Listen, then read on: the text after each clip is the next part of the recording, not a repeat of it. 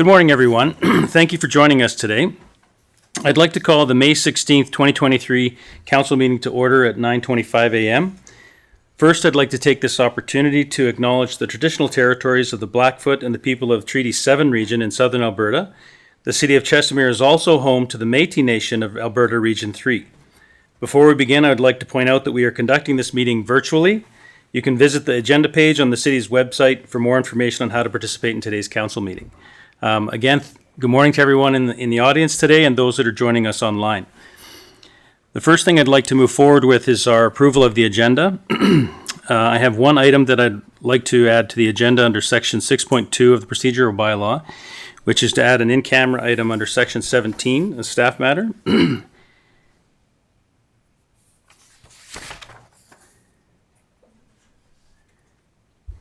All right, so we have the agenda motion as presented on the screen.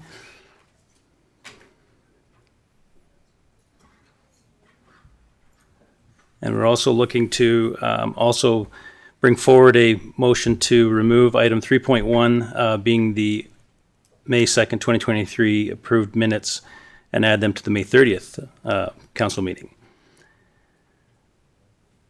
If I can get one of the councillors to read the approval as requested. Councillor Hanley? Motion that council accepts the May 16th, 2023 regular council meeting agenda with the following amendments. To remove item 3.1 being the May 2nd, 2023 OA approved minutes and add them to the May 30th, 2023 regular council meeting agenda for the mayor and council approval, and to move heading I, bylaws to follow heading E, public hearings, and prior to the heading of F, public presentations. And then the in-camera section 17 staffing matter.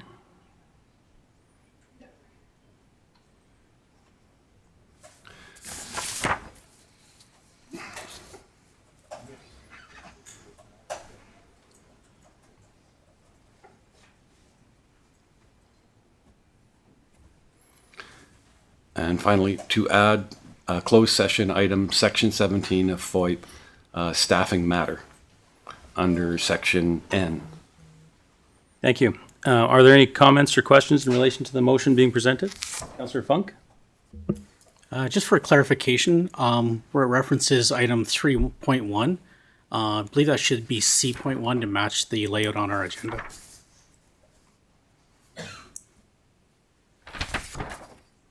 They've updated it on the motion there. Okay, item C1, all right.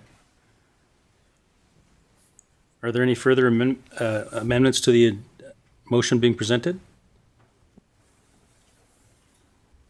All right, if I can ask for all those that are opposed to the motion? All those in favor? Carried, thank you. All right, moving forward with our agenda, item number D, which is going to be our proclamation section today. First of all, we're going to start with the Emergencies Preparedness Week, May 7th to 13th, which today we're going to start with kind of what's happening in Chestermere. We have the wind have brought in the smoke today, so that's been a keen reminder of the seriousness of what's happening up north. We do have some incredible men in our community and women in our community that are helping support that effort.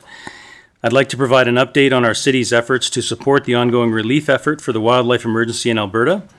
As you may be aware, the situation has escalated and the province has declared a state of emergency. We as a community feel a deep sense of responsibility to do our part in this critical moment. The City of Chestermere has provided 6 fire staff, a 2,500-gallon tactical tender, a wildland urban interface type 3 engine, as well as other essential supplies to support the relief effort. Our brave and skilled firefighters will be joining forces with other first responders from across the province to help combat the wildlife that has devastated many communities in the region. Although this will be a challenging mission for our staff who are leaving, it is equally difficult for those that must stay and cover our community. This is truly a citywide effort that allows us to help the people in our province. As part of the Wheatland Region Emergency Management Initiative, we have partnered with the town of Strathmore and Wheatland County. Through this partnership, we have deployed 6 fire apparatuses and over a dozen firefighters and fire officers to support the effort against the wildfires up north. If you have been paying attention around our community, you may have noticed a truck or two from Strathmore here in Chestermere. Our donation of the 2,500-gallon tactical tender and the wildlife urban engine will provide essential firefighting support to the affected areas.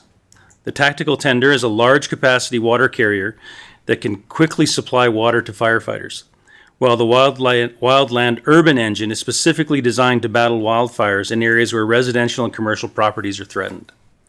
In addition to our equipment donations, we also have provided approximately 200 cots, blankets, and air mattresses to assist in the temporary accommodation of displaced residents. These basic necessities will go a long way in providing comfort and relief to those who have been affected by the wildfires. We understand that this is a challenging time for everyone, and we want to assure our residents that we are doing everything we can to support the relief effort. We encourage all residents to follow the guidance of emergency officials, stay informed, or be prepared in case of evacuation. Our thoughts are with those affected by the wildfires directly, and we will continue to monitor the situation closely and provide relief where possible. We are grateful for the bravery and dedication of the first responders who are working tirelessly to protect our communities. And we are proud to stand with them in this effort. Thank you and stay safe. We have actually provided some pictures that you can see on our screen that are from the event that's occurring. Unfortunately, there is a ban on specific pictures of the actual fires that we're allowed to show, but they are quite devastating.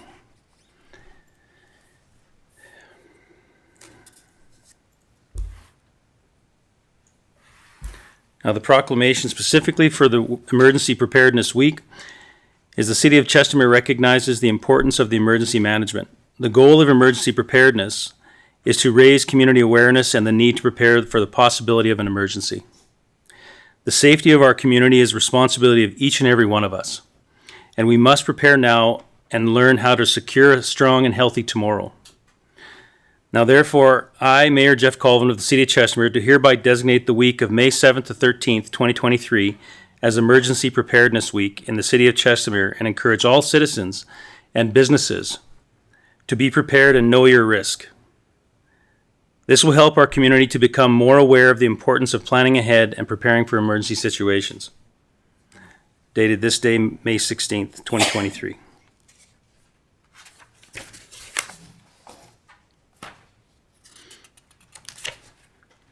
We have a motion on the screen in relation to this information. If I can get a councillor to read the motion forward. Councillor Hanley. Motion that council proclaim May 7th to the 13th, 2023 as Emergency Preparedness Week and sign the proclamation form. Any comments or questions, council? All in favor? Carried. Thank you. Okay, moving on to our next agenda item, which is the Public Works Week, May 21 to 27, 2023, which is another proclamation. This year, starting from May 21st to May 27th, we'll come together to recognize the invaluable contributions made by our dedicated Public Works team, who work tirelessly day and night to serve our community. The theme of this year's Public Works Week is connecting the world through public works. And it couldn't be more fitting as public works professionals are the unsung heroes who connect our city, our nation, and the world through their remarkable efforts. They ensure that our roads are safe and well maintained, our water is clean and accessible, our parks and recreational facilities are enjoyable, and so much more.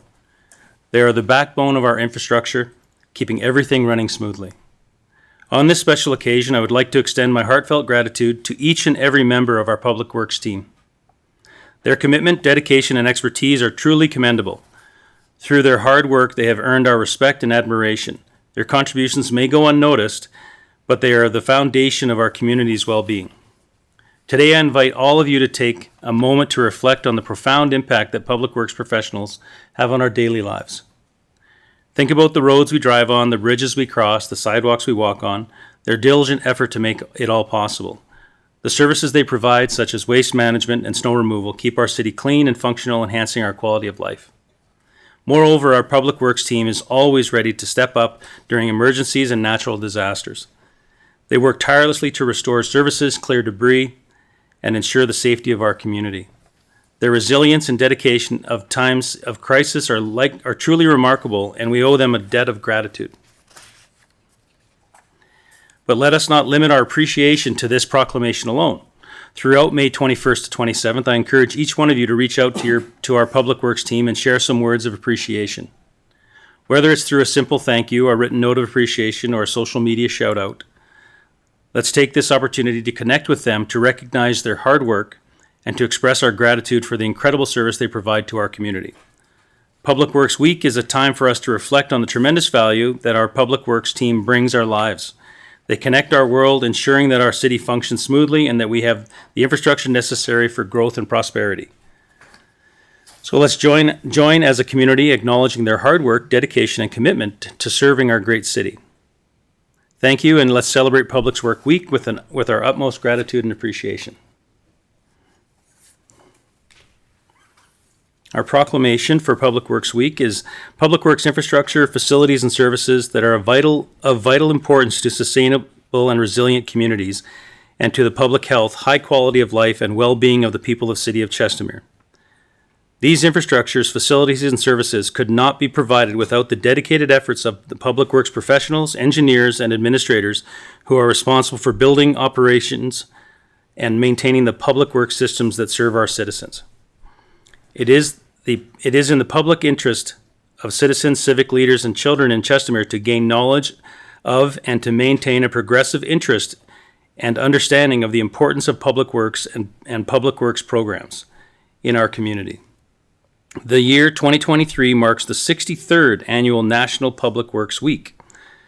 I, Mayor Jeff Colvin of the City of Chestermere, do hereby designate the week of May 21st to 27th, 2023 as Public Works Week in the City of Chestermere, dated this May 16th of 2023. Wow. Council, we have a motion that's been presented to us. Councillor Hanley? Motion that council proclaim May 21st through May 27th, 2023 as Public Works Week and sign the proclamation form. Thank you. Council, all in favor? Passed. Thank you. All right, so now we're going to move on to our third item on our agenda, which is our Métis flag ceremony, which I'd like to invite Elder Pambrun into the chamber. You can come forward.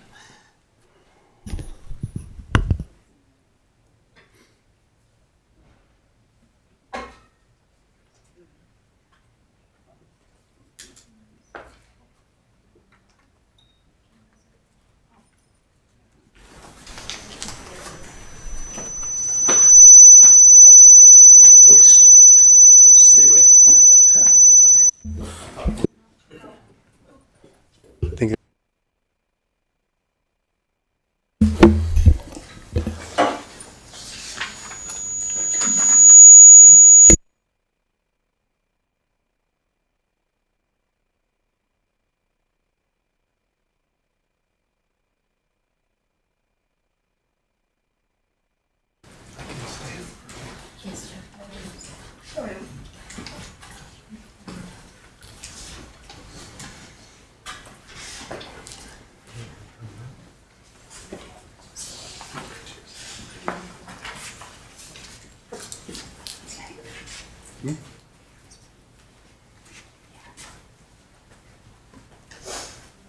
All right, thank you.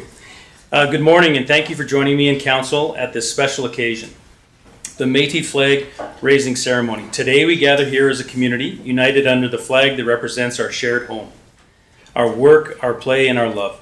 On behalf of the City of Chestermere, I want to express my heartfelt gratitude to each and every one of you for joining me for this special moment.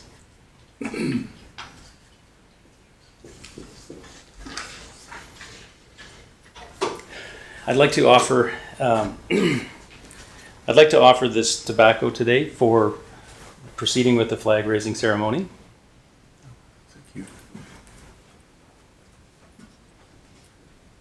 Thank you.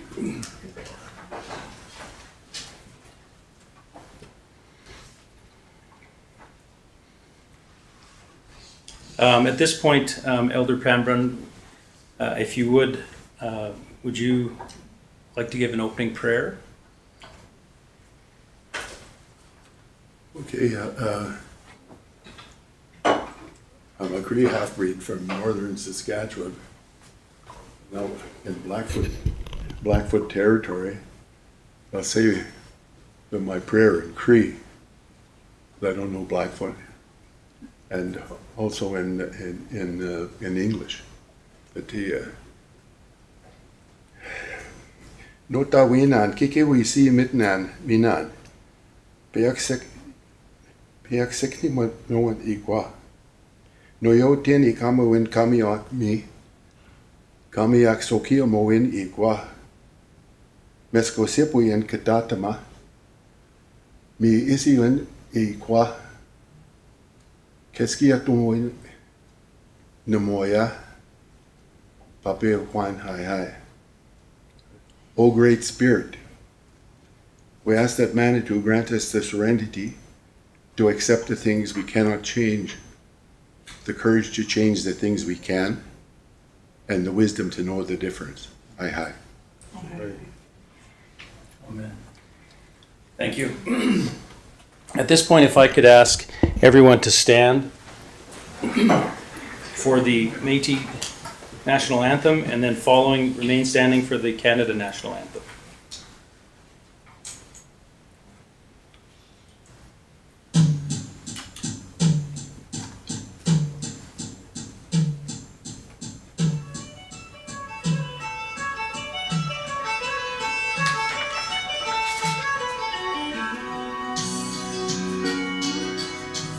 In the forest, on the river, and across the western plain, as a white man journeyed westward to the land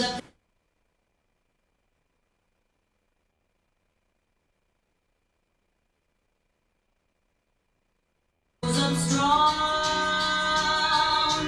hardship as its destiny, and its curse to not belong. In the land from which they came, in the land they helped to build, they found themselves a alien, found their vision unfulfilled. And despite their valiant effort to defend what they believed, when at last the battle ended, they were only left to grieve.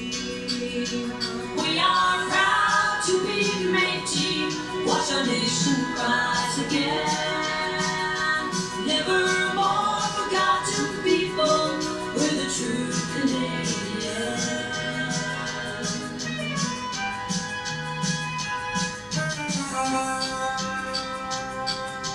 From across the plain they traveled, from Red River to the east, looking for their own homeland that would help them to replace all the land that had been taken and the dreams that had been dashed. Their brave heroes now come traitors, and courageous deeds now past. But their spirit was not broken, and their dreams had never died. Their determination strengthened even while the people died. As they waited for the battle that would end their years of pain, and the final bloodless battle when the nation rose again. We are proud to be Métis, watch our nation rise again.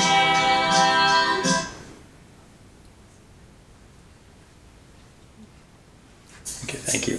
Please remain standing.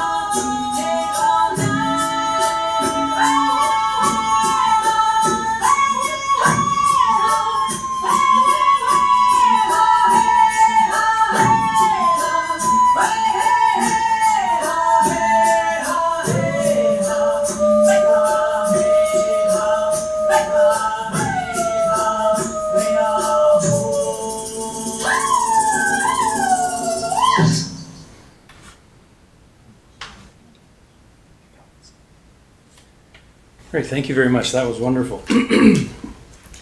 Our next steps in this celebration is to provide a brief explanation of some of the symbolism and meaning that can come from the flag's colors, design, and historical context. Again, providing us with a deeper understanding of its significance today. Flags are symbols that showcase the values and presence of communities and nations.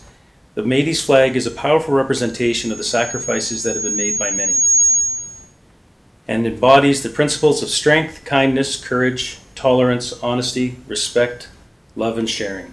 And above all, the deep connection we have with the Creator and of Mother Earth. Today we gather not only to raise this flag, but also to honor and recognize the profound contributions and sacrifices that Indigenous people, including the Métis, have made throughout history. By embracing Indigenous teachings, heritage, and traditions, we are building a stronger cross-cultural understanding. As we gather here today, let us reflect on the journey that has brought us to this point. We acknowledge the resilience, strength, wisdom of the Métis people, who have faced and overcome countless challenges. We recognize the unique cultural heritage they bring, and we celebrate the rich diversity that strengthens our community. Let us remember that our city stands on the traditional territories of the Indigenous peoples who have lived here since time immemorial. We are grateful for the stewardship they have shown in caring for the land we call home. It is our duty to honor their legacy and to ensure that their voices are heard and respected.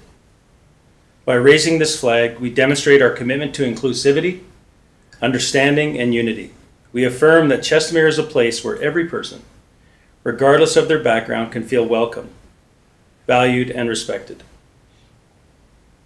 I invite that we proceed with the flag raising ceremony, and Elder Pembrun, if you wish to say any words. No, I would like to thank you for inviting me here. I'm just glad to be here, and at my age, I'm glad to be anywhere. I normally like to, along with the tobacco that the mayor so graciously provided, but I also like to do a sweetgrass smudge. But I think in view of what's going on, there's enough smoke out there right now that we can smudge with it. Again, thank you very much for inviting me and letting us be part of this ceremony. Thank you.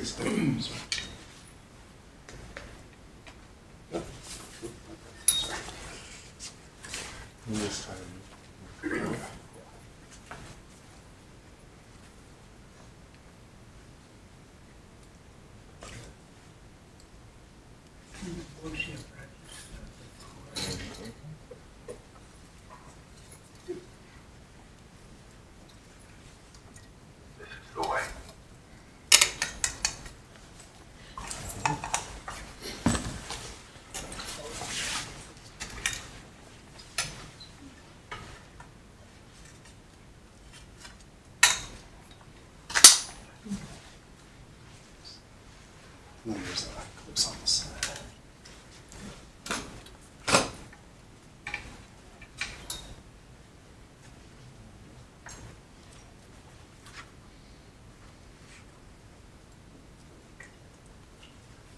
It's good. I don't think it's going anywhere. Thank you, gentlemen. All right, at this time, if I could ask for a moment of silence for reflection.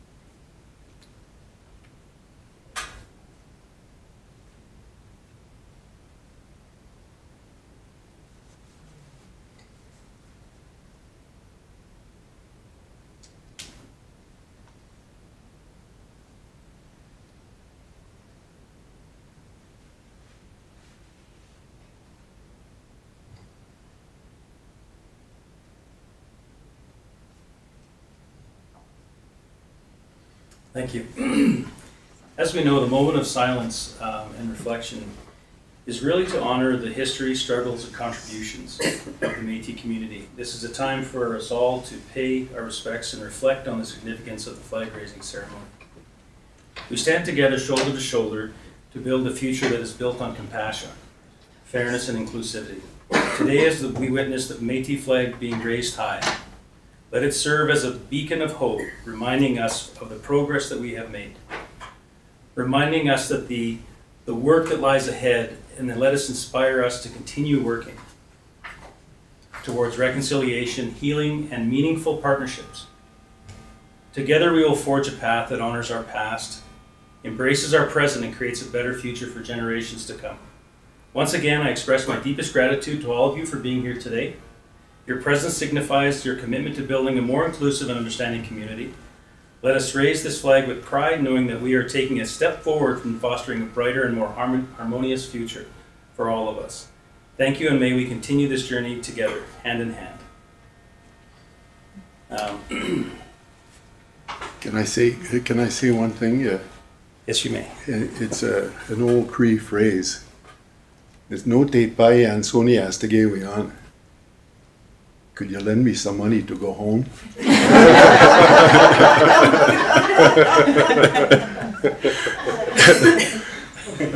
don't know if I have that in the gift bag. Maybe something you can sell, you know. But thank you very much. I appreciate everything that you have done today and for helping us or working with us with the ceremony.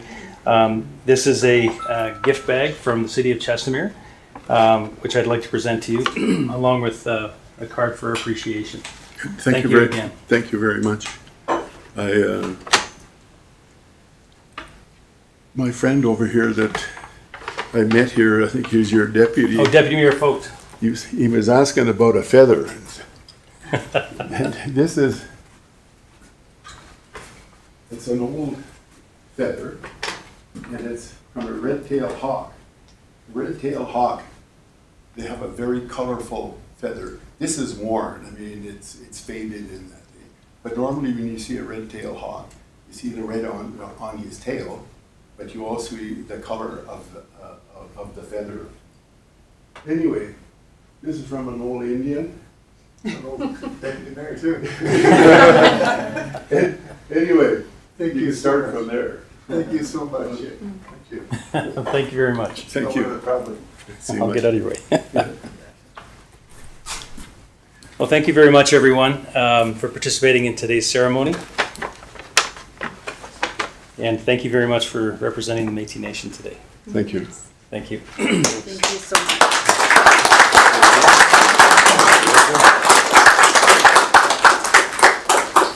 Thank you.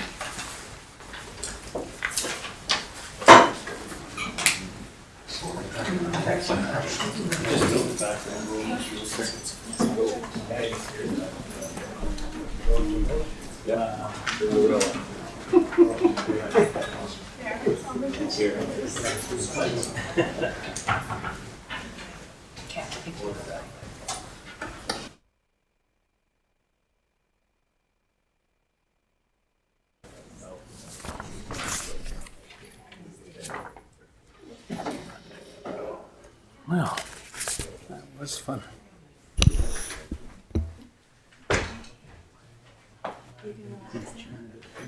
Want that to go, Mayor?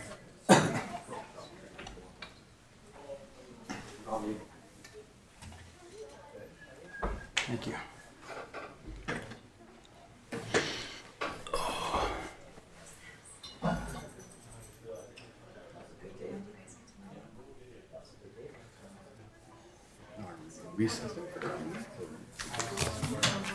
Where did Mr. Vogt go?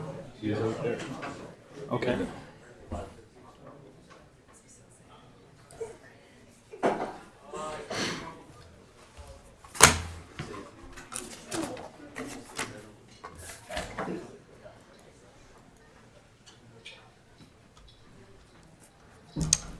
To answer your question.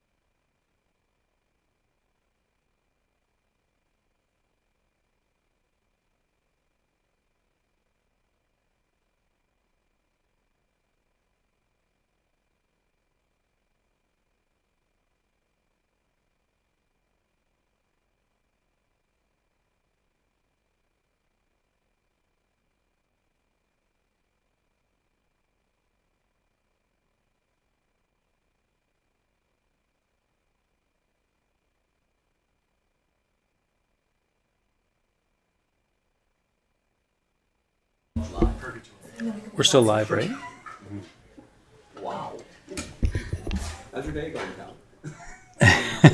Thank you, everyone, for, we're just in the process of transitioning. We'll actually take a 5-minute recess just to allow the staff to transition. Thank you.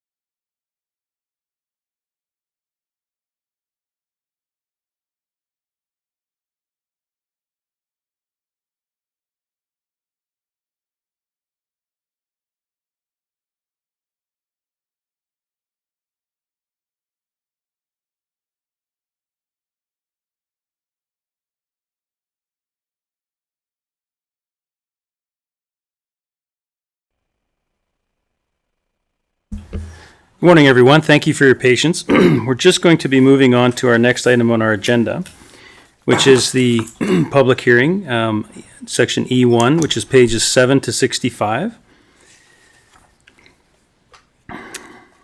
So I'd like to call the public hearing to order. I call for a motion to open the public hearing on May 16th, 2023 at 10:12 a.m. Are any comments or questions? All in favor?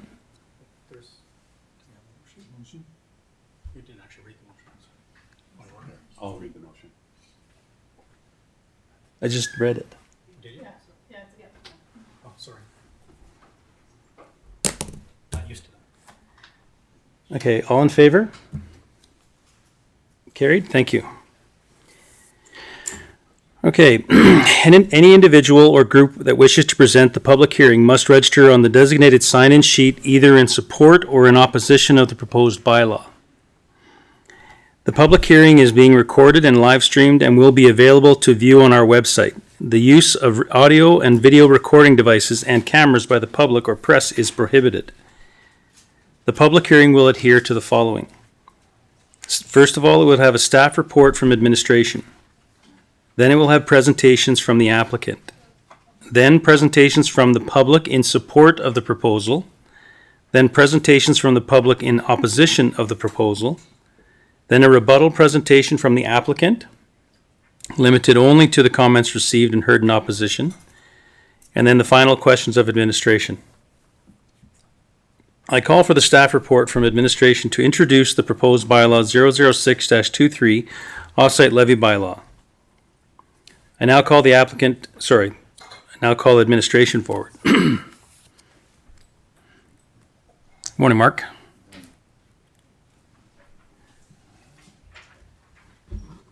Good morning, Mayor and Council. Today, myself and Madeline Fiss will be presenting the public hearing staff report for the offsite levy 006-23. Please note that all our comments are made through the chair to the rest of Council. If we could get lead services to put, thank you, on the screen.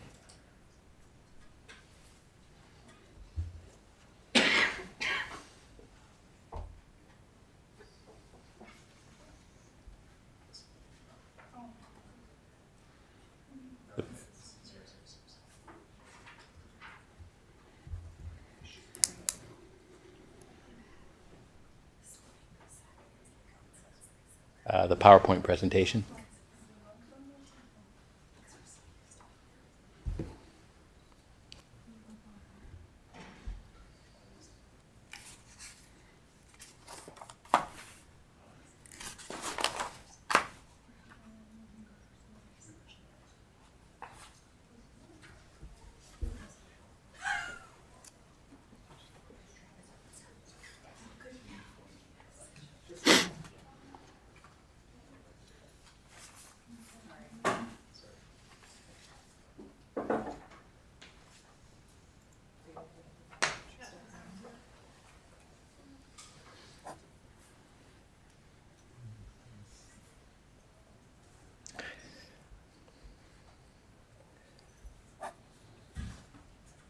I apologize for the delay. I made some minor changes this morning, so I sent an updated one.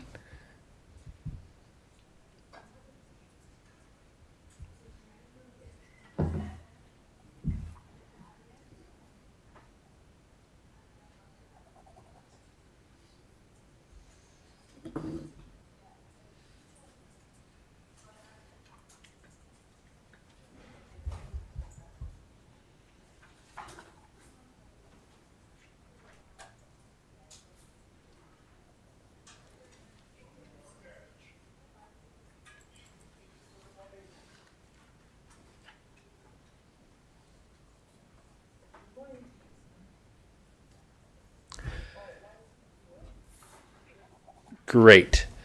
Thank you very much.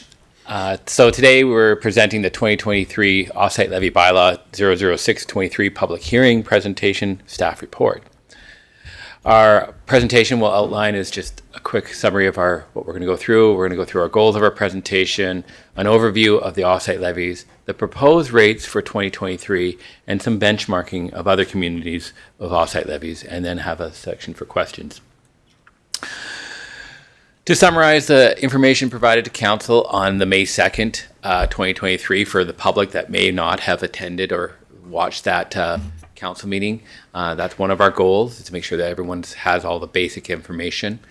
To provide a high-level update of the proposed changes to the OSL rates, and to provide a high-level comparisons to other communities in the region. So the City of Chestermere's offsite levy bylaw currently has offsite levies, a water offsite levy bylaw, offsite levy, a sanitary offsite levy, a stormwater offsite levy, a transportation offsite levy, a recreational offsite levy. And at the first reading, Council directed us to add a fire halls or fire facilities offsite levy to the bylaw. The MGA also allows for other offsite levies, which are not currently in the City of Chestermere or not being contemplated at this exact time, for police stations and libraries, but may in the future. So back in 2019, we updated our process of engagement with our key stakeholders to ensure that we've got proper bylaw as per the MGA and the regulation related around the offsite levies. And this is to ensure that the offsite levies are up to date in the information that we are using in terms of the projects and the population, to improve the stakeholders' consultation and engagement process, whereby we're not simply telling the developers what the rates are, but actually physically engaging them along the whole process. And then also to improve our growth and land absorption predictions. We had some issues previously about large variations, and we've managed to, through the consultation, really got to a better process. And we've also increased our understanding of shared responsibility between the shareholders and for definition of the infrastructure being used. So it's not just the city saying you need to this is why we need these infrastructures, and then coming up with the offsite levies. So part of that growth projection in offsite levies is basically we have our big projects, our capital projects that cost money, that's your numerator, and then on the denominator, the bottom part, is the area, and that's based on population and our growth forecast.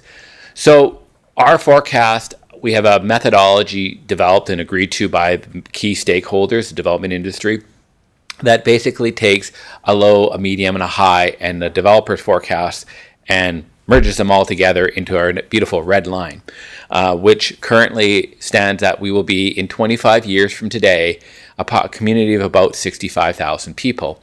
And what infrastructure will need to be supported by that? So that, taking that population based on our current density, based on the census numbers, we'd have about 776 hectares of land that this will be developed. That's gone up from 762 last year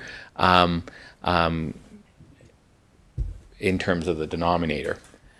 So I will be turning this over to Madeline Fist, who's her first time presenting in front of council or to the public, so please be gentle with her. But she's the one who actually helped me do the actual modeling, and actually is probably better at knowing all the ins and outs, so I'll turn it over to Madeline here. Thank you. Great. Thank you, Mark, for doing the first half of that. So I will be speaking mostly on the model outputs and what we're seeing for this year. As we can see in this slide, on the top table, it shows us the rates for the bylaw that was passed in 2022, and we'll be comparing those to the table below, which is the new rates for 2023.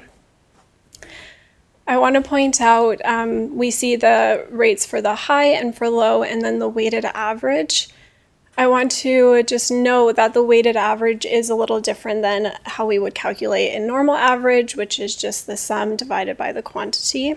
The weighted average only takes into account the area that will be developed in the 25-year period. That's what the model will calculate, and anything outside of that is not taken into account. Just want to point out as well, for the rates that were passed in the bylaw in 2022, we can see that the total weighted average approximately was $295,000. And then in 2023, in the bottom table, we see that the weighted average was approximately, or will be approximately, $347,000. These two tables just breaks it down a little further, and what the actual change will be between last year and this year. In the top table, we see the dollar increase, and then in the bottom table, we see specifically the percentage increase.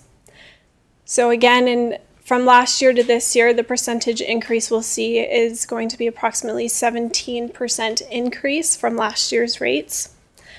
I do want to point out as well, if we see in the bottom table, the storm offsite levies, the percentage increase does appear to be fairly high. And this is because we are comparing these rates to the bylaw that was passed in 2022 and not from the model itself. The bylaw that was passed was after this 50% reduction that was approved by council, just to keep the rates a little lower. And so we are making up for that this year in the higher increase. Here we can see our offsite levy area map. We made a slight adjustment this year. We added 2 new areas, taking that land out of the areas we already had. So area 19 we see is on the west side of the city. Here we added area 19 and we removed the equivalent area from 3 and then from 16. And then down on the southeast corner of Chestermere, we added area 20, which we took from the previous area 6. And this is just to accommodate for some of the stormwater infrastructure projects that we have. The next few tables are going to be showing just specifically the rates for each offsite levy. This one is for our sanitary. This breaks it down in each of the areas within Chestermere, and they will be paying different rates depending on where they are, just because it is run by gravity and we have different infrastructure in place in different areas. As you can see, there are a few areas that have a larger increase, around 56%. And these are larger because of the allocation of development in the 25 years has decreased in this. Next, I'd like to highlight water. Water is global, meaning that every area in Chestermere will be paying the same amount. And we can see that it's 19% for all of the areas. We have this 19% increase due to the increased cost estimate for the Northwest Distribution Line along Chestermere Boulevard. Next, we'd like to talk about the stormwater. As we can see, and as mentioned before, some of these rates are experiencing a large increase. And again, this is being staged over the 2 years rather than a 1 year because we have to make up for the cost. And after that 50% reduction that was approved last year in the bylaw. For our transportation, this is also global. Again, every area will pay the same rate. This is an increase of 21% in the 2023 bylaw. This increase is based on the increased cost for the Rainbow Road project that we'll be seeing this year. For recreation, also still global, we actually see a slight decrease this year of 3%. We didn't change any of the input into the model. We didn't change the cost estimates or anything, but there is a decrease because of the growth that we saw last year and how much was actually developed in the city of Chestermere. Fire is the new offsite levy that we'll be adding this year. As you can see, it is 100% increase, but that is because we have not included it in our offsite levies prior. And so this will just be 100% all around, and every area will be paying the same amount. And finally, here we can see just all of the rates summarized in one table. We see the total and the change for all areas. As mentioned before, the weighted average is around 17%. And this will vary just depending on where they are and because of the storm and water. And then I'd like to pass the time back to Mark, and he will just conclude the presentation. Thanks, Maddie. Good job. So when we try to benchmark ourselves against other communities, which is always a tricky aspect because you're really comparing apples to oranges, although they're all offsite levies, what projects are included, what infrastructure is required to service different areas vary quite a bit. But in general, they give us a sense of where we stand in terms of our overall rates. As you can see in green here, we're in that 330 to 347. We're, in around the city of Lethbridge, city of St. Albert. So we're within the cities in that city. One of the ones that I would like to point out is the city of Edmonton actually has it separated out, the fire.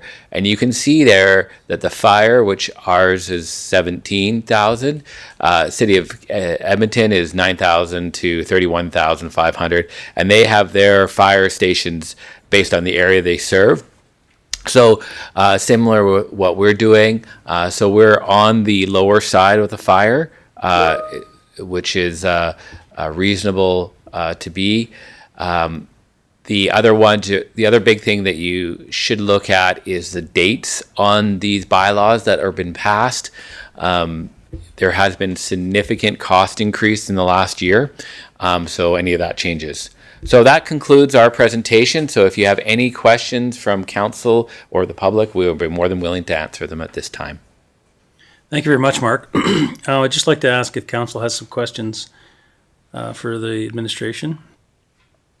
One question I have to kick it off. For the benchmarking, is it even available or feasible to have benchmarking for more of the specific items, for example, like water specifically, sanitary specifically, storm specifically, rather than it being a general number?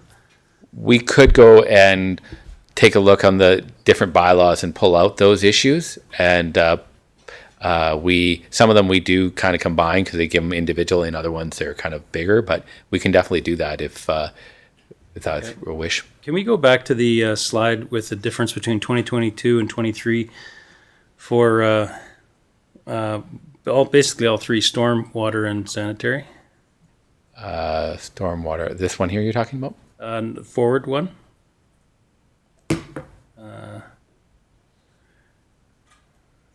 No, sorry, forward again. Keep going forward. It was the table, the large table. Oh, the large table. Yeah. Or just specifically with storm? Yeah, start there.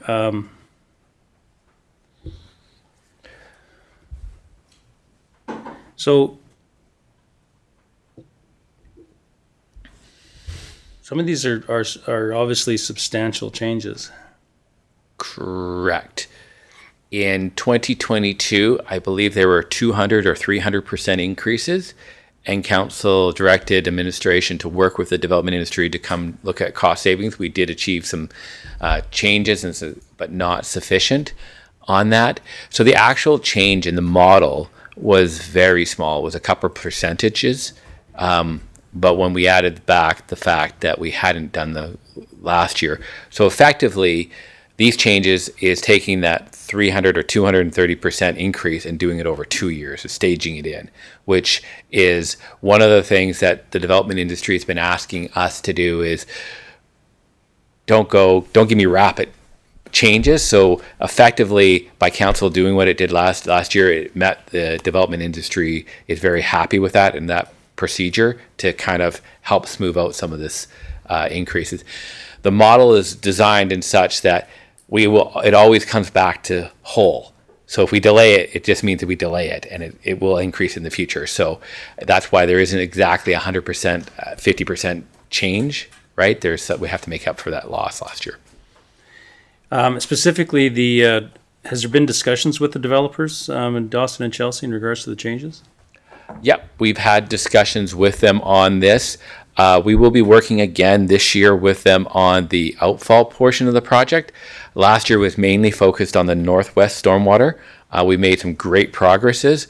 We were planning to bring to council an updated report in June on the outfall, and then we plan to bring a development industry after council had their input to help us try to achieve some more cost savings. We're obviously trying to push forward with some of the developments like East Acreages and that.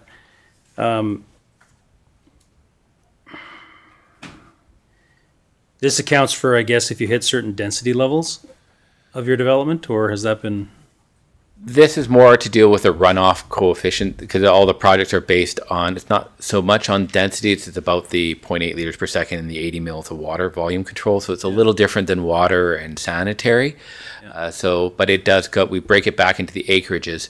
One of the issues is this model currently does not consider any development in East acreages. In the model, in the 25, it hasn't been allocated any of that population or any of that area. So that's one of the reasons that zone is higher.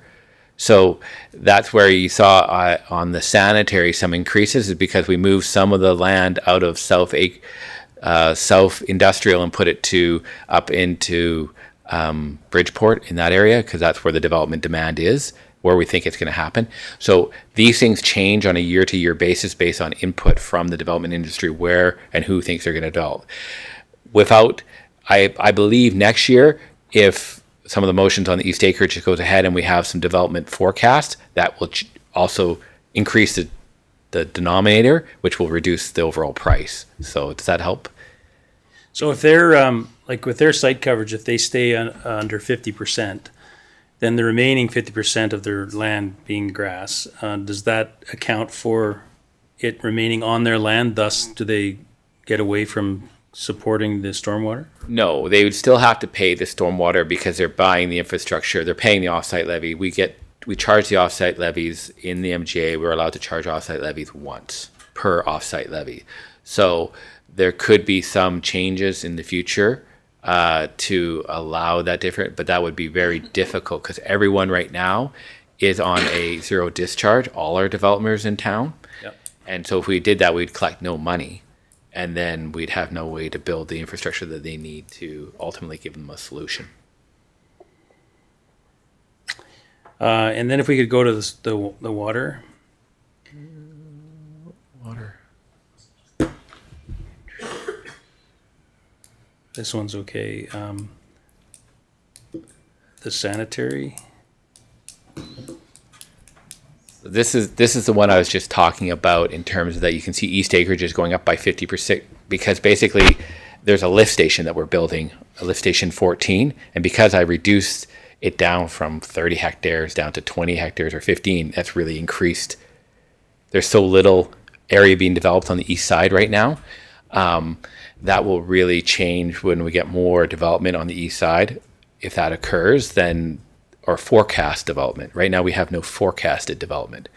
So these are one thing that the development industry and us have recognized is this isn't, we will try to do this annually. So errors will be made and changes will happen yearly. This is lots of communities will do it every 5 years, right? But by us doing it every year, we can catch these changes in the development progress and those things quicker, and by adjusting this and helping out those situations.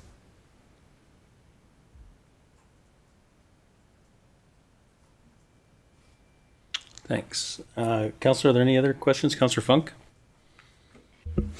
Through the mayor to Mark. On the stormwater, there was some areas that had no charges showing. Yeah. Just not sure why that is. So those areas are generally areas that drain within our existing WID agreement.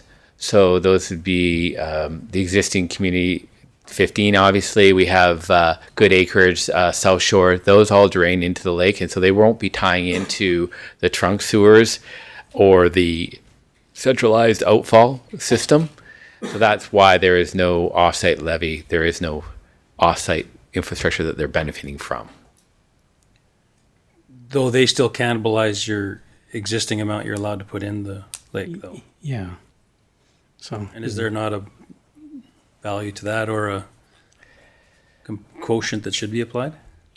Well, the question is, what infrastructure did we put in like we didn't put that we're using the WID agreement, right? So we're using WID's infrastructure. So there's some, I agree, but there isn't a process within the endeavor, and they're kind of grandfathered in there from their previous. Most of these have all been, if you look at it, Westemere is basically done. South Shore is basically has one more phase. Kinneberg has two more phases, one more phase. Good Acreage is just one, like almost a multifamily section, right? North Westemere is done. So, and the existing developments are infills, basically. So areas that were not previously charged offsite levies. They may not have a rec, for example, right? So we charge, if someone does a redevelopment, subdivides their land within the existing community, we'll charge them the rec levy. For those particular areas that you're referencing, are we not considering that the option of changing direction for the stormwater so that it cannot go in the lake as an option and for it to go to our south options? Do we build that flexibility in for those particular sites? We have for South Shore. The other ones, the infrastructure is already in place to direct it to the lake. And can we choose for those ones to go to the south too? The new stormwater pond? I'd have to look. I'm not sure. My question is, I guess, if they can, would they not then need to support some of that south costs? Absolutely. If they benefit from the infrastructure, Yeah. then they will definitely have to go there. I would have to look at some of the outline plans if they've been previously approved, right, from previous councils. If not, then there is an opportunity. Because I know that some of our negotiations with WID are talking about those two subjects, about diverting all of our stormwater south and having the ability for some of it to continue to go back, which would be most likely that some of it would stay and remain in the lake. But Yeah, that would be, I would have to look at the other bylaws and the other passive land use and how those would be affected. And those, having that choice still costs money absolutely. for our negotiations too. Councillor, are there any other questions? Councillor Dean? Yes, thank you through the mayor to Mark. I'm just in looking at the page where you've outlined, and thank you for that, the other municipalities and where their OSLs are going to. I noticed that there's only a few that list recreation and things like that. Do you know why that is or how that comes about? Yeah, I'm just wondering why, if there's any info on kind of those decisions that are there. So generally speaking, I believe the MGA was changed. I can't quote me the exact date, about 4 or 5 years ago, 6 years ago. It was changed that would allow for recreation, fire halls, police stations, and libraries. Prior to that, offsite levies, you couldn't put an offsite levy in for those. So what we had, specifically in Chestermere, we had a voluntary levy, right, that the development industry agreed to pay. We've rolled that into our rec levy. So a lot of communities can still have that rec levy. They may choose to keep it, or they may not. They may have come up with some other funding source or funding mechanism, maybe a local improvement tax or specifically within their tax rates. So it's relatively new. So that's probably the main reason. So we are one of the first communities to actually have a rec, because we had the other one, we just moved it in, and we'll be one of the few communities that have both rec and fire.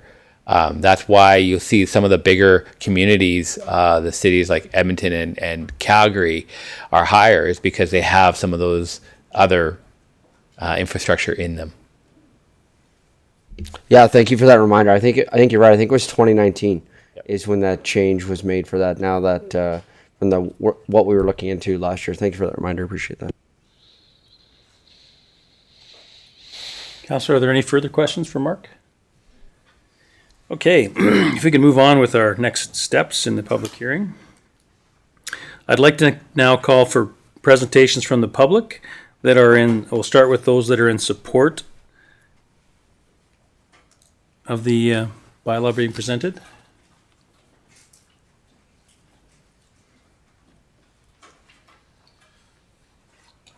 Good morning, Callan. Morning. We received, morning, Mayor and Council. We received a letter from the public, and I will be reading on behalf of them. Sure, please. All right. This is from Kimber Higa. Dear Mayor Colvin and Council, on behalf of our members, BILD Calgary Region, BIDLD, would like to provide this letter of support for your consideration for the offsite levy bylaw 006-23. BILD would like to thank Mark, Navi, and the rest of the administration team for their engagement with the development community and transparency in which the OSL discussions were held. Since October of 2022, we have had the opportunity to provide input to update the development and growth forecasts, have had direct discussions with the fire chief, and have been provided with information to understand the changes proposed for OSL rates in bylaw 006-23. We agree with and support the methodology and calculation components discussed and feel overall that the industry feedback have been taken into account. We support the inclusion of the stormwater solution that is now represented in the proposed rates. BILD understands the economic environment we have all been in the past few years. While inflation is largely out of our industry's control, we have some growth concerns around the consecutive years of OSL increases in Chestermere over and above other regional municipalities. BILD asks that Council and Administration take note of these increases and work in cooperation with BILD to ensure Chestermere continues to offer a competitive cost environment while providing all the supporting services befitting of a great city to call home. BILD appreciates the time administration has provided to ensure that the development industry is informed and included in the ongoing discussions around infrastructure investment. The process has been a positive example of partnership between BILD and administration. We look forward to actively participating in the annual OSL update process and remain committed to collaboration that continues to find opportunities for the betterment of both the city of Chestermere and the industry as a whole. Sincerely, BILD, Calgary Region, Kimber Higa, Director, Calgary Region, Initiatives and Government Relations. Thank you. All right, I'd like to ask if there's anyone else that wishes to speak in support of the presentation and opportunity for the bylaw today. I'll ask a second and third time. If anyone wishes to present in support of the bylaw, and a final time if there is anyone present that wishes to speak in support of the bylaw being presented today. All right, we'll move on to then call for those that are in opposition to speak in order of appearance as on our sign-in sheet. We don't seem to have any.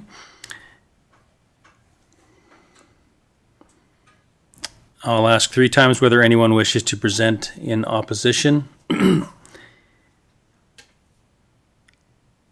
A second time if there is anyone present that wishes to present in opposition. And a final time if anyone wishes to present in opposition. Okay, just a final question from Council. Are there any questions for Council in relation to the support? There was no opposition, but in relation to the support in regards to the presentation today? And I assume there's no other questions or statements that the applicant, which is the City of Chestermere, wishes to make today. All right. I'd like to ask again, finally, for Council, if there's any final questions from members to administration in relation to the bylaw being presented. Hearing none, seeing none. All right, I'd like to call for a motion to adjourn the public hearing on May 16th, 2023 at 10:46 a.m. Councillor Fote. Take a whack at this. Bylaw motion 006-23 offsite levy bylaw hearing. I make the motion to The bottom one, sorry. Make the motion. Could you just lift that up a little bit, please? There, thank you. Motion to adjourn the public hearing on bylaw 006-23, the offsite levy bylaw on May 16th, 2023 at 10:46 a.m. Thank you. Are there any comments or questions? All in favor? Carried. Thank you, everyone.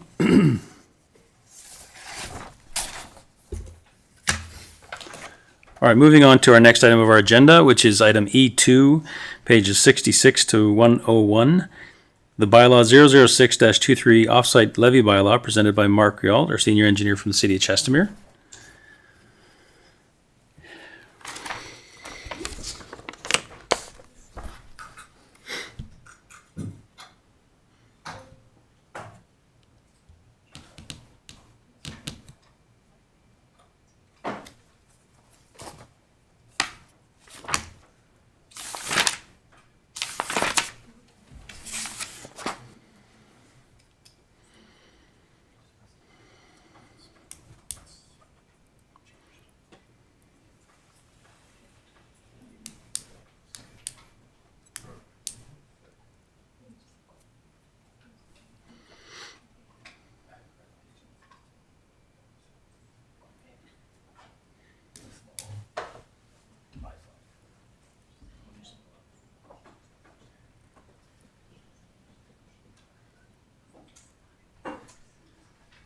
Your mic on.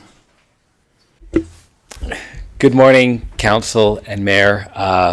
Again, my name is Mark Rialt, and I'll be presenting a quick presentation on what we just heard about at the public hearing, but much quicker and summarize it for second and third reading. Lead Services will be bringing that up shortly here.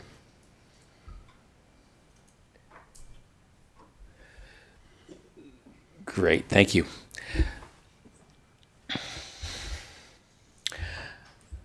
So our outline today, we'll just be looking at the offsite levy bylaw areas, quickly going over that, overview of the resolutions from the May 2nd, 2023 regarding the OSL, changes in the actual, summarize of the changes that we made in the 017-2022 offsite levy bylaw, and the proposed rates again as a summary. So as discussed at the public hearing, we did make some small changes to the map itself and adding area 19 and 20 to the map to address stormwater drainage because we have specific different charges for different areas that benefit from certain infrastructure. The overall area has increased to 776 as previously discussed, and that includes the residential, commercial, and industrial areas. On May 2nd, 2023, we had basically 3 resolutions passed. One of them was to, basically the first one, to add the fire offsite levies. This is just a reminder to council what they did. The second one was to give first reading to 23 offsite levy bylaw as presented. And the third one was to hold the public hearing, which we just did at 9:15, and we did it a little later, but that's great. In the changes that we made in the current bylaw there's a couple of small housekeeping items. So there was a reference to the offsite levy regulations, which was referring to the 1994 regulations, and so there's a newer resolutions. We just updated the actual name to the current regulations, even though the previous bylaw said or updated bylaw, but we figured we might as well keep it up to date. And then we updated the reference to the 2023 Chestermere model. In the previous one, it referenced the 2022 model report. We added the fire offsite levy to the list of offsite levies within the bylaw. And in section 4.c V, we added public utility lots dedicated for offsite levies will not be accessed OSLs. This was discussed at the May 2nd meeting.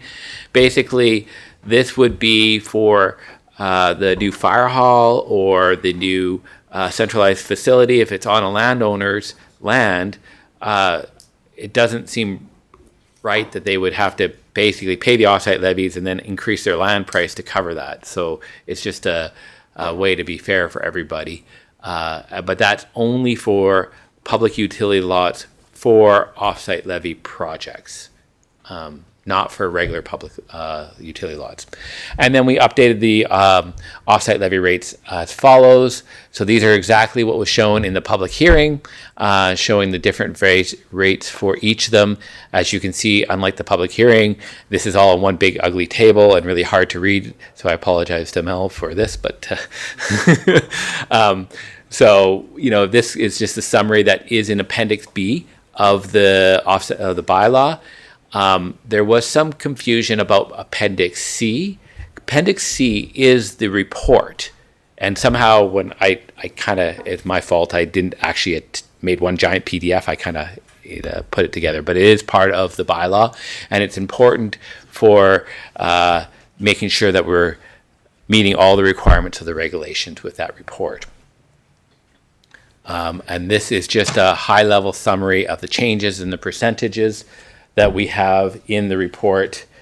And at this time, I'll open the floor to council and the mayor for any questions regarding second and third reading. Thank you, Mark. Councillor, are there any questions for Mark at this time? Not seeing any. Thank you very much. So are there motions that we're looking at coming out of this?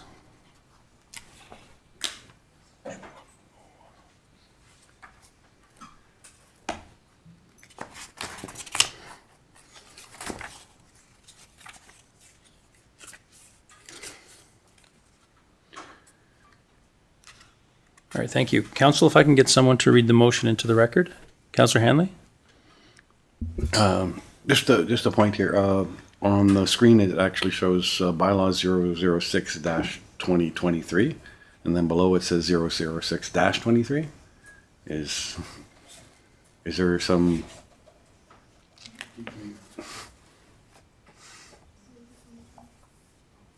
Yeah, it's 023. Okay. So, okay.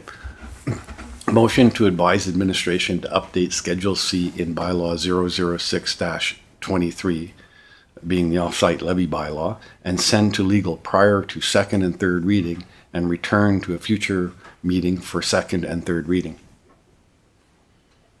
Okay, Councillor, are there any comments or questions? Councillor Dean? Yes, sorry, just a small wordsmith. Are we advising or directing? Wouldn't it be to direct administration to update? I agree.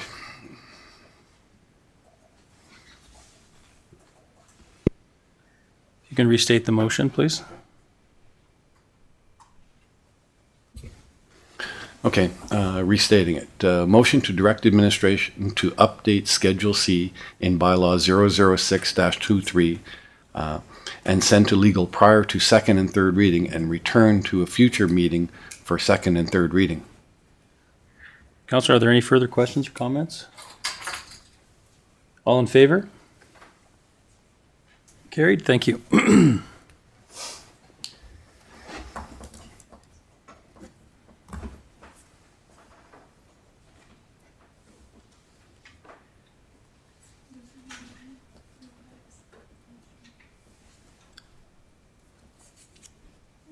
So that concludes the motions that we're looking for that presentation, correct? Okay.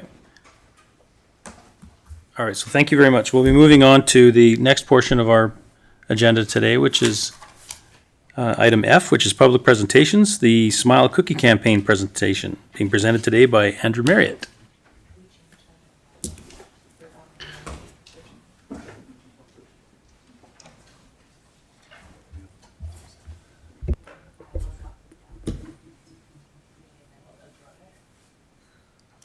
Sorry?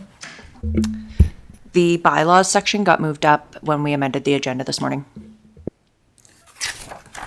Oh, the bylaw for the East Acreages. Okay.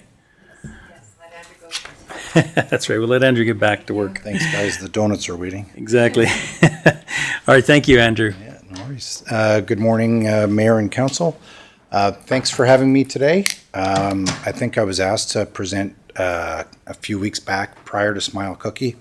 Even though it was short notice, I thought it would be better received if we talked to you after Smile Cookie and let you guys know some amazing results we had. But as a preface, my name is Andrew Merritt. I'm the franchisee for the Tim Hortons in Chestermere, the small store we call, and then the big store out in the main one. We've been open for 17 years. Some history with Smile Cookie. Smile Cookie across Canada has been part of our campaigns for 25 years now.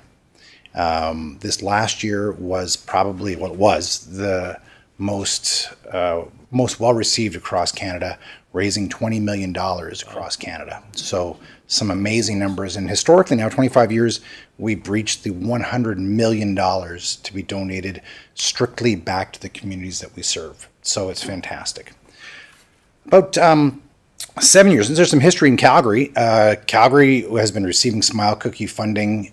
We call the Calgary area Chestermere, Airdrie, Okotoks. A lot of the perimeter small cities have been grouped in with the Calgary Regional Marketing Campaign. And we've always, up until 7 years ago, given back to larger charities. And 7 years ago, and we had a commitment of 4 years, gave back to the neonatal intensive care ward of the Children's Hospital. And to that, we had donated, I believe, over $2 million over the area of commitment that we provided to them many years ago. 7 years ago, there was a few communities, including Chestermere, that I represented, Airdrie, Okotoks, Cochrane, who we all said, yeah, we're part of the Calgary area marketing, but we're our own city. We should find our own charities and our own deserved social groups to give back to. So on that note, 7 years ago, we started to give back locally, and we started off with the Chestermere Food Bank. We were thrilled to start giving monies back to that organization, and at that time, it was, I believe, $3,000 to $4,000 was our totals we were doing a few years back. And of the last few years, it's really pleasantly exploded in Chestermere, and people look forward to now when Smile Cookie occurs. There will be a little bit of a tease later on, but Smile Cookie came early this year. It's usually in the fall, in September. We brought it to May this year, and I'll touch base the reason why, and it really will be a little more secretive, but I can't really tell you everything why we've done this, but there's more exciting things to come. So with that preface, I've got a page and a half of largely typed speech here so I can read properly, so bear with me. First of all, I'd like to thank you today to present to council, speak about Tim Hortons and how proud we are giving back to the community we serve. I've been operating the local Tim Hortons for over 17 years. During that time, we've given back to many groups and charities. Our core programs of Timbits Soccer, Timbits Baseball, and especially Timbits Hockey have been a mainstay in Chestermere. The growth of these local programs has quadrupled since 2005. Since its inception, Tim Hortons has been the title sponsor of the Tim Hortons Western Canadian Pond Hockey Tournament. On top of the paid sponsorship, we're thrilled that we donate all hot beverages and products for that event. We welcome local residents and act as ambassadors to those who visit our city during that time. For 17 years, we've been proud to donate our product back to many not-for-profit organizations serving the volunteers of our community, those who truly give their heart and soul to giving back to our great city. Our Smile Cookie program is one that really hits home for me and our team members in Chestermere. Smile Cookie sales and donations across Canada have been supporting local communities for 25 years. This year, Tim Hortons restaurants across Canada, as I mentioned before, a record-breaking $20 million across Canada, and now surpassing the $100 million mark for donations back to the communities we serve. The residents of Chestermere have always appreciated our Smile Cookie program, and our restaurants consistently achieves one of the highest sales of Smile Cookies in Alberta. This year we finished with record sales of over $13,000, finishing second place only to a location in Airdrie, and that's for the Calgary and surrounding areas, so that's probably within a 200-kilometer radius of Calgary. So to finish second is amazing for Chestermere.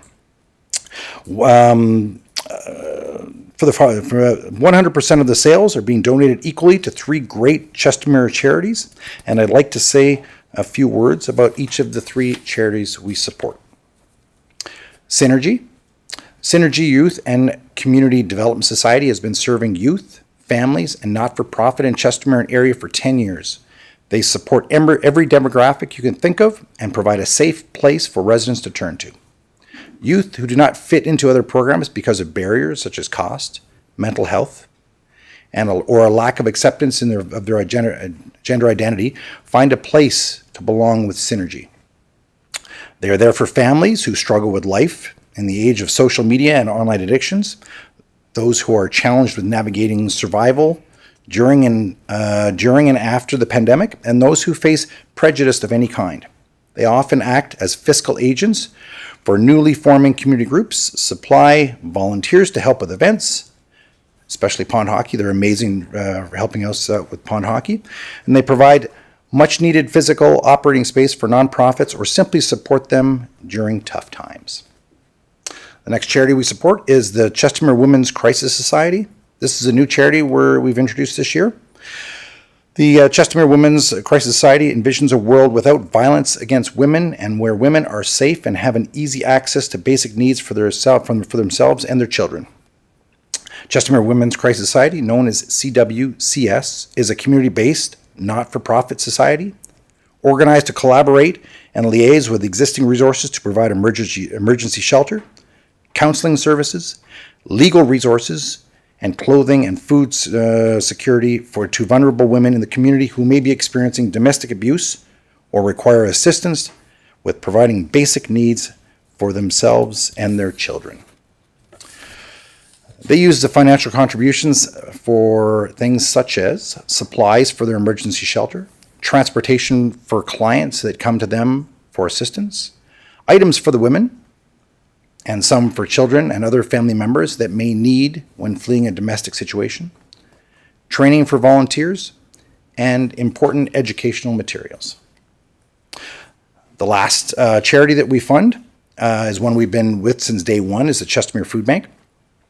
The Tim Hortons Smile Cookie Foundation has been supporting the local food bank for many years, making it possible not only to secure large shipments of donated food, but to also purchase and transport fresh, healthy, and nutritious foods for their clients.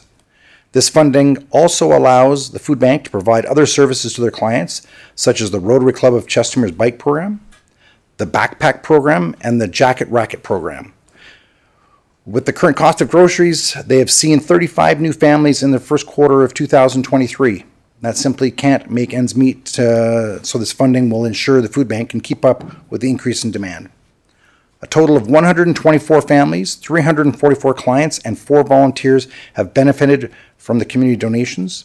The Tim Hortons Smile Cookie Partnership with the Chestermere Food Bank has provided over $15,000 in donation since its inception. Your local Tim Hortons will not stop with all of these programs I mentioned today. Stay tuned. There will be an announcement coming soon with another Chestermere Community Support Program in the fall of this year. We will work closely with the City of Chestermere on this soon-to-be-announced program. We know how important it is for our local Tims to continue to give back to the Chestermere community we serve. Thank you very much, everybody. I really appreciate it. And a lot of the other programs we will obviously continue to support. We're very much aligned with Alex Hallett, and once again, a person who doesn't believe you age in life, and he's going to be doing another world's longest hockey event. We're proud to be supporting Alex in that venture as well. A lot of the players and spectators and volunteers will be looking for us for product as well as beverages, so we're thrilled to be a part of that as well. Thank you very much for allowing me to present today. Thank you, Andrew. That's an incredible effort. Thank you. Council, if I could get, are there any, before you leave, are there any questions for for Andrew? Councillor Dean? Not a question, just a comment. I don't think it's an accident that your franchise came second. I think it's a bit of sowing what you've reaped in this community. I would suggest that a lot of the not-for-profits and organizations in this community know that when there is a need or when they're looking for support, it's not called Tim Hortons, it's called Andrew. And I think that is appreciated. I think it's sometimes understated. But please know that as someone who's been a part of that community for a long time, you're known, and it does not go unnoticed. And I think one of the reasons why that happens is because of what happened. I know that my own child came over and I saw him in the parking lot. It was actually on a Tuesday of council. I was going over for lunch, and I was like, "What are you doing here?" He's like, "Oh, it's Smile Cookie Day, Dad. I gotta do this." So I think it's so important what you do in this community, and it does not go unnoticed, and it is very, very, very much appreciated. And if you don't hear thank you enough, please know that there's so much thanks from the not-for-profit community for the multiple ways that you continue to support. So just a huge, huge, huge thank you. Thank you for the comments. This program is called it's a program, it's an initiative, and they call it fundraising. But really it's not fundraising. I like to call it fundraising, because we're not asking for any handouts from the public to donate back to these three organizations. We are simply wanting to offer a hot product, which if you cook over 1,000 cookies a day, you're going to get warm cookies. So it's fantastic. So we can do this. So our staff, even though they suffer from a little carpal tunnel syndrome, in the following week after this campaign, they love what it does for the community. So thank you very much, Councillor Dean. Well, I also know that there's a lot of people that appreciate the hot beverages at the Tim Hortons pond hockey tournament, because when it's minus 40 outside, and you're still running. That hot chocolate's very nice. Thank you. Thank you. Thank you. Councillor, are there any other comments or questions? Councillor Fote? Thank you, Andrew, for... Yeah, that's good. That's good. Thank you, Andrew, for including Councillor Hanley and myself in your Smile Cookie Day. It was a lot of fun for us, and it was interesting to watch Alex blow up the Smile Cookie decorating bags twice. Thank you. We kept him away from the cookies after that. Well, thank you very much, gentlemen. Thanks again, Andrew, for all the work you're doing for the community. Thanks for having me today. That. Appreciate that. Thank you. Thank you. Okay, so we're just going to jump to item H. Sorry, you're right. Council, if I could get a motion to accept the Smile Cookie presentation as information. Councillor Watt? Motion that council accept the Smile Cookie presentation from Andrew Darius as information. Thank you. Any comments or questions? All in favor? Carried. Thank you. All right, so now we'll move on to item I. Bylaws 008-23, the East Acreages MDP Amendment Bylaw, being presented today by Elizabeth Armitage. Is Elizabeth online today, or? She is, yep, she's here. Good morning, Liz. Can you hear me?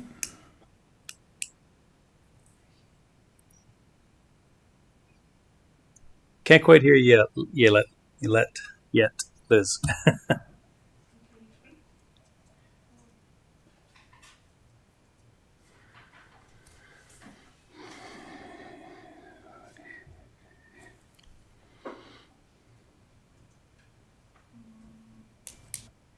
Yes, perfect.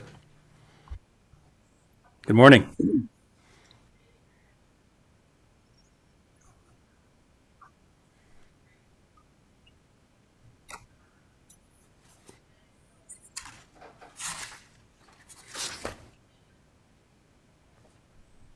Yes. Please.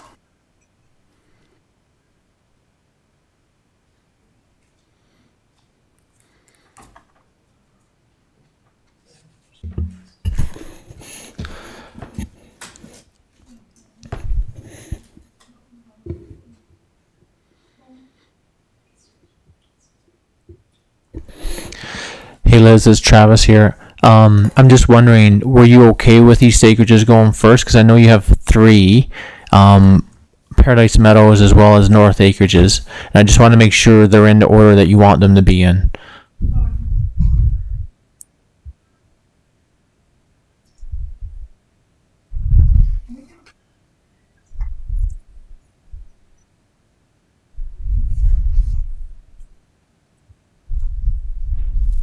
Okay, no, that's fine. We can get the presentation up.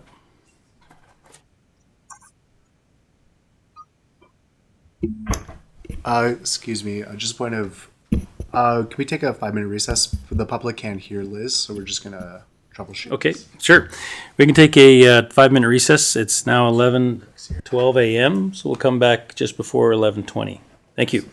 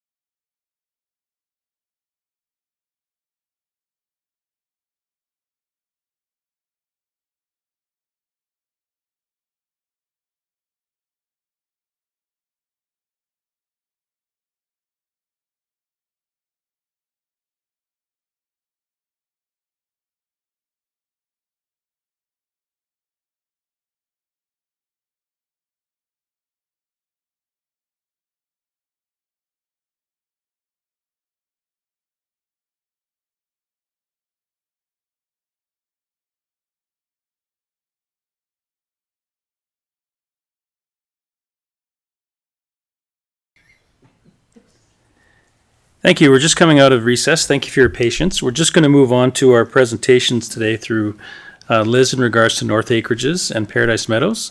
So we're just going to start that. Good morning, Liz. Everyone can hear you now.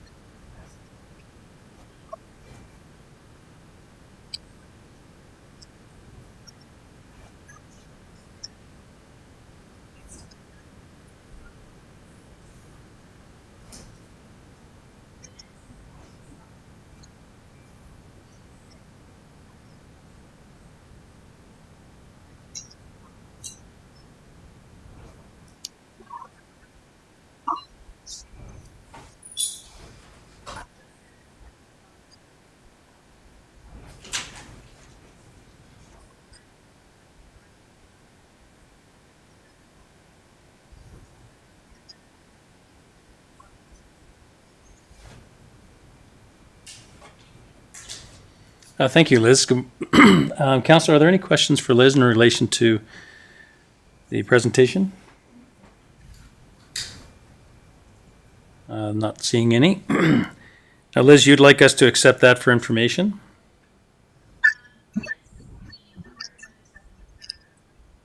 Okay. Liz, do you have a motion for that? Thank you. Council, if I can get someone to read in the motion. Councillor Hanley? Motion that council accepts the North Acreages and Paradise Meadows survey results update, staff report, and presentation as information. Any comments or questions? All in favor? Carried. Thank you. All right, so moving from K2, do you wish to now jump into the bylaws and the presentation on East Acreages? Okay. Councillor Dean? Sorry, wrong bar. To the mayor, apparently we may be still having problems with the online. So through the mayor to the through the city directors to ledge services. Since this is part of the recording, if we continue, will it then be a part of the recording that the public could watch back later as part of the meeting if we are unable to get it sorted out so that it can be done live?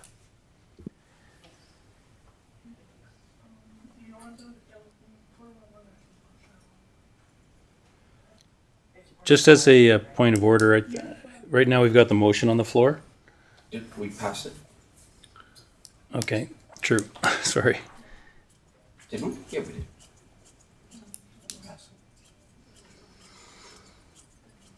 Yeah. Yeah, because you just asked her to move on. Sorry, Ledge? It would form part of the live stream. But they would. And we did record the vote. Okay.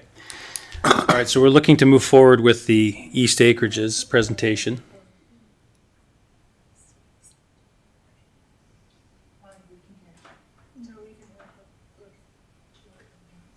We're just having some technical difficulties. Just give us a moment, please. Apparently it's not part of the live stream. Yeah, so the recording is going to be what people can hear now. So anything that they can hear at this moment, that's what will be on the recording. So since we can't hear Liz on the live stream at the moment, it will not be part of the recording. Oh, I see. So Liz won't be part of the recording. Yeah, so they will hear what you guys are saying and what we're saying, but Liz's actual presentation, they won't hear her.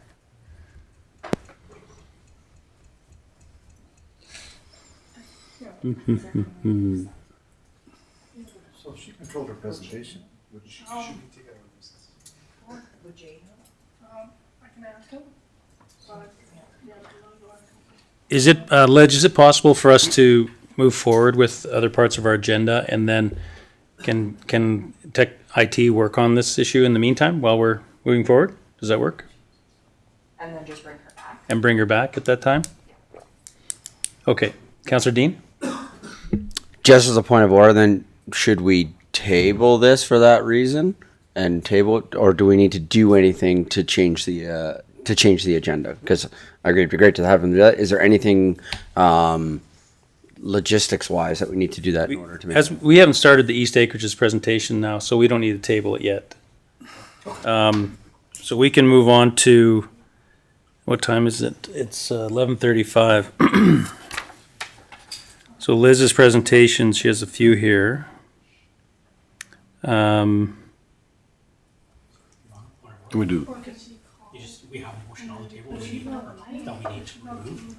No, there's no motion on. No, it's already been passed. Yeah.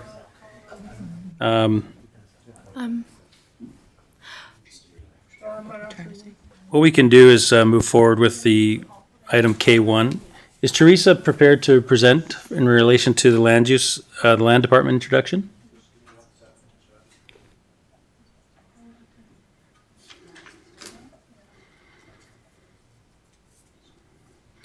Or we can move forward with Kim's report on the action committee. Oh, sorry, on the action item list. Why don't we do that at this time then? Is we'll move forward with item K3, which is the action item list update, and then after this we'll break for lunch.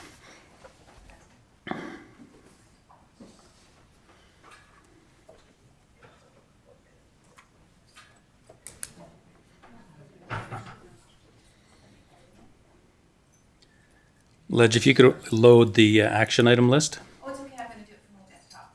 Sure. Okay.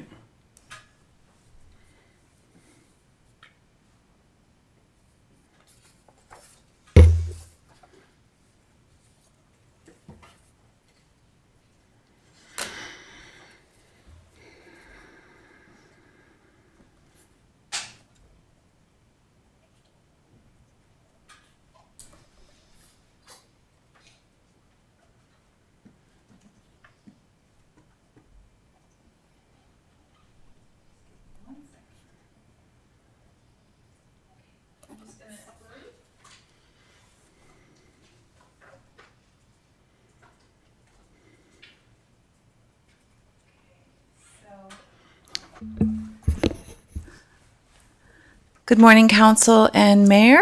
Today I will be going through Corporate Services action item list. We have different departments that I'll be referring to, primarily Legislative Services and the Finance Department. Starting with Legislative Services, the first action item list was a request regarding the review of current bylaws and creating a terms of reference. Our response to that at this point is Ledge Services is requesting that we rescind this motion, as they would like to do a presentation before council regarding their new developed standard process for how they manage changes and the review of current bylaws. They have an action plan prepared for that, and we are requesting that this motion to be rescinded, which we can review at a later date, or we can review it now.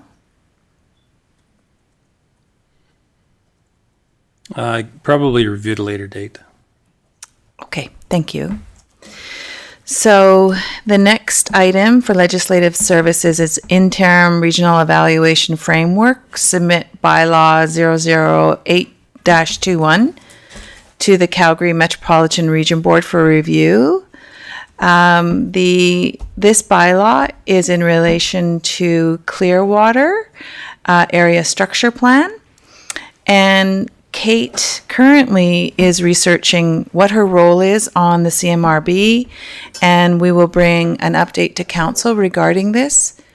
We feel that this may be in the wrong area for Ledge Services, but we're not 100% sure and are looking for clarity from council on this issue.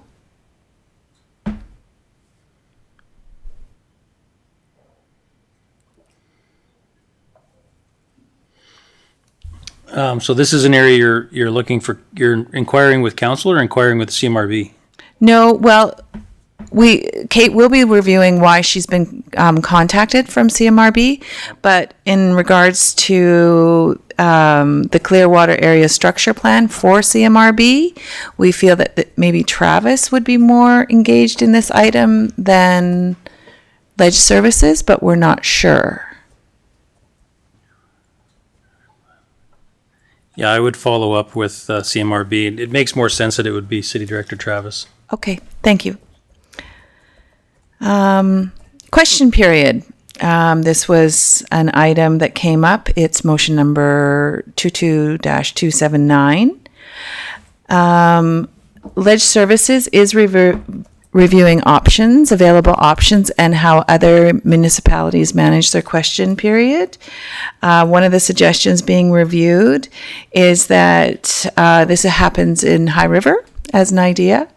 Only questions that relate to the upcoming agenda items are available for questions. The questions are then submitted to the CAOs.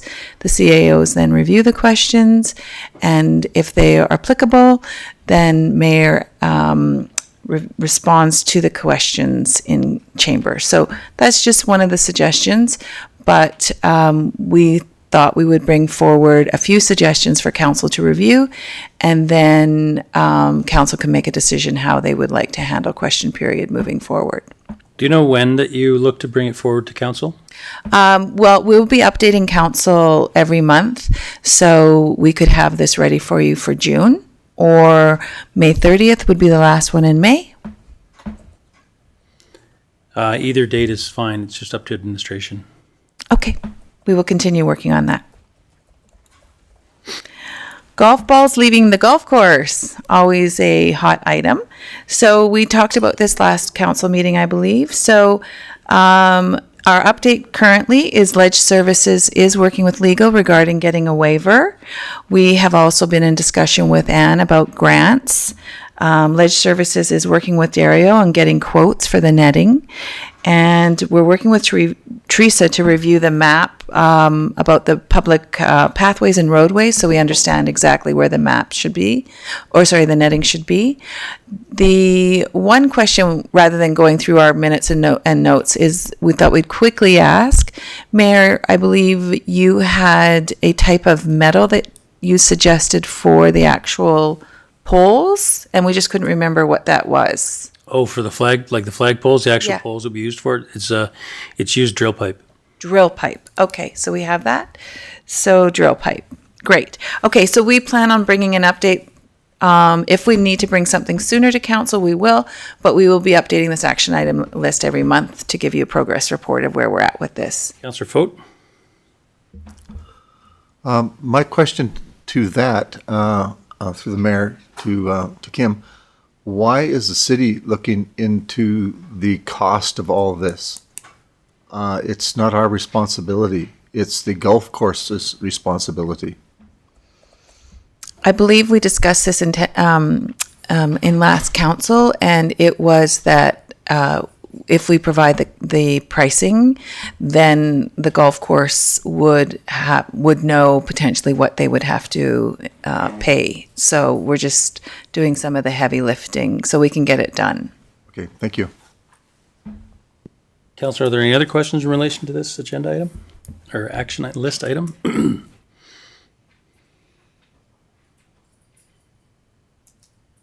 No. Okay. Moving forward, ambulance and walk-in clinics.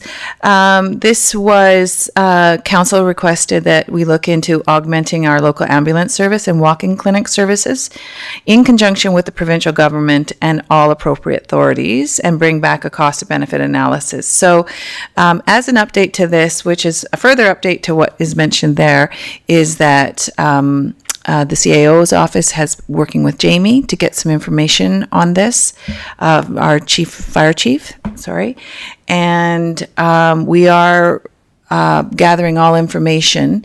But because this item is a little bit older, we were just hoping for a little bit more clarity on exactly if we could fine tune the request from council so we could bring back better information for you, because that is a very broad request in terms of the cost benefit analysis.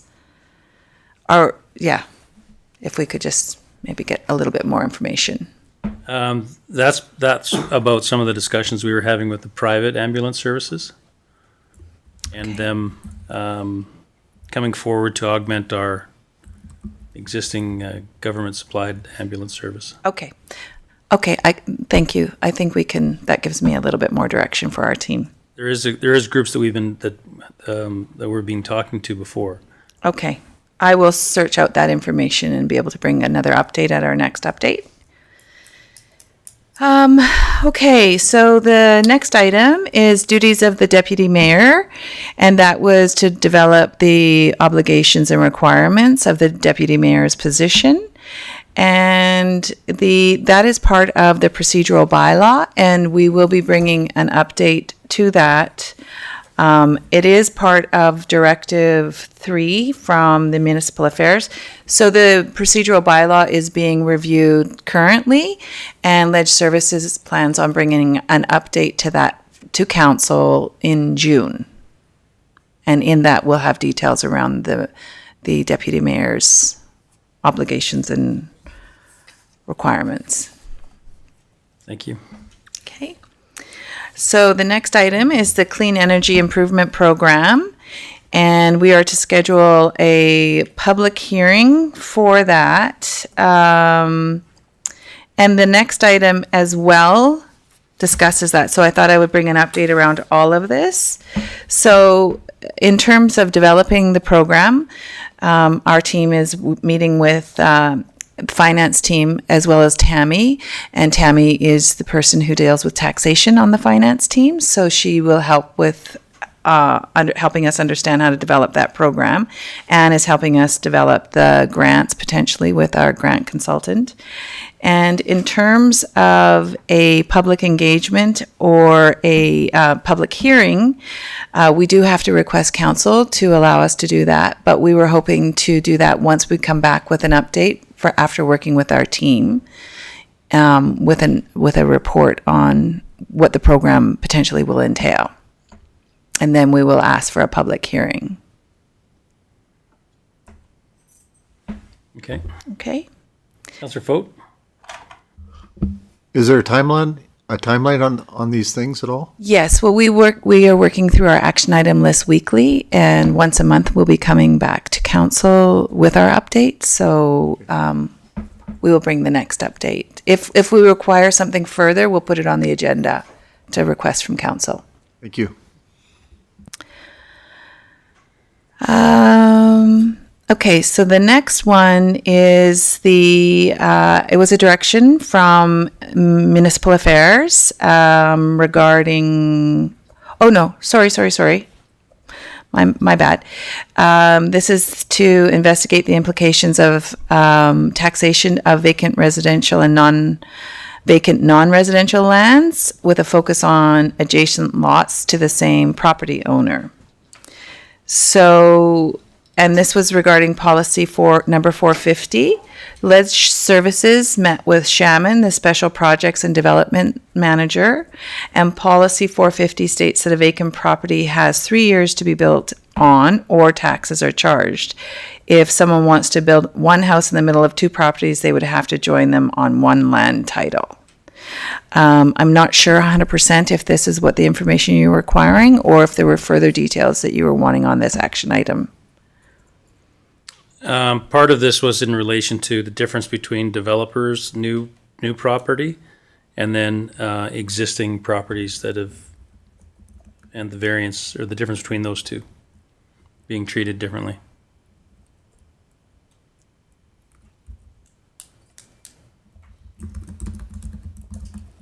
Okay, we will bring an update to that. Some of these I will know, but some of the ones I do want to take notes right away.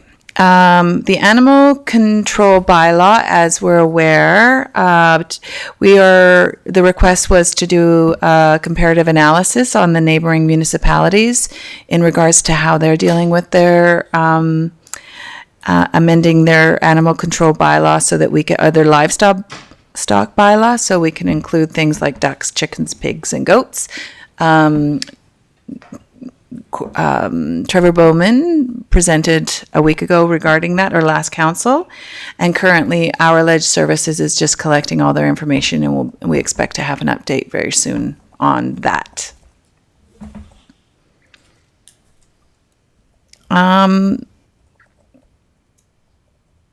The code of conduct. So the code of conduct reports, we are in the middle of assembling all of the code of conducts. We are putting them in a new format. And so our team is just going through them and reformatting them. And we should have those ready by the end of the month to bring to council.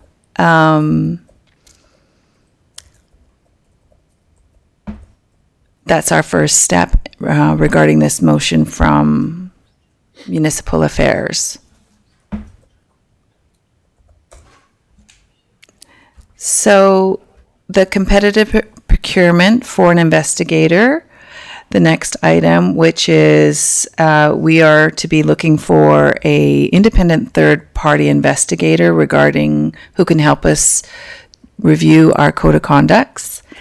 Currently, we have reached out to Municipal Affairs to get clarity on what they consider the competitive procurement process is, because the City of Chestermere has an open procurement process, not a competitive procurement process, and we just want to be sure that we are doing it exactly as we should be. So we should have that information back within the next day or two.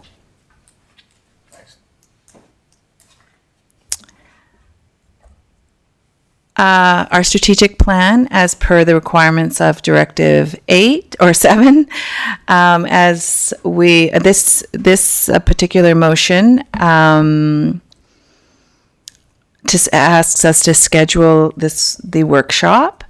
And as we're all aware, we have done that. We are very, very close to signing off. Currently, we have it posted on our social media and on our websites, the draft strategic plan, looking for our residents' feedback or just for their review. The next item is the roles and responsibility workshop, and that has been scheduled. we will be discussing this a little bit later today because we do need a motion of council for this, but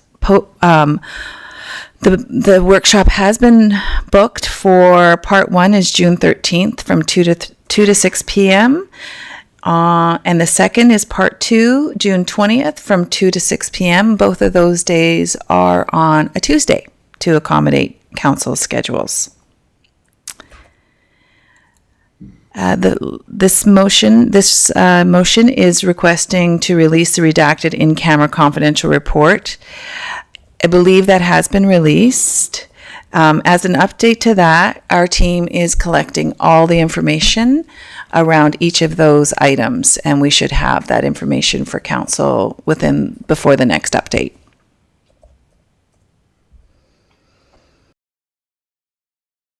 Control bylaw.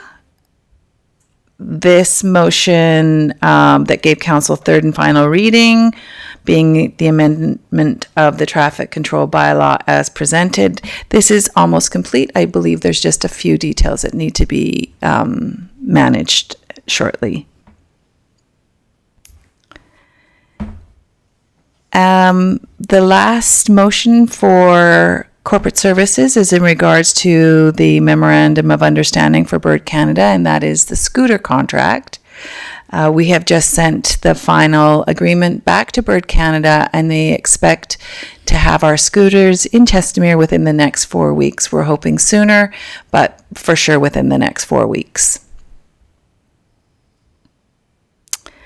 Okay, moving on. So regarding finance and the updates to finance.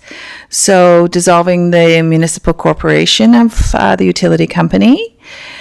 This directive is to have our team pay for directed admin to up to $100,000 to assist in the dissolution of CUI. And we were to come back to council regarding the tracking of how we're transferring our assets and basically where the process is of the dissolution. So we have hired an external firm that is helping us do the finalization of the 2022 financial statements. We have also engaged with an external auditing firm that will do the 2022 audit. We expect that to be wrapped up shortly. I believe it's by the end of June. And we also internally have hired a finance person to manage the CUI department, and he has his designation, so he will be our utilities expert to manage all of this information moving forward. The next item is regarding the multi-year forensic audit regarding the accounting practices for CUI when it was first set up. An external firm has been engaged. They are doing a preliminary review of the accounting practices. We expect that report to be hopefully in before the May 30th council date, and we will bring that forward at that time. After we get that report, we expect that we will then move into the forensic audit. But I will bring that to council, Anne or Kyle will bring that update to council when we have that report complete. Regarding this item, which is the policy 447, be amended to reflect the RCMP building loan payment to be allocated from the franchise fees and balance to the allocated operating budget. Unfortunately, Anne and Kyle are away at their annual conference, and I didn't get the finalized answer on this. I believe it's complete, but I, again, will bring that as our update. I wanted to leave it on there just in case I've got that wrong. Moving into the next, this will be important for my presentation later today, which is motion that council authorizes administration to transfer the net 2022 expense budget betterments to the general restricted surplus account to fund future initiatives. And I will speak to that a little bit later.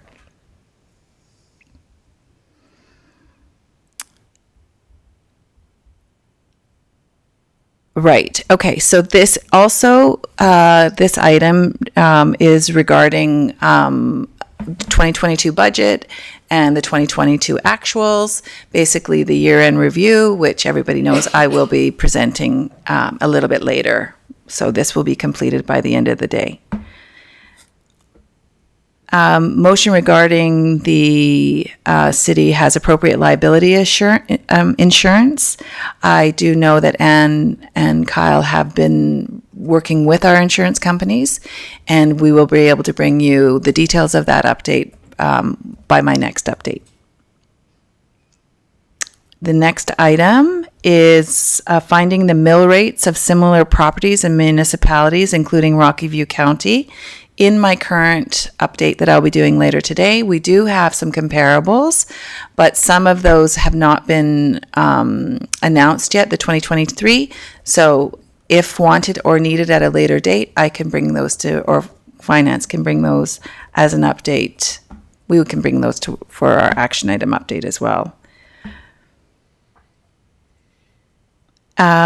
Regarding the investigation for opportunities of subdivision of acreages with a focus on tax implications and deferring those supplementary costs,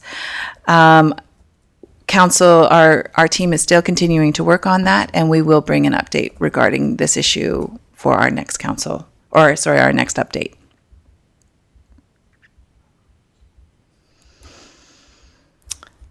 Motion that council direct administration to assemble a list of all municipal land sales since October 2021 as per. Our finance team will be doing a presentation on this May 30th.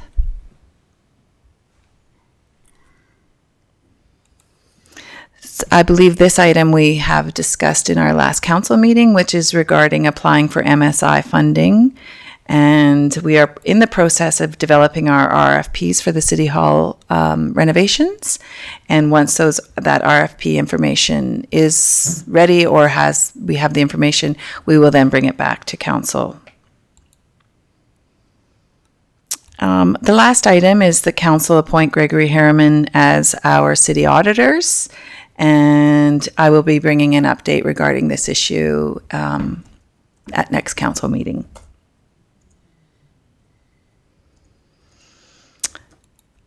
Now we move into our community support services. As you know where we are, well, you may not remember, we are in the process of gathering information via survey from our residents and stakeholders regarding needs in our community, whether their needs are being met, if they would like future programming, so we can properly allocate our funding for that.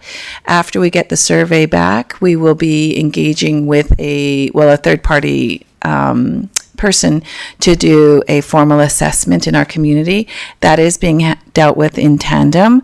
We are in the process of looking for our third party, the right candidate to do the assessment for us. And again, that will be brought back as an update with future information. And yes, this was a request from regarding releasing the draft strategic plan for public input. And as I stated earlier, it has been released on our social media and all our websites. And we look forward to the public's feedback once that's complete.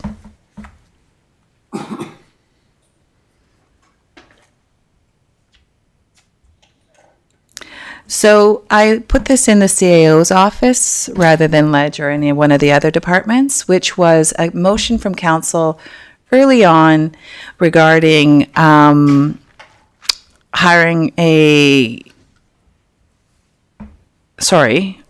this is regarding the recommended independent third party develop protocols for inter-council conflicts and book a workshop. Right. And so we also have that in relation to the mediation that was requested before council in January, So council had requested that administration look into hiring a mediator for inter-council conflicts and intra-council conflicts. And because we have this issue already as a directive. I was wondering, or we are wondering, whether or not you want additional mediation to continue with that motion, or if you would like us to rescind the motion for mediation and just work on the independent third party to develop the protocols for intercounty conflicts. And I do apologize, that mediation motion was here. I don't know, it was here earlier. It seems to have disappeared. So that's where I have this. But that's what I'm referring to, and I'll make sure it's back on the agenda. Or I'm sorry, on the action item list. And I guess I am just looking for council's direction regarding the request for mediation before Christmas, before the CUF report was released. And then now with inter. Okay, council, do you have any thoughts on the matter?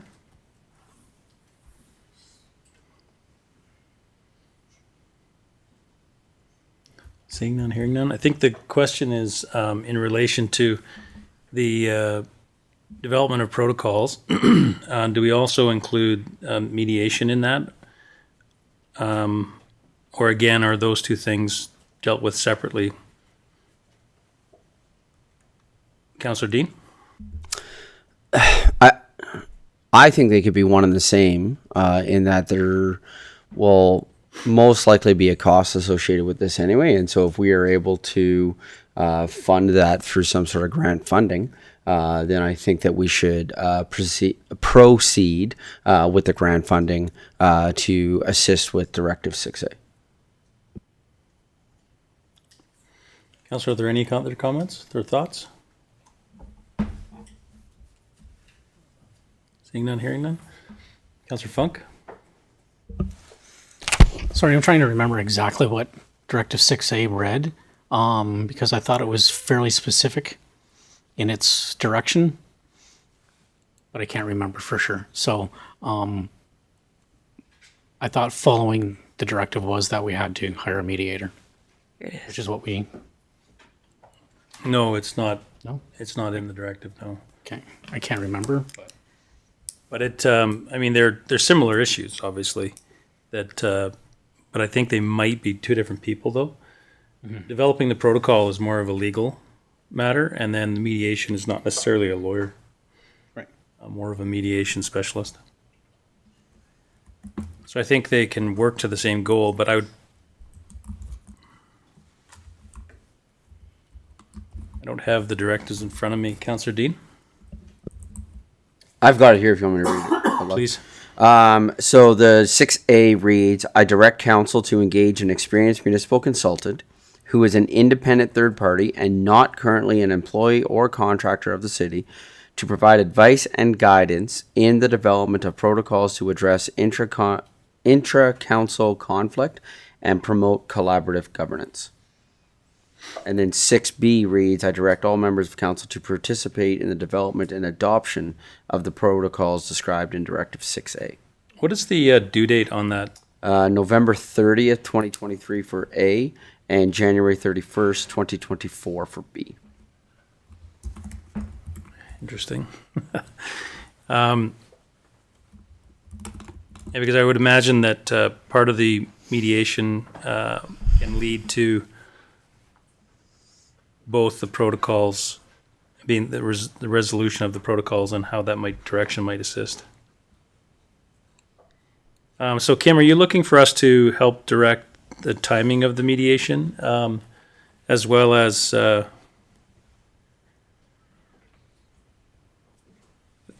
I think they're two different people. You've got a legal person that's going to draft the protocols, and then you've got someone that's going to help mediate and design them. Yes. Thank you for that. Yes, I agree. I overheard your suggestion, Mayor, that we do the mediation, which will help then potentially design the protocols. So do you want that first? And I would then think that with this in mind, that protocols is one of the things we're also looking for. Yeah. Which we would communicate to the mediator, obviously. Okay. I'll bring back an update as soon as possible with that. We may need to give an updated motion, though. Ledge, is that correct, or are we okay with just the conversation?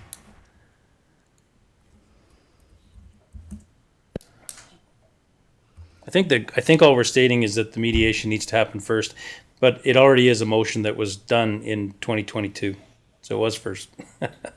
Anyways, but it's up. Let me know what your thoughts are. Legislative Services thinks the existing motion is sufficient. Okay. To continue. All right, Councilor, are there any other thoughts in regards to the matter? Councilor Dean? No? Yes? Not specifically to this one. Okay. Not specifically this one, but to the presentation overall. Is that okay? Sure. Okay. Two questions. First question: will this, through the mayor to Kim, will this presentation be made public? Will we make this an attachment as part of the minutes? Because right now it's not an attachment like these action items. So we've already gone over it publicly. It's been on the public screen, so sorts of things. Are we going to make this an attachment when we do the minutes? To Councillor Dean, yes, I believe that's exactly the way we did it the last time. Is they Ledge Services created a PDF from this list rather than the entire document, which is a live working document. Okay, thank you. Are there further items on the agenda, on the action list? That is it. That's it? That's it for today. Thank you. Councillor Dean? Thank you. I have a procedural question that I would seek some guidance either from our city directors or Ledge Services, or both from, before I ask it. We had received via email the OA report from our last meeting, but we haven't publicized it yet because we just got it yesterday. Correct. Is it a public document at this point that I can ask a question, or would my question fall under an in-camera because we haven't released it to the public yet? Because I have a question in regards to because it my question relates directly to something in this presentation. Correct. So I don't know if I need to ask for an in-camera to ask that, or because we haven't released it, because it is a public document, but we haven't released it to the public yet. Councillor Dean, we too have questions about that, so maybe it would be an in-camera question, because we just got it late yesterday afternoon. Yeah. Yeah, that's why I'm asking it as a procedural question, because I'm point of ordering myself essentially. So if it's appropriate to ask for an in-camera, then I would do that. Legislative, is it appropriate for that at this moment? Yes, because it would be in camera, but the FOIP section would be that it's going to be made public. So we can discuss it in camera. In camera. Do we have it on our agenda today to discuss this in camera? No, we don't.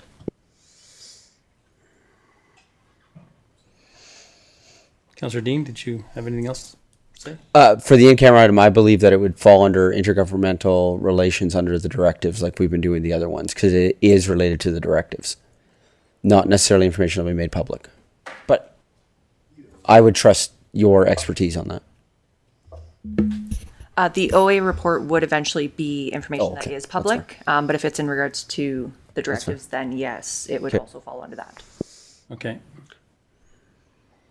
All right, so that'll have to be discussed in camera. Okay. Councillor Dean? Sorry, thank you. But as a procedural matter, because it's right now, could we call, I know we have an in-camera coming up, but it's not part of that in-camera. This would be an in-camera about the discussion we're having right now. Procedurally, can we ask for an in-camera very quickly to solve this at this moment and then come back out and then proceed with the rest of the meeting? I would believe that council would have to table this discussion, and then there would have to be an emergent item, a motion for an emergent item to go into in-camera discuss section of FOIP. Okay. And then it has to be a unanimous vote, and then we can move into in-camera.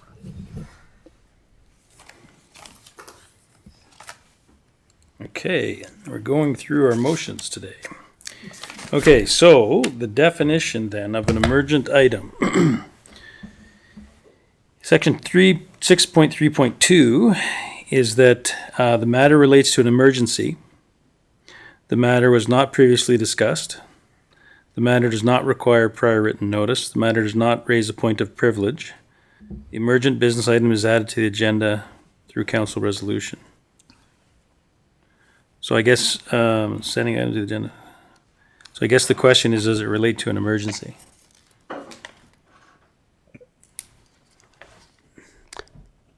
I think so. Well, I have to be really careful because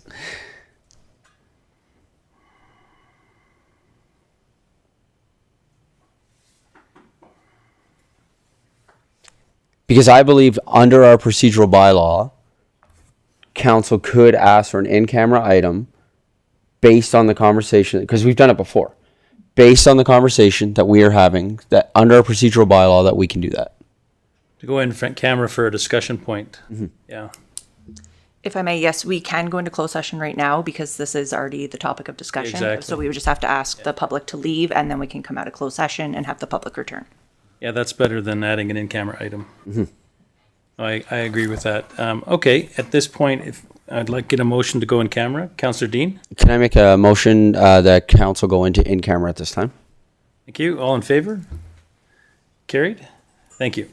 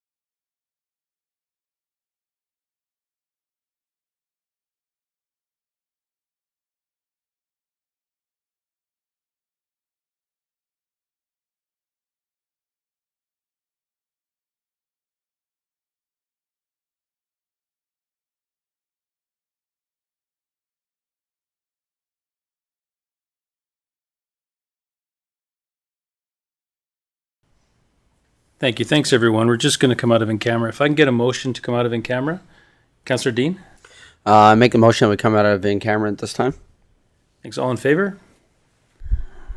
Carried. Thank you. All right. So coming out of in camera, we have, we're going to break for lunch, and then we're going to be coming back at approximately 2 o'clock, 10 to 2. So it'll be 1:50 p.m. So at this point, I'd like to announce that we're going to break for recess for lunch. Thank you.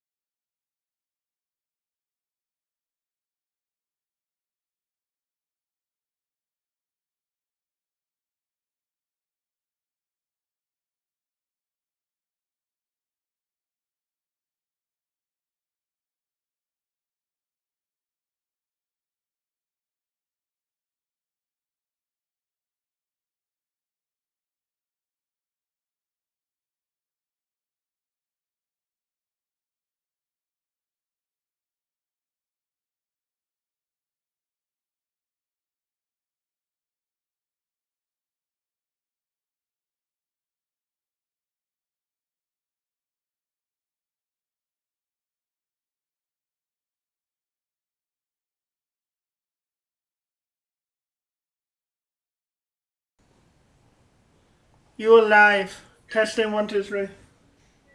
That's good. This is a Chestermere live stream test to see if I can hear myself on the live stream.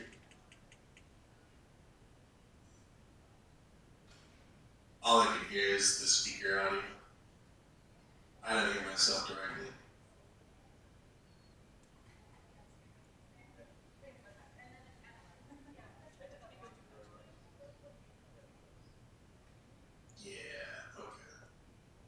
Yeah, I don't hear you directly, but I can hear you somewhat.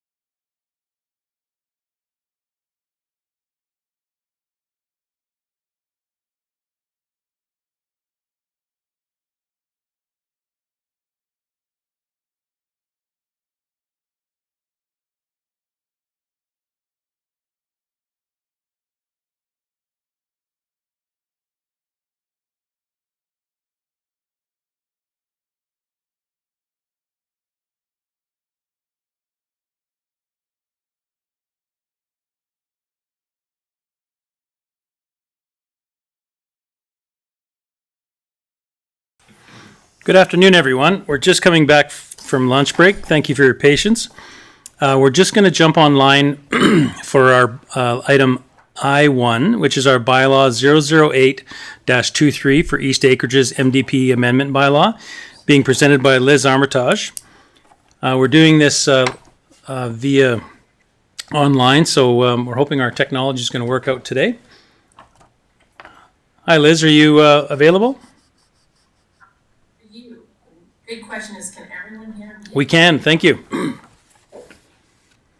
Excellent. Once again, thank you very much for accommodating my need to work from home today. It is greatly appreciated. I have a really bad echo. Does anyone else? Yep. Yes.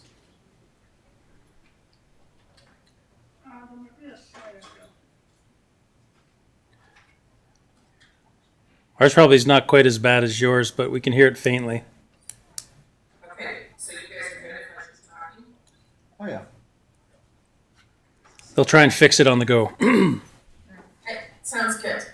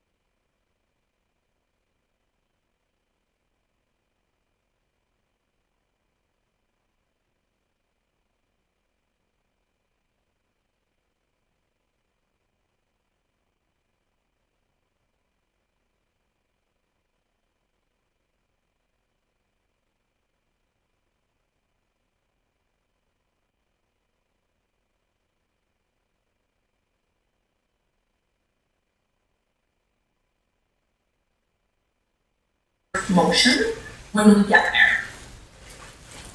So we will start by moving on to the next slide and a little bit of background. As discussed previously, the East Acreage project is a significant undertaking that has been going on for a number of years. So rather than providing an update on many years of content, we just simplify it now and give you the most recent update. And so we were last in front of council on March 14th, whereby administration presented the draft NDP and draft land use bylaw amendments. The intention was to accommodate infill development in the East Acreages and to provide transitional or gradual residential development options within the East Acreages. The next slide, we'll jump into the proposed NDP amendments. And that intention is to amend section 3.4.3, reinvestment in existing communities. And in this section, we will be looking at residential development shall be comprehensively designed with future growth in mind. Provide subdivision and development application requirements to accommodate infill residential development in East Acreages in the absence of an air construction plan. Encourage landowners and developers to develop innovative stormwater, wastewater, potable water, and fire protection strategies. And the addition of the TRR district as an opportunity for landowners to densify residential development in a phased manner. So one of the other amendments that is on the next slide is we would be amending figure 4 Chestermere planning areas. Right now you will see that it says East Acreage ASE. It will just say East Acreages. And as well, we would amend the East Acreage areas to a planning area, which is dark blue. So on this map, it will also show up as dark blue to be consistent with the areas that do not have an area structure plan or a master area structure plan. And the next slide shows what the amendment would look like. So it just says East Acreages with that dark blue. Now we're going to transition to talk about the proposed land use bylaw amendments.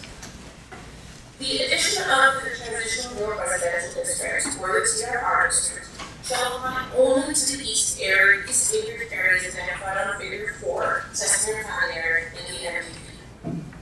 It provides an opportunity for additional residential subdivisions to occur in a phased manner. Intended to regulate the transition of rural residential to higher density development, including the provision of urban utility services and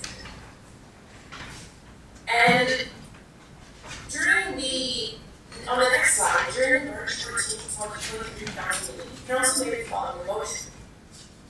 The council directed the division to research optimal lot sizes in the proposed TRR district and higher density smaller lot transition other than land use bylaw districts. As presented during the state presentation on March 14, 2023. And regular council meeting, and to move the back to council with no later meeting and May 2023. So we're gonna dive into those just a little bit more.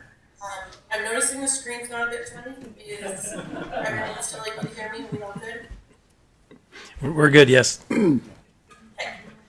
So we'll go to the next slide. What we are proposing is a minimum lot area or size of 1 acre or 0.4 hectares. The reason for this number is, and this is just in the TRR district, the reason for this number is to allow for adequate stormwater retention.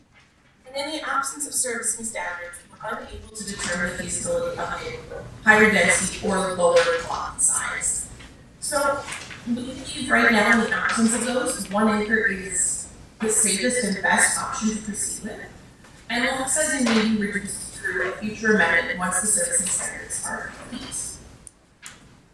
So we'll go to the next slide as well and discuss the density transition in other land use bylaw districts. Excuse me. We have not proposed any significant changes here. Rather, we wanted to clarify that process. The transition towards higher density in use of other land use districts not including the TRR would occur through the land use redesignation application and subdivision applications, where long-term density and subdivision phases are identified. Similar to how it is done in a current outline plan. They give us the entire area they're looking at subdividing and developing, and then they essentially do phased subdivisions to match that land use redesignation. And so they would identify, similar to the outline plan, what those phases are going to look like and how they would come into their actual subdivision applications. And so it would be the same process that is utilized for other larger developments in the municipality. For anyone choosing not to redesignate their lands to TRR, but say to another residential district. So the next slide is about the transition in other land use bylaw districts, which is on. That we're expecting that shadow plan to essentially provide some of these details, albeit at a lower detailed process for providing what that densification will look like. And so land use redesignation applications for higher density districts, so R1, R2, R3, R4, etc., are expected to subsequently apply for subdivisions in a phased manner. And the next slide for benefits. We identified the process for East Acreage landowners to follow for subdivision and development of their land. It is still a process. There will still be costs and bumps in the road as we work it all out, but we have a process identified. We also provide East Acreage landowners with a transitional residential land use district that can be densified and further subdivided in the future. And it enables the East Acreage landowners to develop their property in a transitional and gradual manner while ensuring servicing is sufficient. The disadvantages at this point in time are that the servicing standards are not yet developed and will be required in order to implement the transitional rural residential district. So we'll be moving into the next slide, the bylaw review process. If council chooses to grant first reading to both of these bylaws today, we are proposing a public hearing on June 13th and second and third reading on June 13th as well. And again, the second and third readings are at council's discretion. And I will add here that as we view this as intensification of existing development, we do not believe this needs to go to the CMRB or an amendment. And I will leave it there and go to questions on the next slide. Great, thank you, Liz. Councillor, are there any questions for Liz? Councillor Fogt? So the mayor to Liz, you said that you're going to propose a 1 acre lot. What happens to some of these acreages that have 2.3 or 2.75 acres, and if they're going to split that down into 1 acre lots, there's going to leave 3/4 of an acre. What's going to happen to that 3/4 of an acre? Is that going to be zoned in a different R factor?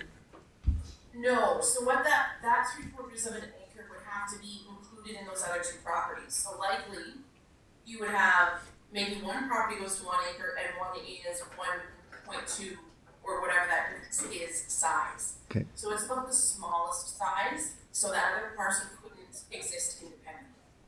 Okay, that's great. That's what I was concerned about. Thank you. Okay, excellent. Now, Liz, if they apply in order to get higher density, I believe your presentation mentioned that if they apply for either a change in land use or further subdivision, is that correct? So anyone in the East Acreages proposing a development will have to apply for a land use redesignation first. So we are not amending the existing land use designations on property. So the LLR and RR continue to exist on every property. What we're giving them is the opportunity to apply for a land use bylaw amendment to become TRR or R1, R2, R3, etc. Depending on what their application is, they will have to prove out different requirements. So for example, if you're going to R4, your water and sanitary requirements are going to be a lot different if you're going to TRR in one lot at 1 acre. So yes, anyone will have to apply and go through that process. So they're able to choose the density they wish. It's just that those densities do bring certain other requirements for servicing, et cetera. So the 1 acre minimum applies to what specifically? The TRR district. So anybody in the East Acreages who wants to subdivide, their first step is an application for a land use bylaw amendment, which brings it in front of council. So their neighbors have the opportunity to come talk to council at the public hearing. And this is an absence of an area structure plan that would already have kind of that oversight that everyone would be able to comment on. And so they would come in, do that process, and then the subdivision could be concurrently processed, although not approved until after council approves it. Of course, the risk for any landowner is that if council doesn't approve it, they can't have their subdivision. And so it's a two-pronged process. So with the fact that we've got identifiably most of the residents interested in some type of densification, does it make sense that they would all come together and do a land use bylaw amendment to the TRR district as step one? That is their choice. Yeah. What we've learned with this project over the years is that it's not always easy to bring 60, 70 people together. Exactly. So, and if your neighbors aren't interested, Yep.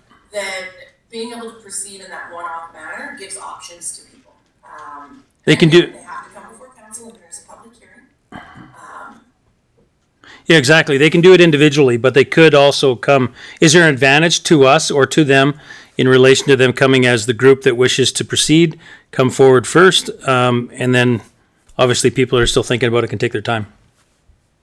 I would say it's completely up to the applicants. I think there might be some areas where some people come in together. Yep. And I think there's some areas where people will do it independently. The benefit, of course, the more people who were to team up, it's the less administrative work in terms of Yeah, exactly. applications being processed. But we're process multiple applications all the time. No. So I don't really think that's a huge And, consequence. yeah, and there is obviously process that has to be followed. And this is something that we're trying to outline and lay out for these residents to get the steps moving. And it's important that we make it out in layman's language too, that they understand why they're doing this next step, or provide them with the steps they need to go through simply. Exactly. Yeah, and we have tried to make this process respectful of the fact that we know not everyone feels the same way about development. So Yep. we do believe and recommend that each application come before council. And they have the opportunity for a public hearing, so neighbors can voice their concern and or support. And to utilize the processes that are given to us through the Municipal Government Act and the Municipal Development Plan to have that densification occur, so land use bylaw amendments and subdivisions. So Liz, just by getting the land use bylaw amendment to the TRR district, the resident is still able to stop at that point. They don't have to proceed with any future development today. They could do that in the future still. So is there any disadvantage to them?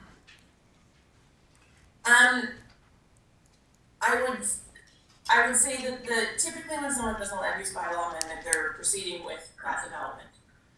But if you look at, let's put Clearwater Park, for example, with their outline plan, they amended their entire, essentially 2 quarter sections of land use. And they're just gonna subdivide as they proceed. So I don't believe there's any significant consequences to that. I guess I would ask the finance department how taxes might be implicated. But it's commonly done. Yeah, no, exactly. Okay, are there further? The application fees. Yeah, okay. Councillor Fote? I want to ask about these east acreages. If they have some prime property that sits adjacent to the highway, like the number 1, they have to apply for a land redesignation if they want to sell this commercial property, correct? So this is only opening it up to residential at this point in time, and it has to be consistent with the map for future development in the MDP. So we have not undertaken a review of any commercial. Okay. And in part that is because of the servicing standards that aren't in place at this point in time. And there's likely to be more pushback from neighbors for commercial. So at this point, following council's direction, we've just made this for rural residential. Okay, thank you. Councillor Dean? Yes, thank you. Through the mayor to Liz, you hinted at this a minute ago. I just wanted to follow up on a comment you were mentioning there. So we've collected a lot of information. We've done a lot of surveys. We've been talking to residents about this for a long time. Do you think this process and what we're doing here kind of do a good job of reflecting both what the residents have been wanting to do, as well as speaking to concerns that residents have in regards to this development? Do you feel like this bylaw, the way we're starting to propose it, speaks to both of those things in regards to the residents? I believe so. I believe that we are giving opportunities by having a public hearing process for land use bylaw amendments.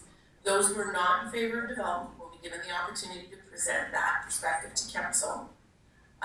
The one thing I will say is that I suspect some landowners will be surprised at the costs associated with going through these processes. Even if you're going to TRR, you have to pay for the land use bylaw amendment. And then when you get to subdivisions, you have to bring in surveyors, you have to create a servicing plan that meets the requirements. And so there is a lot of costs that will still be borne by those individuals. But there's nothing we can do to reduce that. Councillor Dean? Thank you. As a follow-up to that, then, is there, and maybe we're already doing this, is there an appendix maybe that could be attached to said bylaw that's going to outline some of these things? Or there was an idea there that when the mayor was asking the questions about, like, oh, so multiple people could come at the same time, there'd be some advantages of that or disadvantages of that. Could we have a cheat sheet of sorts that could be an appendix attached to the bylaw that would help residents who may not be used to this process then be able to walk through that process a little bit easier? So I wouldn't recommend putting that as part of the bylaw. That would be pretty atypical to have that. What I would recommend is that we create a information sheet for anyone coming in for this area, which is the typical, like most municipalities have, and I believe we have a process for subdivisions, a process for this. So we could do one for East Acres development in particular, and that's just when people phone us, we usually meet with them. Right? So we would give it out at that point in time and help them through that process. I think that, personally, I think that the way we've tried to manage it with the residents currently is bringing them together as a group, identifying if there is interest and what interest that may be. And through staff, we've been coordinating with them as a group, or at least two groups, in relation to the East Acreages. And I think that moving forward, I think a lot of these people would prefer to possibly do a group type of approach, at least to get themselves ready for the most ready they can. I personally don't see every resident becoming a developer. I do see, though, what the city has been working on in relation to possibly opening up a new market where your small developers and your smaller home builders would step forward and I'm not sure if it would necessarily be a joint venture, but would step forward with these residents to actually take on that process once they know that these lands are actually being seriously considered by the city for development. And that's the steps that you've been going through, which is, I think, is fantastic. And so I think there's still some work that we can do as a city to help these residents realize how to unlock the value in their lands, while coordinating with the need for this kind of product in the development industry. I think that's still to come, and I think that's something that we'll work on with staff. But the first steps are exactly what we're doing today, and getting this part set up, and then figuring out really what the involvement is of the residents, and if they wish to jump forward. Obviously, if they don't, that'll kind of slow it down. But if they're, from what I've been hearing, there's a number of them that are wishing to move forward in a group capacity. Anyways, yeah, thank you. Councillor Hanley? Yeah, Liz, what this idea of like a cheat sheet or an information sheet, would it take an enormous amount of time, or is that something that could be produced in a draft version in advance of the public hearing? Because I think that would really help residents who are, either in support or against, because it provides a better understanding for them of what to expect moving forward. Absolutely. I can speak with the communications group and determine if that is something that we'll be able to do. I don't believe that I can provide you an answer for sure on that right now, but I think it's something we can definitely work towards. Mayor, Councillor Hanley, if I may. City Director Travis. I'll just chime in here a little bit, Liz, on that note. So similar to what Liz had mentioned in regards to our processes our typical process that we have for like subdivisions, you can go online and you can click on development and you can go through the whole process chart from point A to point B, right? When we work with the administration team in regards to developing what that cheat sheet looks like or that flow chart, what we can do is similar to what we had done in the initial stages of this whole program where we, had engagement meetings with the residents. We can hold some sort of workshop once we get that flow chart, that process confirmed, and then just take them through.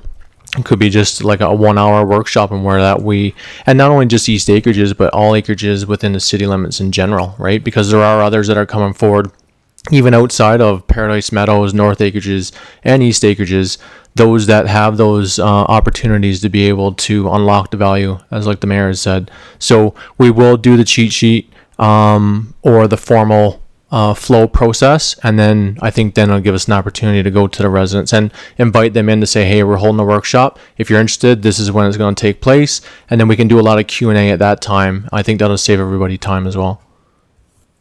Yes, excellent. Okay, so go. If I can add on to that, Go ahead. what I do want to quickly reiterate is right now, what is before you is just for the East Acreages.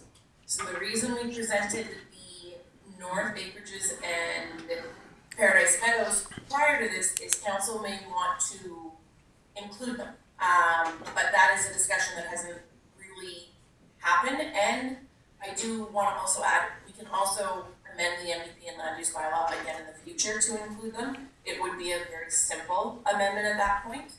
But I do want to reiterate that this is just for the East Acreages right now.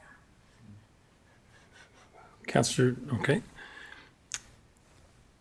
Do we, given the responses that we've had with our Paradise Meadows or South Acreages and our North Acreages, what's your thoughts in relation to the steps that they're at and the percentage that have responded and the steps that we would go through? Would they be identical to adding them to this this bylaw right now? Yes, the difference would be that if we proceed with this bylaw just for East Acreages right now, it is just minor tweaks to the language in both of these to say East Acreages, North Acreages, and Paradise Meadows. So it wouldn't take as much time, I guess, in terms of we've already drafted the content. The one thing I would say is that when I look at the North Acreages and Paradise Meadows, they're not, and it's a subjective opinion, but they are not as united in their process, what they want for future development. There's definitely people who want urban densities, there's definitely people who don't. And there's a bigger mix in there, and I don't see a strong trend.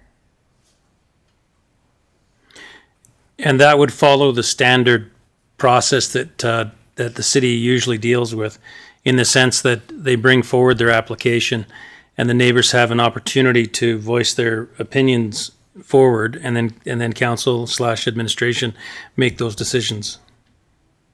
Yes, when they are included in an amendment. Again, right now they are not. So right now they wouldn't have this opportunity at all. Right.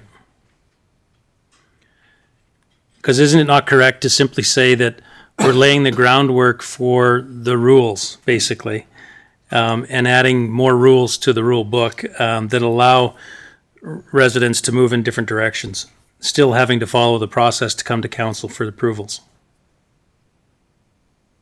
Yes, Okay. I believe so. So do you have a motion prepared where we would include them? No, but it would be very easy to change that.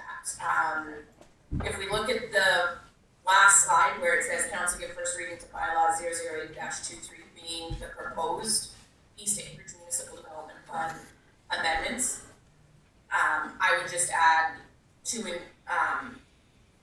include North Acreages and Paradise Meadows.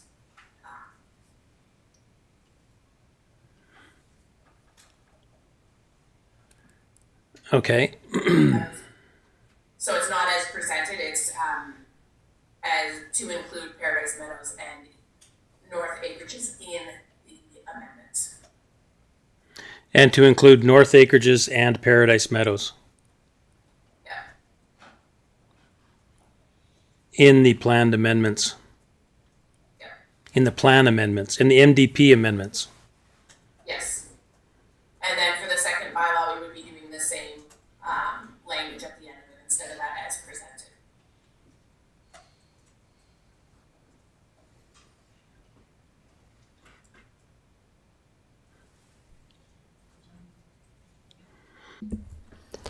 Okay, so what I'm recommending is that we proceed with the motion that's presented as just crafted, and then council can have a discussion about this, and if they wish to proceed with that, then we vote on it, and if it fails, then we go back to the first motion. If it doesn't fail, then we're proceeding.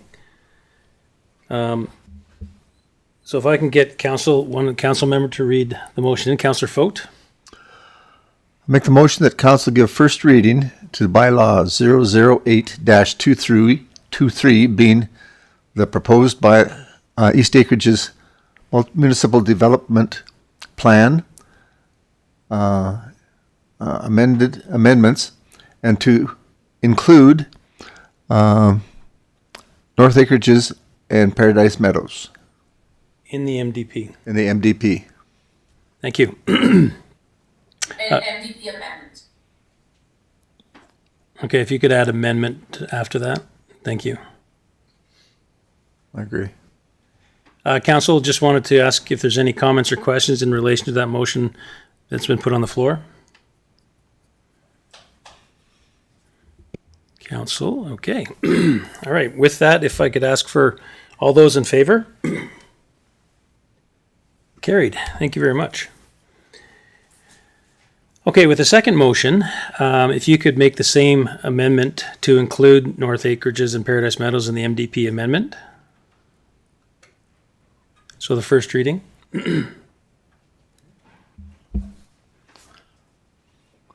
Motion that council give Sorry, first. just a second. Oh, sorry. Just a second. They're just adding. Okay.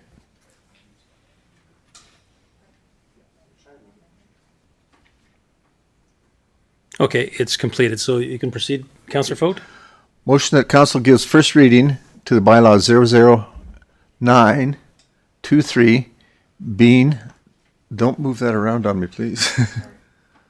009-23 being the proposed transitional rural residential district land use bylaw amendment, and to include North Acreages and Paradise Meadows in the land use bylaw amendment. Thank you. Councillor, are there any comments or questions in relation to that motion on the floor? All in favor? Carried. Thank you again. All right, the third motion. Motion that council approve the scheduling of the public hearing.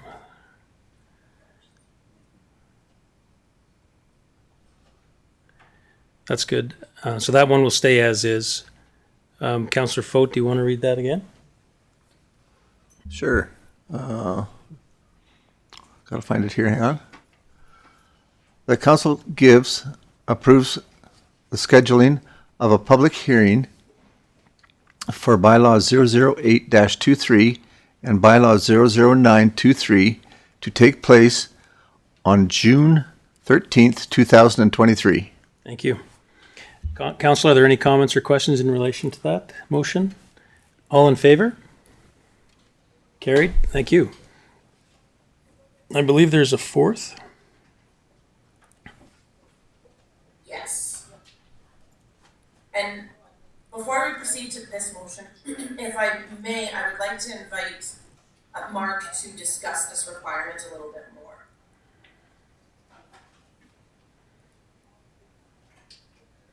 Good afternoon, Mark. Good afternoon, Mayor and Council. So the TTR district, the 1 acre, is unique. It's not our city standard R1 lot, which is curb and gutter, storm sewer, water in front of it. Nor is it Rocky View County's 4 acre parcel with a septic field and a gravel road with a 9 meter top, and ditches and a well on it. So, and then we also have, between those two standards, is the TTR is seen as a transitional zoning. So the intent would be never to always be able to densify that 1 acre to something more dense in the future. So just think about the servicing standard, and I'll try to put this in a kind of a concept. You know, you think about a road, and so when you have a 1 acre and right now you have a 4 acre parcel and you're going to make it into 4. So you have 4 people, 4 families, so 8 people or maybe 12 people in there. It goes from 3 people to 12 people. A gravel road can be sufficient. right? When we go from that 1 acre to a quarter acre or 1 acre, we're going to have much more, and the gravel road wouldn't be sufficient. So, but what we want them to build, we don't want them to build a paved road for that ultimate high density, but we want them to build something that we could put pavement on in the future, put more gravel on it and then put pavement on it, right? So it's kind of has to be, someone has to look at those standards so that we can make sure that when we build that first road, it's maybe 11 meters wide and only 2 inches of gravel, right? And then the next stage, when they go to say quarter acre, they add a foot of gravel, or I don't know, something like that. And then the next density, they put asphalt on it. So I think that's what the discussions with council and the residents was all about, and that's kind of the buy-in. So this here is, we need to create a servicing standard that accomplishes that, and also accomplishes that between the Rocky View and our R1 zoning. And then there's also, how do we talked about the sanitary servicing, about being a pump out at the beginning, and then ultimately hooking onto a sanitary sewer. So where do we put that future line? Do we put down the middle of the road, or do we put in the boulevard? Those kind of details. There's also the issue about stormwater, and I remember I think at the last council or the council before, Councillor Henley asked about coming out with a kind of a playbook, like a rule, like as opposed to going out getting an engineer to do a stormwater study for one acre lot, they just go, and if you do it this way, you build this much storage, this much area, check, you've accomplished zero discharge. We get an engineer to do that standard, right? And as long as they meet that per acre and volume requirement on their lot, we get a check mark. They don't have to go hire an engineer. We've already hired the engineer. Now, this goes back to how do we pay for it? There was going to be some discussions with Travis about, do we do a kind of special area tax or unit rate or something to pay for those standards for that engineering? Because the other residents in town that are paying a conventional way shouldn't be paying for that, obviously. But at the same token, we want to keep this process as simple as possible, but also develop a standard that's fair and reasonable that will enable our long-term densification. The fundamental thing what we're doing here is, previously it was always saw that we have to somehow get rid of all these parcels and make them into one big parcel, and that's how we're going to solve the problem. The new concept that this council's gone with is, we have a problem, how do we get to that densification from this point going forward? So it's just looking at a different way, through a different lens. So when this motion is we'll have to come back with a better clarity of scope of what that involves and how much that would cost, and then what kind of funding model we would put forward to council. So this motion will give us the direction to basically accomplish all those discussions that we've had with, when we were in those open houses with the public. How do we get that onto paper? I think hopefully that clarifies. Is there any other questions? That's what this motion. Mark, do you think, thanks for that. Mark, do you think that this would look similar to like a Heritage Point, where they typically don't have curbs, they've got small swales, and very high-end product around it? Possibly. It really goes down to, it'll be I'm thinking these standards will be phase 1, phase 2, phase 3, phase 4. So maybe what you're talking about is only phase 3, right? And phase 4 would be, hey, if you want to go from that Heritage Point look to a assisted living complex, or not assisted living, but like a retirement village, Yep. right? Where that maybe need to have more road curves and sidewalks and all that kind of stuff because of the need, right? You see, so there would be different levels. And so the first one is, if you're just going to the 1 acre lot, you got to make sure your road surface in front of your house is 11 meters wide, and it has to have at least 2 inches of gravel. Okay, done. You need to have your water line brought up to your site. Done. Okay, and you need to have a point. You have to show us where your pump out tank is, that they can get access to it for each of these lots. Okay, that's all we need to do. right? And maybe your power is under overhead and all those kind of issues. And then how do we go to the next stage when they go, we want to go to ultimately quarter acre lots, right? Or even a third, an eighth of a lot, which is an eighth of a lot is basically our 1 acre, our R1 lots, right? So that's kind of the way I'm looking at this. And so how do we put those into, and that we'll come into the council and get those kind of boxes, right? And try to figure out, and maybe with the public, and figure out what those checkpoints are, those gates, that where you go to this gate, this is how majority of you will stay in this gate, some of you will move to this gate, some will, but we want to be able to go, because in 20 years, it might not make sense to have a 1 acre lot, right? It might make more sense to go down to an eighth of an acre, right? Because you're typically not going to deal with condominiums. So almost by definition, each lot would not cover more than 50% of lot coverage. They're always going to have a lot of surface that'll be grass. So there wouldn't be a lot of storm.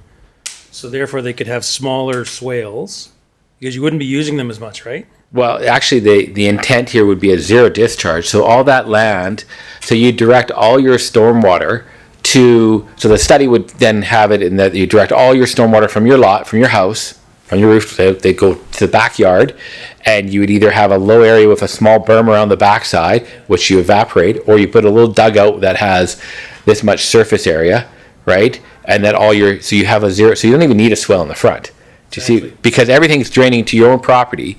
Now, what we want to make sure, though, is when we go to that next stage, that we can accommodate, and where does that water go now? Everything's draining this way, and now we want to put a house there. How do we?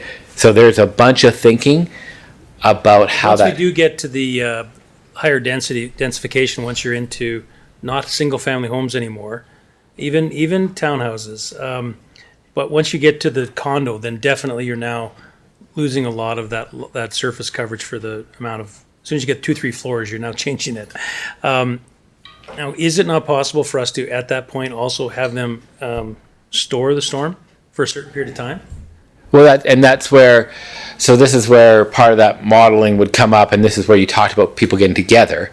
So if everyone did at the back of their property, and they put a little dugout, and then ultimately, when this gets redeveloped, we get that, change that to a public utility lot, build a storm pond there that then ties into our centralized storm facility and blah, blah, blah, blah, blah, right? So but some people might say, no, I just always want to be a 1 acre lot, right? Or single family, yeah. A single family, but we want to be able to not prevent the redevelopment. That's our goal here, is we're trying to follow the CMRB process of densification.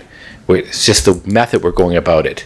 It's a little different than other communities. Totally. Very good. Thank you. Are there any other questions? No, that's really exciting. And how to let that go in phases and be creative as to how you're going to transition it, because that's what's going to happen. Is that I don't think they're going to go maximum density anytime soon, but the idea is how do you plan for it as much as you can up front.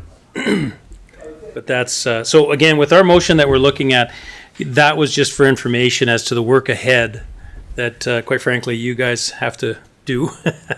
This motion gives Travis the marching orders to tell me to go do that. Exactly. Yeah, exactly. That's going to be quite the fun time creating all this, but it's really for, I think, a good point, because it unlocks the value of those lands, which have been locked forever, obviously. Mayor. Okay, that's fantastic. If I may, sorry, just add one point. Thanks, Mark. In regards to the servicing as well, if we were to go and do that engagement with all the acreage owners, that would be an opportune time for us to elaborate a little bit more on the servicing strategy, right? Because the more obviously we want to densify these areas, unlock the value, but at the same time we want to put services in that best benefit the city, right? Yeah. We don't want redundancy and that. So yeah. Yeah, no, it's going to be an interesting exercise. And again, just explaining, when they plan their lots, where should the house be on the lot, just to allow future things to change in case their minds change in 20 years from now. Then that's up to them, I guess, but still a little bit of thought into it. Okay, if I could get a councillor to read forward the motion to the floor. Councillor Fogt. Motion that council direct administration to create an additional servicing standards requirements to implement the transitional rural residential district. Thank you. Councillor, are there any comments or questions in relation to the motion? All in favor? Carried. Thank you very much, everyone. Okay.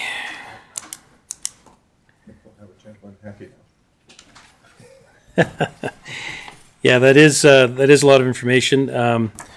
We do have that information coming forward on the sanitary as well, for the study to be started and get the quotes started too. Okay, so moving to our item number K1, which is a land department introduction created today by Teresa Hargraves. Good afternoon, Teresa. Good afternoon, Mayor and Council, and happy birthday to you as well. Thank you. You're welcome. So today, my motion is to, or sorry, I don't have a motion, but the intent is to do a presentation to share information to Council, introducing the newly created land department and its importance of its existence within our city. And the motions being requested today is just for information only. Why the land department? As the city of Chestermere is one of the fastest growing cities within Alberta, we are now in need to necessitate the need for development and implementation of our land department within corresponding policies and processes. Therefore, the land department was created to safeguard the city's lands, ownerships, interests, and safety protocols are managed properly. What does the land department do? We verify landowner development packages and review titles, prepare and create land documents, precedents, and if needed, send to legal counsel for review. Prepare, review, and approve third-party requests, track internal and external obligations, be the face for landowners, developers, etc., to have a single point of contact, to create one-on-one face-to-face review of the documents, to explain the agreement, the proposed project, execute the agreement at that time, and ensure we have copies for registrations and going and forward. What have we done to date? We've been quite busy in our little department. We have further implemented and improved standard precedent surface agreements as laid out by the Land and Tribunal Board and through the Canadian Association of Petroleum Landmen to ensure that the city's interests are protected while minimizing liability and risk. Our recently approved and implemented new documents are as follows: crossing agreements, administration land policies, encroachment, temporary workspace, proximity agreements, and other various land contracts. All of these agreements are important for the welfare and safety of the public, and that even our health and safety officer is involved to ensure proper setbacks, fencing, signage, etc. are in place. Our IT department has created a new email account for all inquiries at landadmin@chestermere.ca. What have we done to date? Continued agreements that have been approved, uploaded, and filed to date. Currently, we have the following documents: Annex land ownership reporting and mapping, maps of liabilities within the city of Chestermere, for example, our pipelines and wells, historical lands listings, HRV, emergency shelters in place, hazarded and severe weather, approved Alberta right-of-way agreements, approved Alberta surface site lease agreements, land purchase agreements, and the Alberta Land Titles Transfer Form, which is your name change. We also have land policies now that have been created, and they're for administration purposes only. We have a ground disturbance policy, which is policy number 001-23A, approach construction guideline policy, which is 002-23A, land purchase, which is roads policy, number 003-23A, subdivision standard conditions, policy number 004-23A, and these policies were created not only for current land use, but for future land use and annexations. We also have approved temporary access agreement, legal land agreements, franchise agreements with Fortis and ATCO, streaming processes, and review with the third parties. So that's kind of things that we've been working on. And we have some process improvements. As we are working through the implementation of our new policies, procedures, and agreements, we will start to see rigid documentation to better understand the duties of the department and the satisfying legal obligations we withhold. We have looked into various systems and tools to assist in expediting and managing our processes and future growth to manage the following: data management, uploaded precedents, population of agreements, timelines, and obligations. Current land concerns continued. One of the systems we have looked into is willing to work with the City of Chestermere to customize their current land system, as that company feels that there is a huge market and opportunity within the municipalities, and we will be booking a demo soon with them. Land data sheets have been created in Excel as a format that is required to manage the contract details and can easily be amended within their system that suits our needs. The City of Chestermere has now implemented some land application fees. So brand new agreements from third parties would be $500. Amendments to the same agreement would be $250. Larger or more detailed projects will be up to $2,000, and amendments to the same project will be $1,000. And this is also in conjunction with what other municipalities are charging us as well. And then we have our land process flow chart that we have implemented and how the processes will work. And I can go through that, or we can just look at that on our own. And then from there, we have any questions or concerns or thoughts. Thank you very much, Teresa. Yeah, I just wanted to say that I think it's a great move that Travis and yourself have come up with in creating this land department. In my short time frame that I've worked with you and Travis, that I've seen the expertise that you bring to the table, and it's definitely been noticed. And your obvious experience in land management is extensive. So it's definitely a good step for Chestermere, as Chestermere is starting to really grow, and that expertise is definitely benefits Chestermere. All right, Council, are there any questions for Teresa? Okay, do we have a motion that we wanted to read? Just a motion to accept for information, and a motion that council accepts the land presentation for information only. Okay, so one motion's on the screen. Do we have a councillor that wishes to read that? Councillor Funk, sorry. Funk. Motion that council accept the land department introduction presentation as information. Thank you. Any comments or questions, council? All in favor? Carried. Thank you very much. Thank you, Teresa. Thank you. Thank you. All right, if we could move forward with item J1, which is the council reports update for Directive 8B, presented by Kim Wallace, City Director.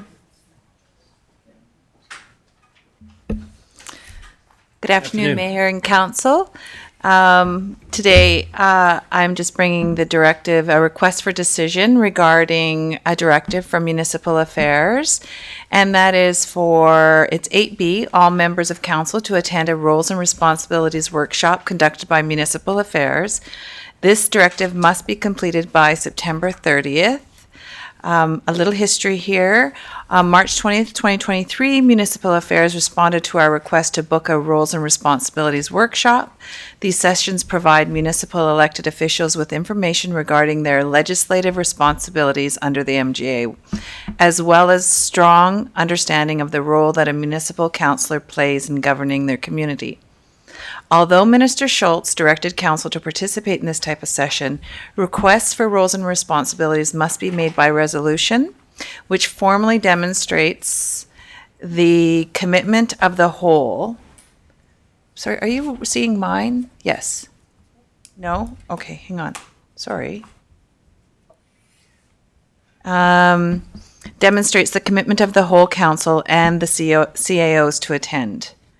Sessions include the following base topics: local government and the MGA, roles and responsibilities of elected officials, roles and responsibilities of the administrative officials, municipal finance basics, teamwork, communication. When council is discussing their interest in this session, please have them identify their choice for one of the optional modules if time permits. So these options are public participation, municipal finance 102, effective meetings, strategic planning. On March 28, 2023, Councillor Hanley made the following motion that council direct administration to book the roles and responsibilities workshop through municipal affairs at the earliest possible date. On May 5th, 2023, municipal affairs requested the presentation part 1 be delayed. So part 1 now is booked for June 13th, 2023 between 2 and 6 p.m. Legislative framework, local governance, roles and responsibilities of elected officials and administration, Finance 101. Part 2 is booked for June 20th between 2 and 6 p.m. And this will be teamwork, effective communication, and effective meeting modules. Following that, we are recommending the following motion: that council approve all of council's and CAO's attendance at the Roles and Responsibilities Workshop on Tuesday, June 13th, 2023 from 2 to 6 p.m. and Part 2 on Tuesday, June 20th from 2 to 6 p.m. in council chambers. The optional module being effective meetings, if you so wish.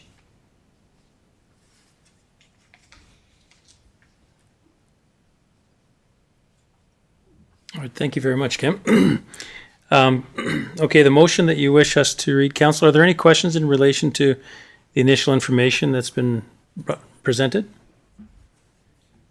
Okay, the motion that you'd like us to read, if you could center that, thank you. Yep. Okay.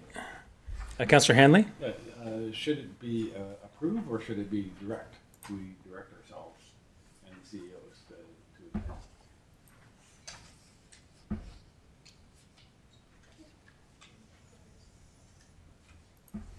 Because approving is sort of like, yeah, okay, we all agreed we were going to go, which we did in the first motion.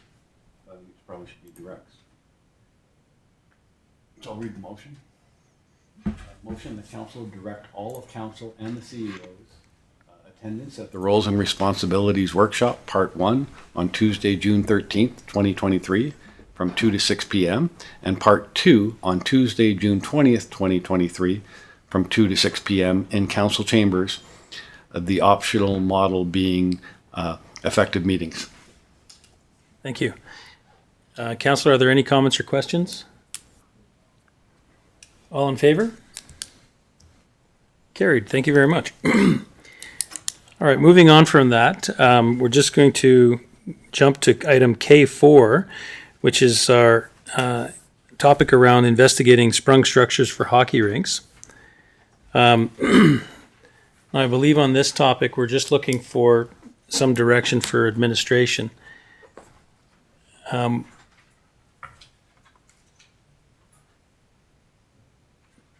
it.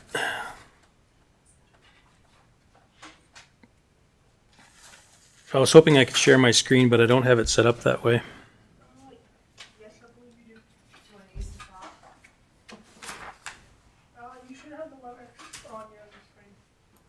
Let me just quickly check. Okay, no, you're right, I do.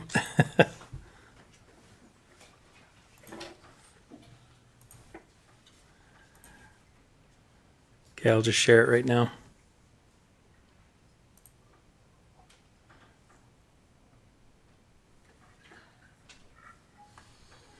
Can you make that part of the screen larger?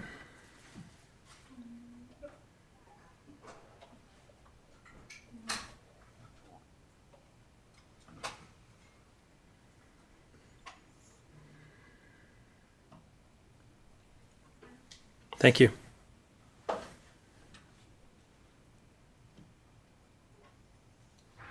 So one of the things that we're looking at that was brought forward in discussions with the Chestermere Minor Hockey, they brought forward this suggestion of looking into prefabricated hockey rinks.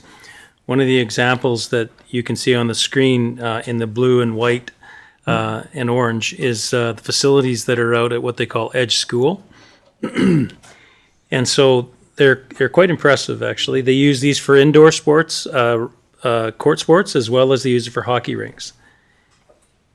And I'll just show you some of the imagery. So they have obviously a full-size hockey rinks inside of here, where they have stands and they have benches and whatnot for the players. And so they also include change rooms, and they also include washrooms inside that are built into once the structure is up. And then you would still add your the ice plant and services to these buildings as well. The idea is it possibly brings a lower cost opportunity to the entire structure, the entire process. And so this is one of the steps that I wanted to bring to council and ask council to have staff look into the opportunity to investigate the use of sprung structures for hockey rinks, and whether that would be built into existing designs that we're currently exploring for the Dawson Sportsplex site as well as the current CRCA site. And so that really comes down to it. These structures have obviously been built in a variety of communities, and we're looking at investigating. I'm looking to request that we look at investigating the opportunity to use these in Chestermere.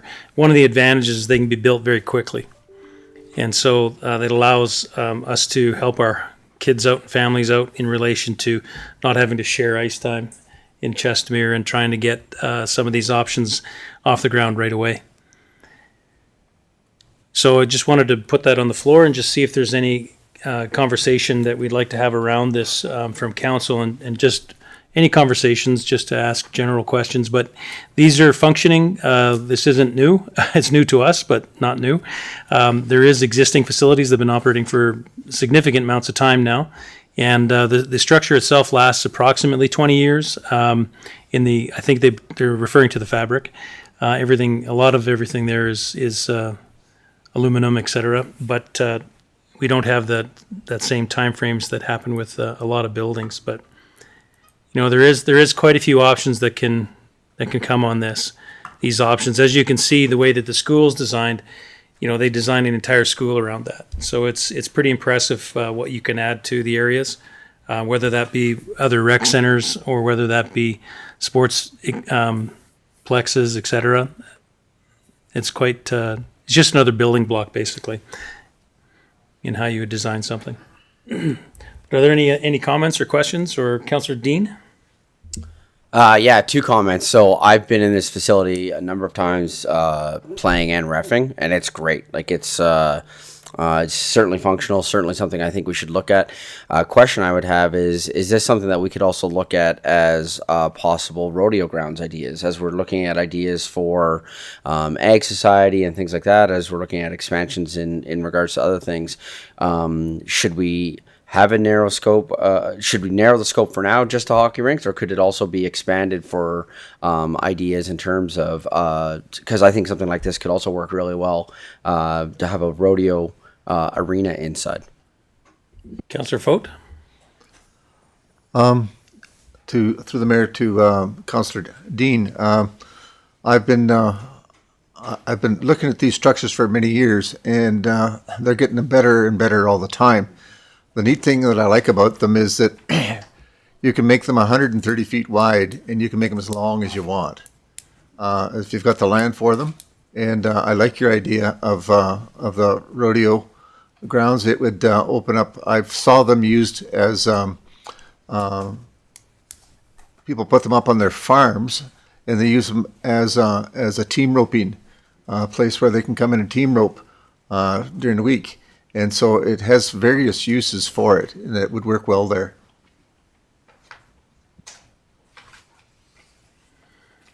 Councillor Funk? Maybe just to simplify it a little bit, are you maybe asking administration to look at the cost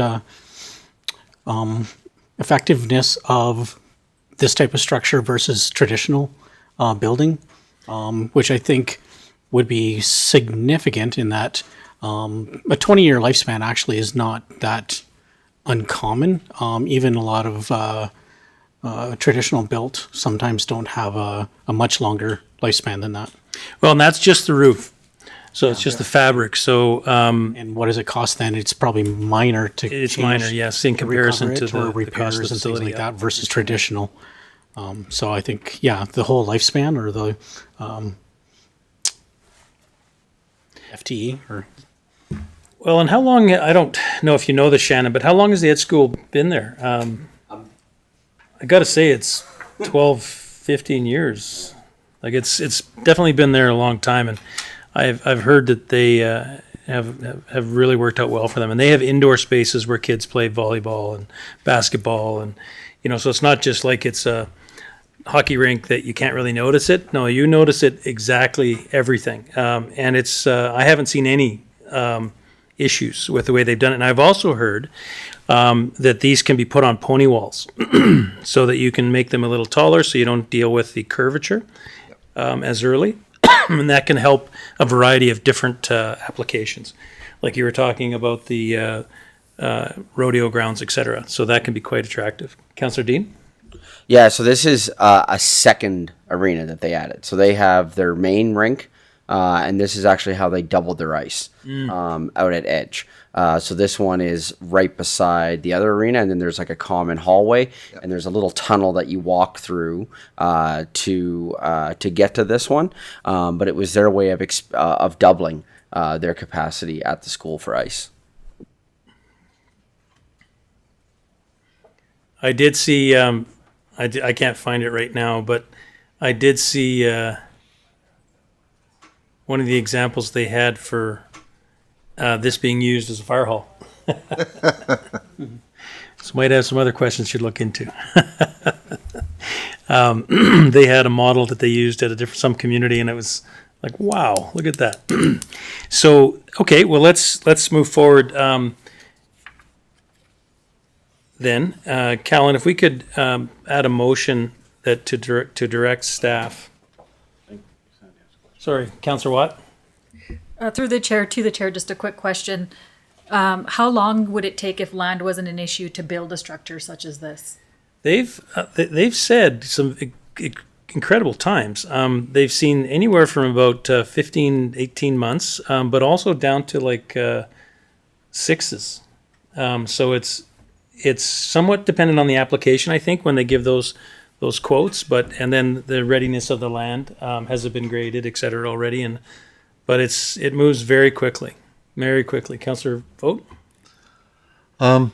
Their structures can go up very, very fast.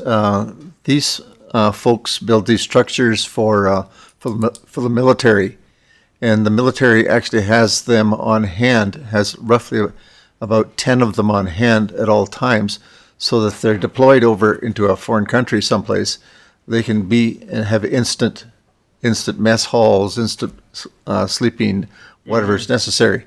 They said that if they're going to try to build, like they have built twin ice arenas in 11 months, and it's all to do on how quickly you can get. They build the structure, and then you use contractors inside to do your finishing, like your change rooms or your concession booths or whatever you want to have in there, your bleachers and all that sort of stuff. But they can actually set them on dirt if you want. But they recommend setting them on concrete. That's what I found in my investigation over the years. That's very interesting alternative. Okay, so the motion that we have here, motion that council directs City Director of Community Growth and Infrastructure and Administration to explore the feasibility of the sprung structures for hockey rinks in Chestermere.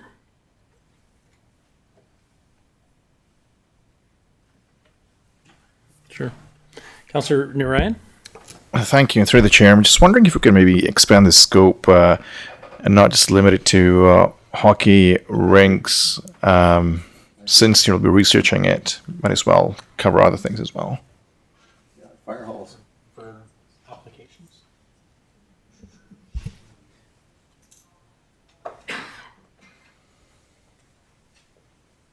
Might even make a library.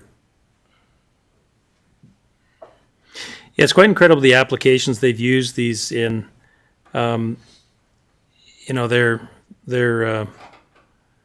webpage is obviously substantial. And I won't go through it here in council today, but it is, there's the fire stations, yeah.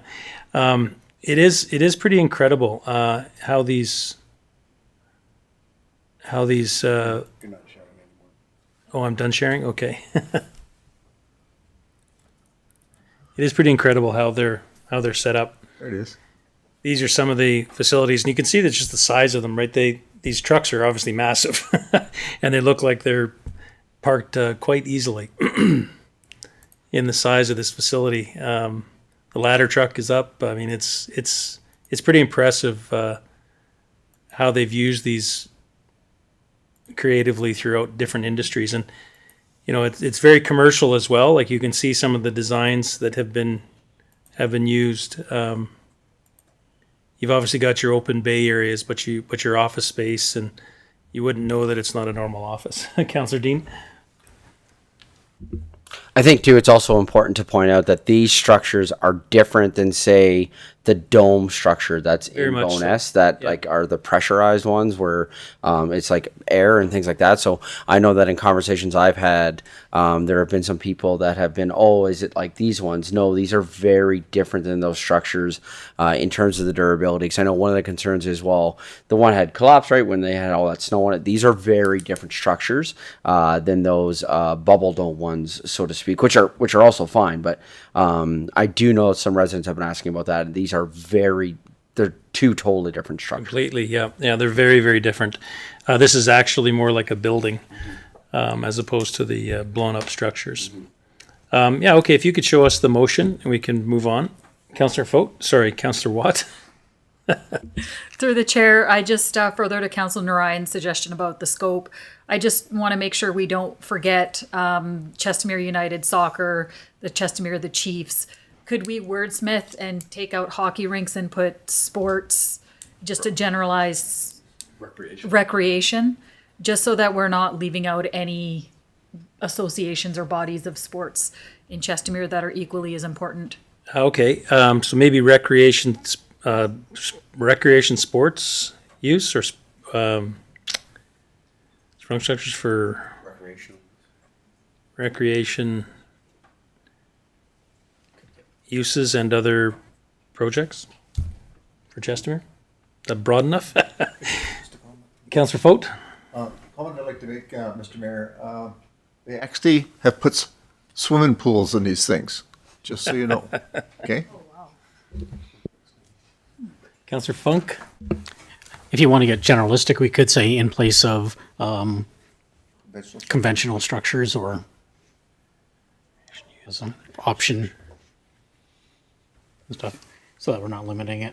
And then we can use it for, like you said, fire or other Sure. public utility. Other conventional structures for Chestermere. All right, if I could get that motion read in. Councillor Watt? I motion that council. Thank you. He turned you on. Thank you. Motion that council direct city director of community growth and infrastructure and administration to explore the feasibility of sprung structures for recreation uses and other conventional structures for Chestermere. Do we want to add a time frame on that and have them come back to council? In June, I don't know if we could have this roughly a month. Like, is there June 15th? I don't have a schedule in front of me, unfortunately. Mine's You have 8, 13, and 27. maybe the 13th then of June. Travis, do you think that's possible? I just want to inquire maybe on the specifics. So are we talking about potential locations, costs, timing for construction? Like, what generic information do you want to know about? Like, I think maybe if I understand what specifically you're looking for, and when you say the feasibility of this. Yeah, the feasibility would review that as compared with conventional structures for a variety of uses. And maybe we should specify some of these uses so that you have a clearer motion. but really looking at, we're talking about, for example, the fire structure, as well as we're looking at for sport court uses, using it for indoor, obviously ice, indoor ice arenas, Tennis courts, pickleball courts. yeah, sport courts, as well as turf sports. And do we want this specifically investigated for Dawson Civic Center site, or Yeah, specifically the Dawson site, possibly the CRCA site. Okay. And as well, where we're looking at the other expansion actually is on the Centron site. So really, especially where we're putting recreation fields, obviously, is looking at is that it really comes down to the cost analysis. Is that when we're looking at this versus conventional building, is it significant enough of a price difference / time difference to how fast these things can move forward for our residents to benefit from them sooner than later? And then there is opportunity in understanding, as Councillor Dean had mentioned, the sizing that these can get into for like the rodeo and exhibition grounds. They're no small ventures and sizes that they need, but I'm not sure that the width of this is, you're mentioning that we'll have to see what the maximums are, just to identify that, because it'd be nice to get into that 300-foot width and stuff. And that's kind of hard, I think, for these structures, but it'd be nice to know where there are limitations and what part of the market that they really do well in. And we've seen that they do well in the hockey side, but it'd be nice to see that for sure. So our motion. Just a second, let's just read it again here to make sure it's specific enough.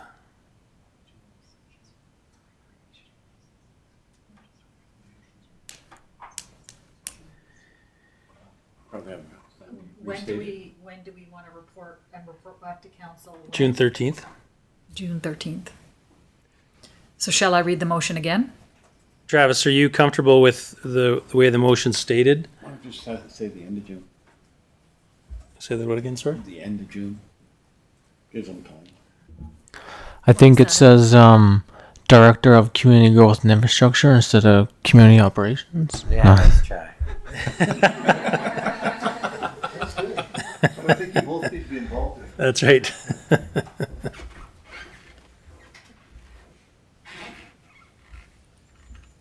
Do we want it to be June the 27th or June the 13th? I think that's fine. I think it's a lot of preliminary investigation. I mean, I will update council on that for both sites. We have engaged a consulting contractor to help us with some of the very high level conceptual layouts of what these sites would look like. And I think I might reach out to them as well to see if they know much about this product, as well as the manufacturer themselves. So I mean, that's still a month away, so that's plenty of time for me. Okay. All right. Councillor Watt, if you could restate the motion. Sure. Motion that council direct City Director of Community Growth and Infrastructure and Administration to explore the feasibility of sprung structures for recreation uses and other conventional structures for Chestermere and report back to council for June 13th, 2023 regular council meeting. Thank you. Councillor, are there any comments or questions? All in favor? Carried. Thank you very much. Mr. Mayor, can I make a comment? Yes, Councillor Fote. I would, I think you, Travis, you'll be able to move on this very quickly because previous council actually had looked at using that to build a city hall. And I do know that they would welcome you to come down for a tour, and they will explain it all out to you. And they can give you an instant number on cost. You tell them what you want, and they will give you an instant cost. Thank you. Is this tour in California, Palm Springs, anywhere? No? Oh. Close, Alderside. It's on our side. by way of Los Angeles or Hawaii, one of the two. Okay, so moving forward, if we could, I'll call a recess right now. It's 3:21. If we come back at 3:30, and then we'll jump into our presentation, our financial information. So back at 3:30. Thank you.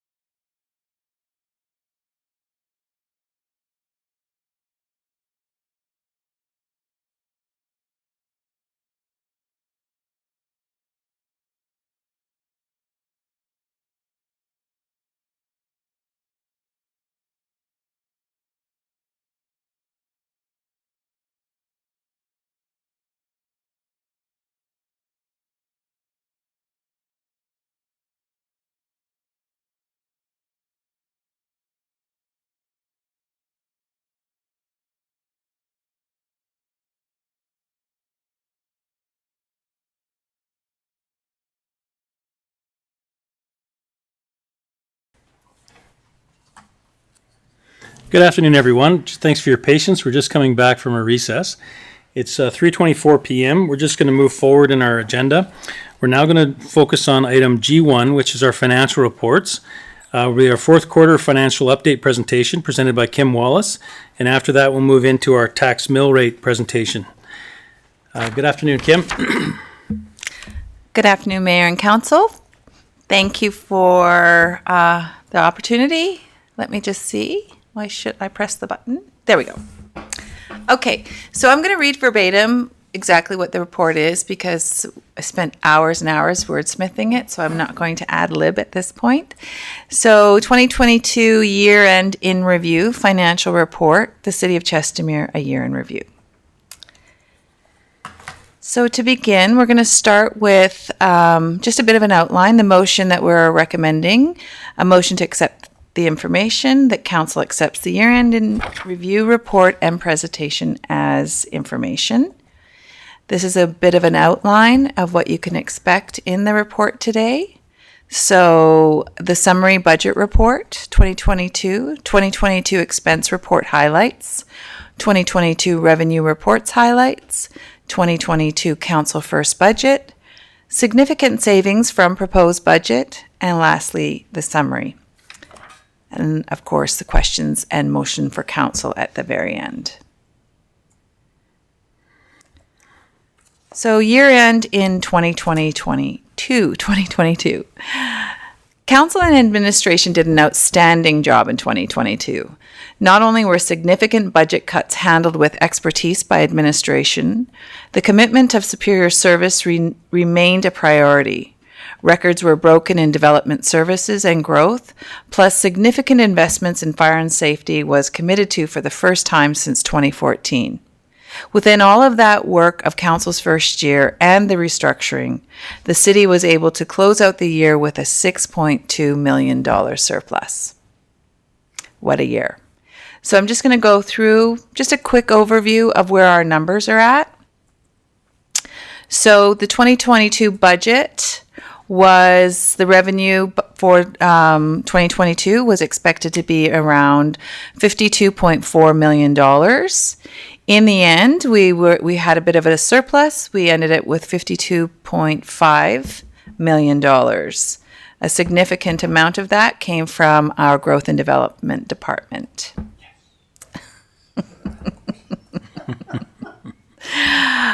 Where we saved and has contributed greatly to our surplus is in our expenses. So we had budgeted $52.4 million in expenses, and in fact we came in at 46.2 and change. I'll just move along. All these numbers can be for review later, obviously, and will be posted to the public. So our expenses, the 2022 expense report highlights. Council's organizational restructure, the Tri-CAO model, increased efficiencies and reduced operational bloat while maintaining a high level of service for residents, resulting in an operational savings of $6.2 million, slightly different than the 6.3 overall, sorry. Administration's in-house expertise reduced the need for contracting and consulting services. We would like to make note that in 2022, the legal fees were under budgeted. It was a budgeting error because the actual spend in 2021 for legal was approximately $459,000. But we listed our legal needs as $272,600,000. The legal fees in 2023 were corrected, just so you know. So here is $272,600,000 was estimated, but in fact we spent $523,849. So some of our savings can be seen through, obviously through salary and wages. That was done through our Tri-CAO model, just coming in a little under 10%. Contracting services, legal we were a little bit out on. Telephone and internet we had some significant savings. So in the end, again, $52.4 million in comparison to $46.2 million, with a savings of $6.19 million.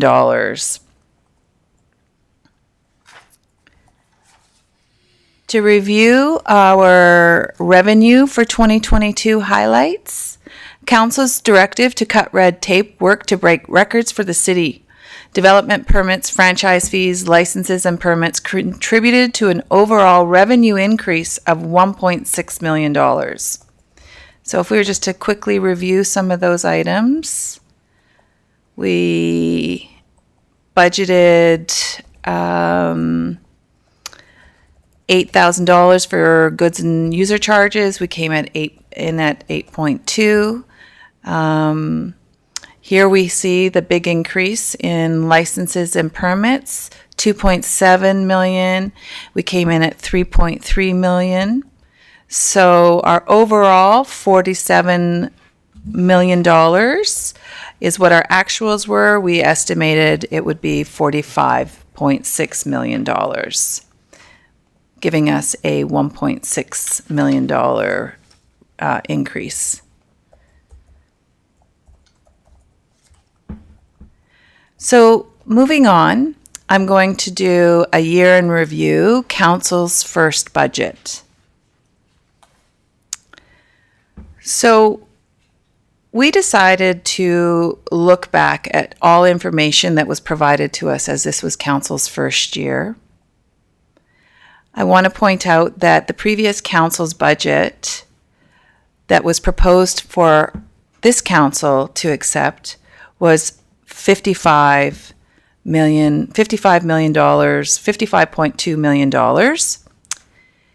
Their previous budget was $49.6 million.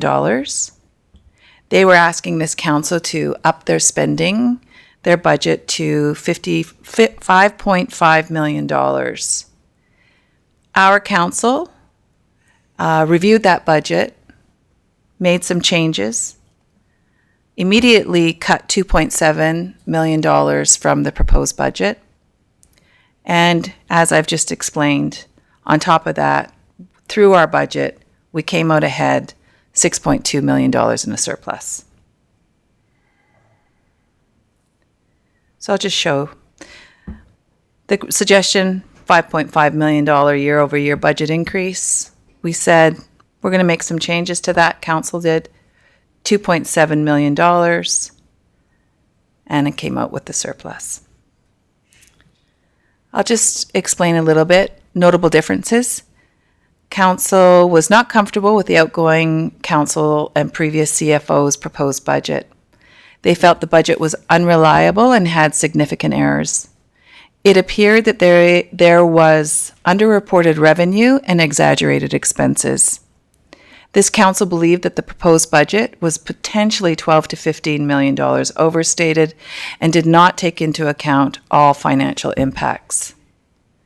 The budget provided by the outgoing council and previous CFO would have required raising taxes to residents to balance the budget. Their recommended budget had an additional $5.5 million in spending and taxes. However, their proposed budget did not include additional amenities to justify their increase in the year-over-year spending. This council did analysis on their budget, found significant savings, and adopted a new budget, which in the end resulted in the $6.2 million surplus. This current council cut $2.7 million from the outgoing council's proposed budget. After looking at the proposed budget, council believed they could safely cut up to $8 million from it, though council was advised to be more conservative in their first year, thus only cut $2.7 million. In fact, further efficiencies were found in 2022, providing a $6.23 million surplus, meaning council realized 2.7 plus the 6.23 million would have equaled in total $8.93 million in savings. Very close to their initial analysis of cutting the proposed budget safely by $8 million.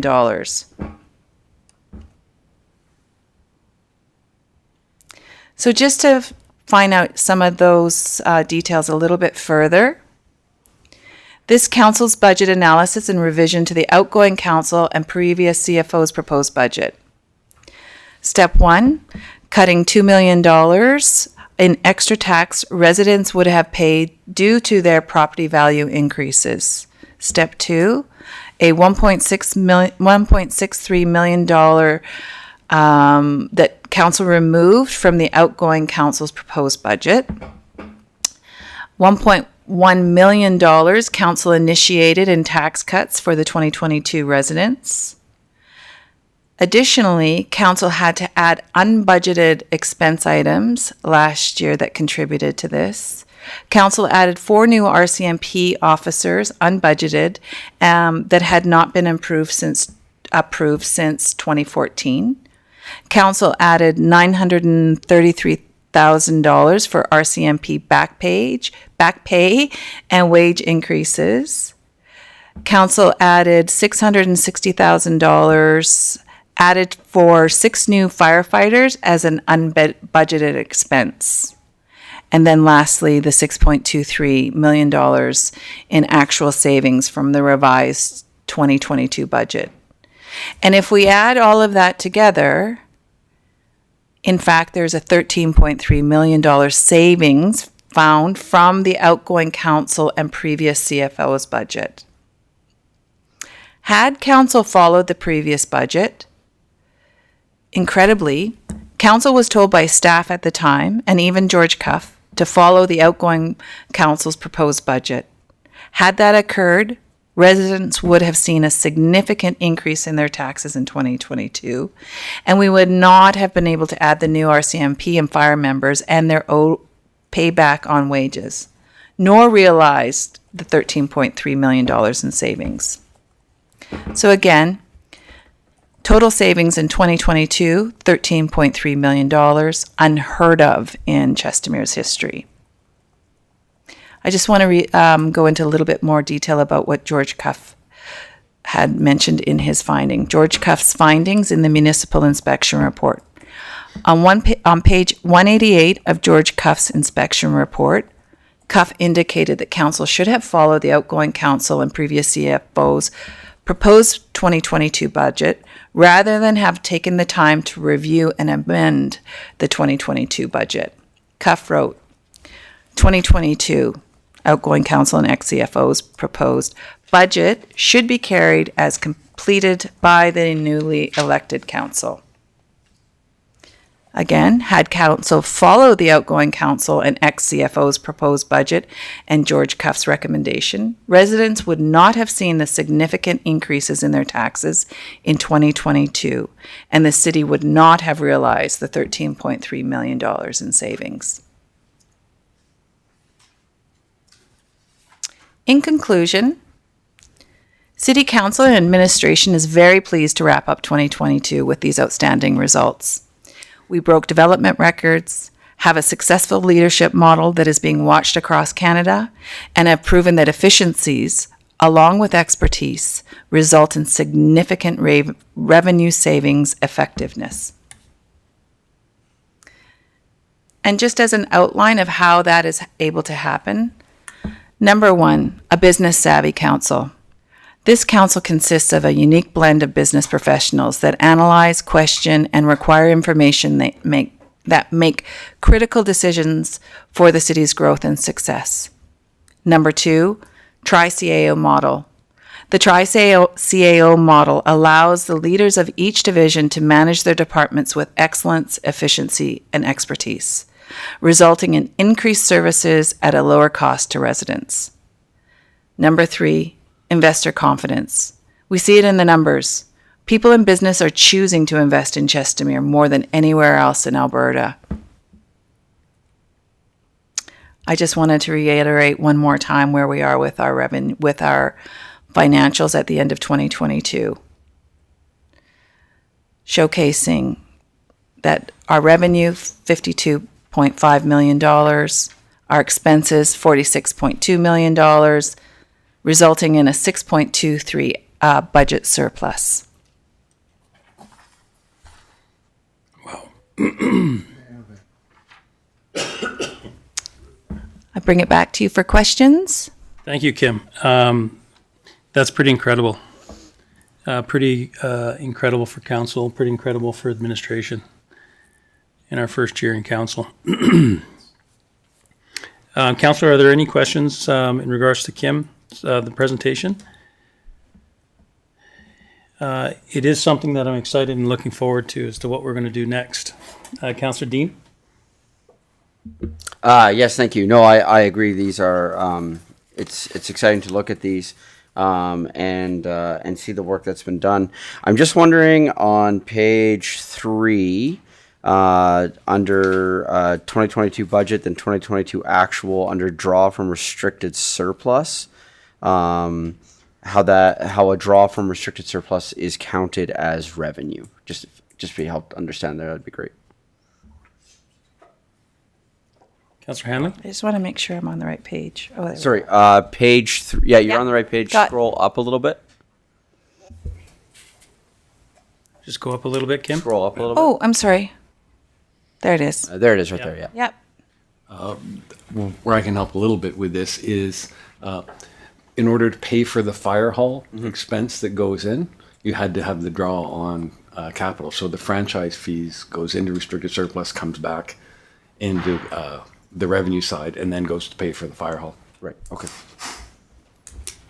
So we get that revenue from our franchise fees? Yeah. I see. So wouldn't, sorry. I'll talk about it. Sorry, so then wouldn't that be budgeted because you know the franchise fees or no? We had to change the policy on the franchise fees. Right. Okay, thank you. Oh, I remember that. Yes. We did. Yeah, thank you. Thank you.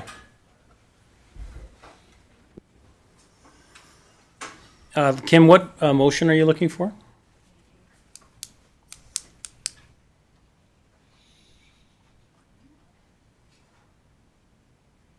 The motion is to accept for information. Council accepts the year-end in-review report and presentation as information. Okay, councillors, if I could get someone to read that motion in. Councillor Funk? Motion that mayor and council accept the year-end in review report presentation as information. Thank you. Councillor, are there any comments or questions? Councillor Dean? Yes, thank you. So this is a year-end review report, and then we still just have to complete the final audit after this. Is that correct? That would be correct. Sorry. Yes, that is correct. Awesome, thank you. I'm just wondering, just before we change this, should this also say fourth quarter and year-end in review? That is good advice, yes. Please do. Yes. Councillor Watt? Thank you through the chair to Kim. The figures here, the data is quite exceptional. Thank you for the report. What I'm wondering is, in order to assure the residents that they're still getting the best bang for their buck, what I'm hoping to get from you in the future is possibly a list of projects that have been completed, and ensure that we're showing the residents that not only do we have sizable savings, but these are the projects that we've provided you, just so that there isn't concern that we're cutting from the budget, but we're also cutting programs and services that are really the lifeblood of this community. Through the mayor to Councillor Joe Hallwatt. I think that's a fantastic idea, a year in review of what this council has completed, council and administration of what we're working on, what we've completed. Thank you. Councillor Hanley? I just wanted to also confirm, I believe at the end of the year, when we asked for this report to be done, we authorized you to take the net expense betterment and apply it to the restricted surplus accounts at the end of the year. So these numbers are prior to that actually happening. So this savings you're actually going to put in restricted surplus accounts to fund future recreation, future initiatives, depending on whatever council's decisions are, and whatever final adjustments come as a result of when we go through the auditing of the 2022 expenses will also be accounted for. That's correct, and I do mention it in my next presentation. Okay, any other comments or questions in relation to the motion on the floor? I'll ask for it to be restated since we added the fourth quarter. Councillor Funk? Maybe the motion we just should add in for quarter and year end 2023, just for, 2022. sorry, 2022, Yep. because you can make that mistake. Sorry, my mic wasn't on. Exactly. Would you like me to restate that? Sure, please. Motion that mayor and council accept the fourth quarter, year end 2022 in review report presentation as information. Any comments or questions? All in favor? Carried. Thank you. All right. Moving on to our next item, which is the setting of the tax, or the discussion around the tax mill rate. Again, presented by Kim Wallace, City Director of Corporate Services. Thank you, Mayor and Council. So moving into the next area, which is a great transition from what we just announced, the 2023 property assessment, tax mill rates, the City of Chestermere, mill rate analysis report.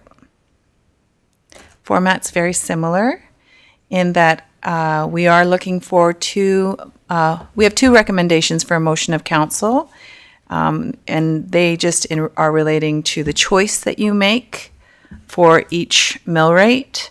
I will read, well, there's three. The motion to accept for information. The council accepts the tax mill rate analysis report and presentation as information. Motion, these are the two options. Motion that council direct administration to develop the 2023 tax mill rate bylaw using 3.61 as a tax mill rate, returning for May 30th, 2023, or motion that council direct administration to develop the 2023 tax mill rate bylaw using 3.35 as the tax mill rate, returning May 30th, 2023. The following will be reviewed in this report. Calculating the 2023 property tax mill rate, understanding council's tax mill rate options, how do tax mill rates affect property taxes, and summary and recommendations. So moving into calculating the tax mill rate. Chestermere property assessments. Residential property values are $4.8 billion. The city is the fastest growing community per capita in Alberta. Council has to decide how this increase will affect residents' property taxes via the tax mill rate. So calculating the 2023 tax mill rate and property taxes. Our total revenue is $52.4 million. Our total expenses, $52.48 million from our budget, as you know. The actuals came in at 52.5 and expenses at 4.2, resulting in the 6.2322 budget surplus. And I just wanted to acknowledge the previous budget from 2021. So how we calculate the 2023 tax mill rate is we combine the city operating, actually, I'm sorry, let me move down the page a little bit. It'll explain it a little bit better.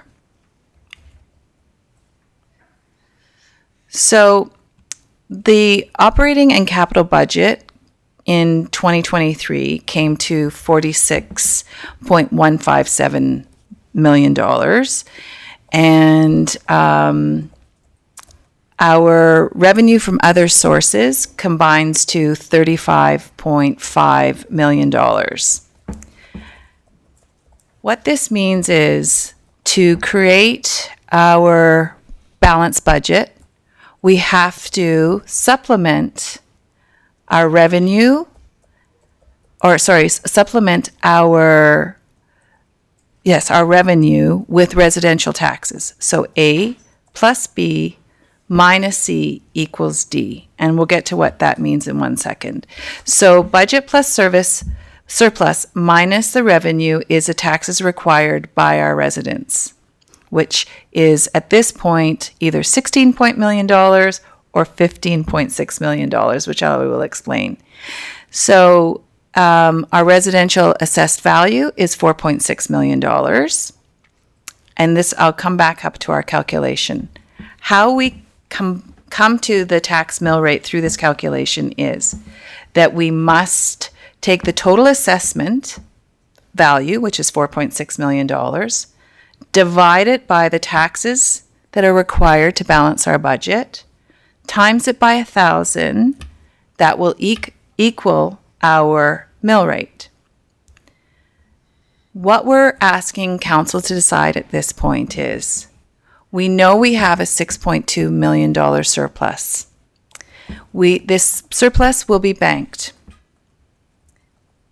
I will mention at this point, Councillor Hanley, this is the motion that you had mentioned. Motion that council is authorizing administration to transfer the net 2022 expense budget betterments to the general restricted surplus account to fund future initiatives. The reason I bring this up is council can decide either to bank the complete surplus of 6.2, or decide to put $1 million of that dollars towards the required residential taxes to lower the tax mill rate. So giving the residents another $1 million break.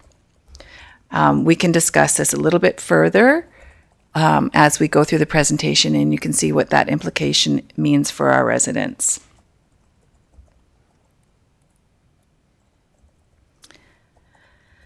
Before we go there, I want to show you if we chose not to use the surplus for our residents, residential assessment increases to $4.8 million.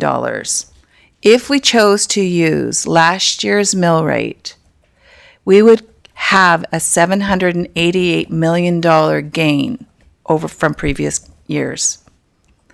Council does have the choice to use all of this, some of it, or none of this gain when they determine the 2023 tax mill rate.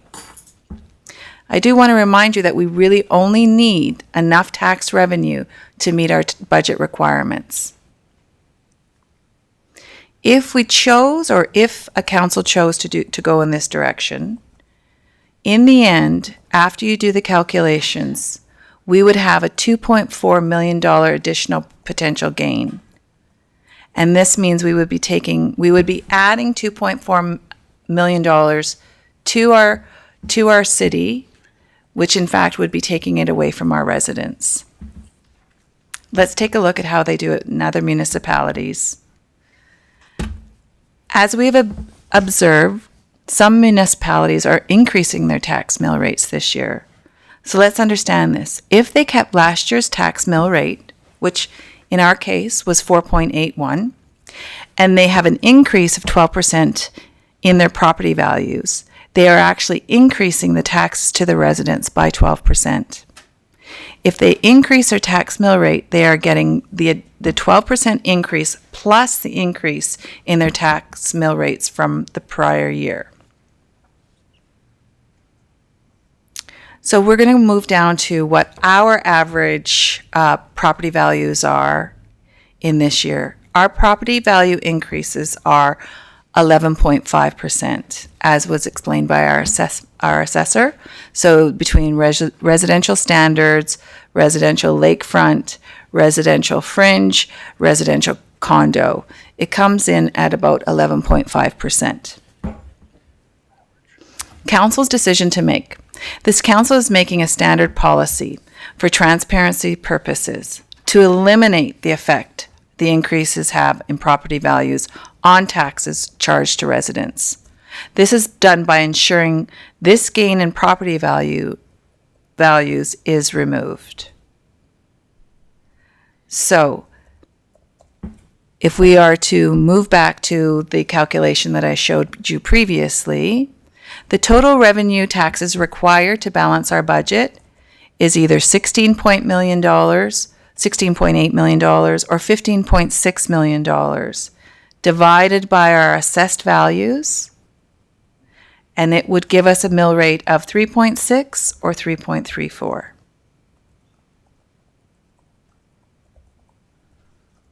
Tax mill rates and property taxes.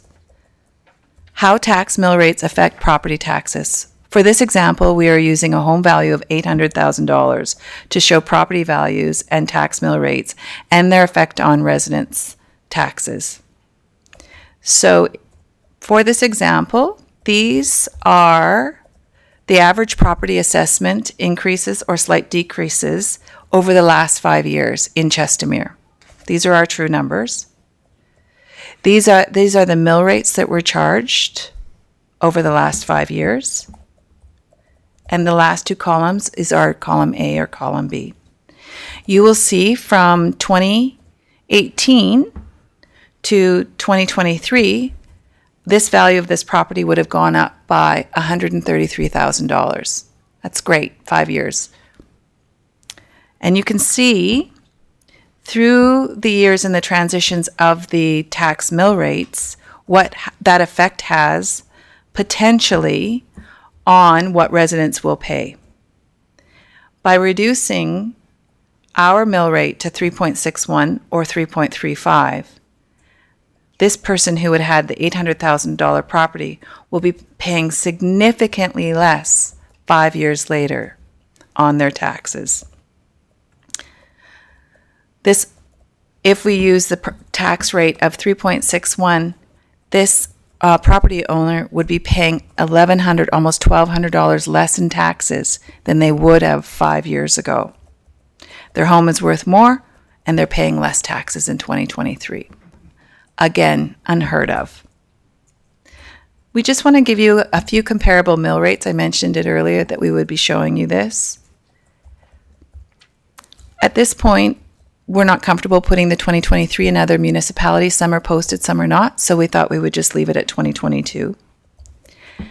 As you can see, Chestermere was in and about on average in 2021. We went down significantly, well, not significantly, we went down in 2022, but we are going down significantly in 2023 after our budget.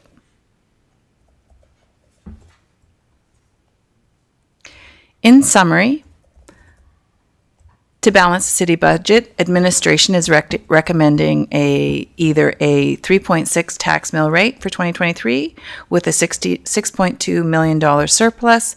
Staff is confident the high standards of service expected by residents will continue to be delivered with efficiency, effectiveness, and expertise.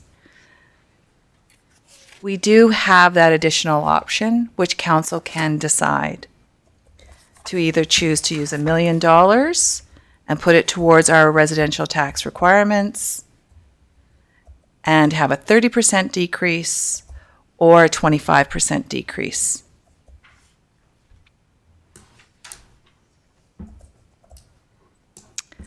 So at this point, I will bring it back to you for questions, comments.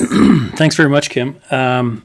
Yeah, so I just wanted to clarify. So so we're looking at going forward into 2023. So we had an existing budget in 2022 of $42.4 million, which we met and actually had savings on expenses of $6.2 million. So we're saying here that as Councillor Hanley had indicated, that money has been put in the restricted surplus account, put in the bank. Mm-hmm. And so going into this new year, 2023, what you're saying here is that we will have administration stick to the budget that they were able to achieve last year in expenses, $46 million, which will over and above put an additional $6.2 million into the bank surplus. So what you're suggesting here is that we be more conservative and that we don't take away all of the $6.2 million from our taxes that we would receive from residents. So we're still charging residents the $6.2 million. It's just that what we're saying is that we've had staff that have achieved a $46 million expense budget last year. Mm-hmm. So we want to challenge that to remain that the same. However, we're putting in the $6.2 million in the bank this year as we receive our taxes, just in case that they need to look at getting additional funds back to them. However, they have to come to council in order to get that. That is a suggestion, yes. To be more prudent. And so we're able to achieve without taking a discount of on the money that we're bringing in of any of the savings from last year. We're able to achieve a 3.6 mill rate. That's correct. So that's without taking off any of the $6.2 million of savings off of the budget. That's correct. That's very good. And then the second point that you're making is that if we wanted to take some of that money, 6.2 million that we're saying we're going to keep, rather than having such a large safety net that's going to be in the bank, okay? Rather than doing that, we could be a bit more aggressive and take off $1.2 million. And the city would only bring in $5 million plus $46 million in total taxes. Correct. Taxes and other revenues. And that's what would allow us to charge residents $15.6 million in taxes. So if we wish to be a bit more aggressive and take just over $1 million out of that $6.2 million that we realized this year, it's 2022, quite frankly, I'd like to take it all out. But I do understand that this is a question that we have for council, which is first in regards to our residents. Do we want to reduce our taxes as much as possible, or given the desire for our residents that have expressed a desire to increase our recreation, do we want to continue to charge that savings, still achieve an incredible low mill rate, continue to charge that savings and put that money in the bank for recreation purposes that council would then decide at a future point in time? So there's kind of two apples there, I think, is what's being presented, is that either we're going to charge this amount and bank an extra $6 million over last year's $6 million, which means we'd have approximately $12.4 million to put towards recreation, which sounds fantastic. Or do we cut it somewhat? Do we cut it in half? Do we cut it all? Do we cut none out of that savings? And I guess that's the question, is that we're achieving some incredible results with our additional revenue that we're bringing in. We're achieving a lot more revenue, which is helping us bring down our taxes. So that's really what's happening. As well as we've got this extra savings that, do we want to take advantage of it for reducing residential taxes further? Or do we want to put that money into the savings account for multiple purposes? And council can decide what those purposes are for. That can be heritage fund, that could be savings, that could be recreation funds, that could be anything, paying down debt. There's lots and lots of reasons. I mean, I understand residents, of course, I want to pay less tax, or be more recreation, I guess, and then maybe less tax. It's not as exciting to pay down debt. We do have a lot more money coming in off-site levies as soon as Centron gets going, so there's lots of exciting times coming ahead. But today what we're dealing with is, do we wish to decrease the amount that we're banking, is really what it comes down to. Staff have done an incredible job, and we've found savings, which is incredible. We haven't postponed projects. Council had initiatives that we were trying to bring forward last year, like, for example, building a splash park or building a hockey rink and whatnot, and on the CRCA, and that wasn't able to happen as of yet. So definitely those funds are banked. But we're going to have this additional monies that we're going to keep in the bank. Or do you want to cut some taxes more? We're going to cut taxes anyways because we've been able to achieve the results we've achieved. So that's a good message. Already taxes are going down significantly. However, we haven't touched any of the savings for taxpayers.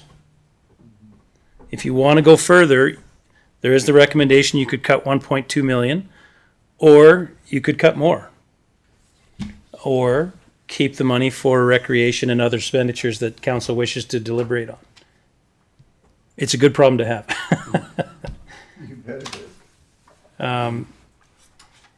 And Councillor Watt? Thank you through the chair. I'm just wondering, this is just a thought, the paying down debt, I know it's not as exciting as other options, but could we not use some of these savings to pay down the fire hall, the expansion, and perhaps abolish the franchise fees, which is also another tax that our beloved residents have been paying? That could be something that, would that be feasible? I guess that's my question. All of those kinds of expenditures council could decide on. It's a very unique situation the council's in. We're giving significant tax cuts. We'll end up with this additional banked money as soon as we send out our tax notices, which come out as soon as we pick that mill rate. And then we have all of those decisions to make. And remember, I think what wouldn't be a bad idea is, I don't know if a workshop or what have you, where accounting can show us. Serenity is just about, hopefully, to get their approval soon. And they're going to move forward. And so there's a ton of money that we're also going to collect, which went to a bunch of debt for CUI, a bunch of debt for the road down there, for the Webster project. And then that Webster purchase amount comes back in debt. So there's good situations that are coming. And I wonder if council should be shown, I guess, the whole picture rather than, as much as we're seeing this is significant, but there is a much larger picture, and make some of those decisions, as well as talk to the residents. What are residents looking for? As much as Councillor Watt just said, they may not be super excited about paying down debt.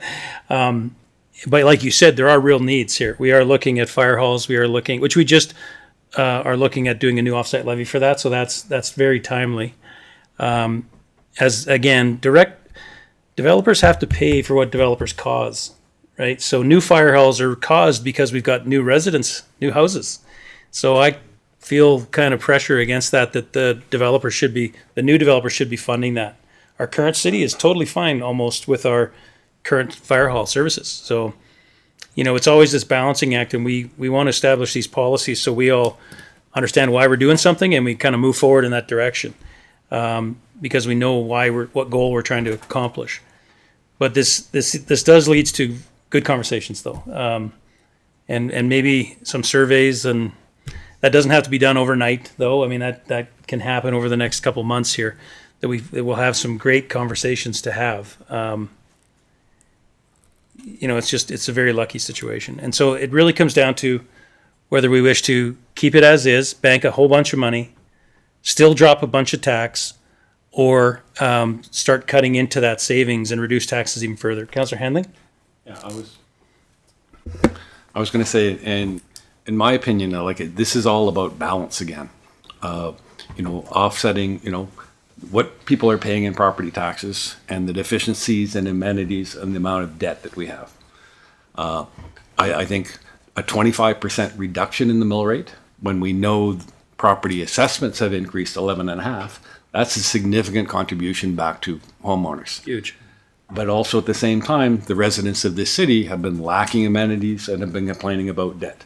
I think the prudent thing is put that into restricted surplus, invest that wisely to get the biggest bang for our buck, to give, the residents the things that they've been crying for years. So, I'm very much in line with this 25%, the 3.6. And then even that alone, when you go back to the prior page, compared to the other cities around us, that's going to make us a pretty attractive place to be, which might even spur develop even and demand for our area even more. So it'll be the lowest city in the province for sure. Especially when you consider that we have very, very, very little commercial tax to subsidize our residential taxpayers. Well, and the other thing that having money in your savings account is is a good thing for planning purposes. Dark days sometimes do come ahead, and we could get faced with a catastrophe or an emergency, and we need to have the resources to be able to accommodate for that. Councillor Watt? Thank you through the chair. I also think, just another comment to supplement Councillor Hanley, I think we need to strike a delicate balance and incorporate what's going on in this world right now. Inflation is at an all-time high. A basket of goods is costing our residents that much more. So I'm just thinking, in the spirit of transparency, there's a lot of good material here to share with the public. What I'd like to see is perhaps a survey with some very basic questions asked of our residents and incorporate their opinions as to what they're looking for. After all, it is their funds. It could be a collaborative effort that could further put us on the map as a municipality that's really looking to hear back from their residents as to the future of their municipality and their finances. I think that would be a really good idea. Great comments. Councillor Funk? I completely agree with both of those statements in that I think it'd be prudent for us at this point in time to do a little housekeeping in that giving us the ability to action recreation opportunities when they arise that we have been lacking, and also other things as they arise. You always run into situations where you have unplanned expenses. So having the ability to fund something immediately versus having to wait and find a way to fund it is never the opportune way to do it. So I agree with having a surplus to do that. And also I think it allows us the ability when we're applying for grant funding for some of these things, it shows that we are being prudent with our financials, and quite often I think it gives you better representation on the applications for grant funding. Interesting. Yes. Well, thank you. Are there any further comments or points? I'm not sure how you'd like to proceed, Council. I personally agree that I think at this stage with the 25% reduction, I'd like to see us bank some money for multiple purposes, whether it be recreation, whether it be other uses. I really think that that's an opportunity for our city to hopefully play catch up real quick for a lot of years that we haven't had what we should have had compared to cities like Okotoks, and you know how incredible they're offering their services and whatnot. It's really unique for us to do that. So I'd probably recommend option I, option one, whatever you want to call that, the 3.6 mill rate. Kim, what motion are you looking for us? Could you review that again, please? The motions are here. So beyond accepting the report for information, that motion direct administration to develop the 2023 tax mill rate bylaw using 3.61 as the tax mill rate, returning May 30th with that bylaw. Okay. Or to do the same but using 3.35. Okay, well, Councillor Watt? Through the chair, just a quick question. I'm just thinking about optics. So say I'm more inclined towards option 2 and putting more funds back in the pockets of our residents. I don't want to vote no on the 3.61 and have it perceived that I'm not in favor of a reduction. So how do we manage this predicament? I think personally, if I may, I think the opportunity is kind of like the province did a few years ago, where they can always, like what they used to call those, like this is a few years ago, Ralph Bucks, where he paid back money to the residents. So there always is options that, you know, when you're bringing money in, it's easy. When you haven't brought it in, you can't ask twice. That's for sure. And also, what this does is it goes to a tax bylaw. So then I believe we have to go through 3 readings. Okay, so then we would have to have some results back for that 3 readings as well. Plus, I think we have to do a public hearing. Is that right? No? Just 3. Okay, no public hearing. So there is still 3 readings that have to go through. And we do have the opportunity to give money back.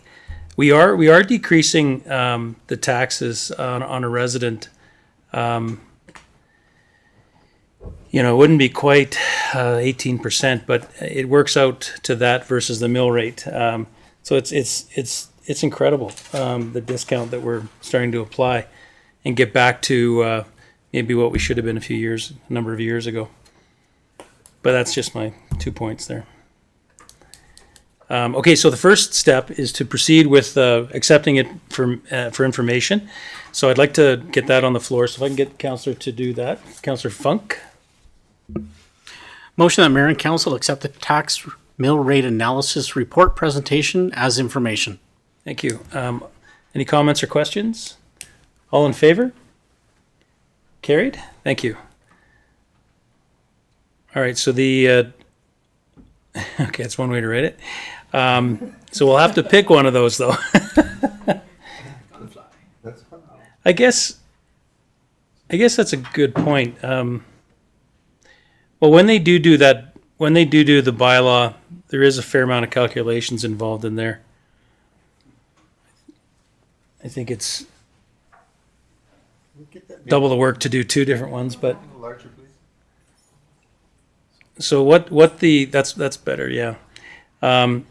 So what here they're asking, Councillor Fote, I'll read it out, is first motion is to accept the 3.61 mill rate, and the second one is to accept the 3.35 mill rate. And one of the points that Councillor Watt has brought up is that, she still is pointing out that some of the residents may favor a reduction, and to have, a lower amount of taxes paid. I'm not against that either. The one point is that so staff hit this target. Well, it wasn't a target, but we were definitely working hard to hit it, and staff hit that. And so one of the things that's nice is to let's see you do it twice, or better it, right? And have that money in the bank. I'm not worried about us getting back up to using the $6 million. Doesn't mean you wouldn't use some of it, but we also have council initiatives that we want to try and push forward that are over and above these budget numbers that we might want to jump forward with a hockey rink. We got some pricing back on the field houses, and they range between $9 million to $12.5 million. So not that you necessarily want to pay cash for these things, but they are real things now. So council hasn't usually had these kind of conversations where where do you want to spend the money that we have in cash? So they're good conversations. Councillor Hanley? I was going to say, if you go back to on the presentation to the $800,000 example, in 2021 to 2022, which was the first year, basically it was the property values increase, that 5.6%, we reduces the mill rate. And on average, on this particular example, their taxes went down from $4,100 to $4,000. So they saved $100. Now, going forward into 2023 with that particular option, their property values went up 11.4%, but now they're basically saving $650 on that $450 from the 25% reduction. So that's a pretty significant tax gain for individuals that will help with the burdens that are happening in society now, and inflation and all the other things. Yeah, and the very first is approximately 17%. 3.61 is approximately an actual 17% decrease in the taxes paid. Wow. That's huge. 3238, and that's from last year, which was already a 6% decrease. And then option 2 is a 20%. So they're both substantial as heck. Councillor Watt? Through the chair, is there the opportunity to possibly save on this decision today and have some open houses with the public and have that collaboration, have council present, have representatives from administration present, and really publicize that these are some exceptional figures here, some exceptional accomplishments, but incorporate the needs of our residents, and maybe even have an option 3 of paying down the debenture for the police station, further reducing franchise fees. I don't know if that's an option, but I'm just really focused on that right now. Is we do pay another tax, which is a franchise fee on our bills. So I just don't want that lost on residents as well. Mm-hmm. Now we do have, I'm not entirely sure, but Councillor Fote? How much is the debenture still on our fire station, if you don't mind asking? I'm sorry, Deputy Mayor Fote, I don't have that information. Okay, thank you. Yeah, if I remember, it was $1 million or something. But Councillor Hanley? Yeah, if I recall correctly, this is the last year. Mhm. Paid for it, and then we're done.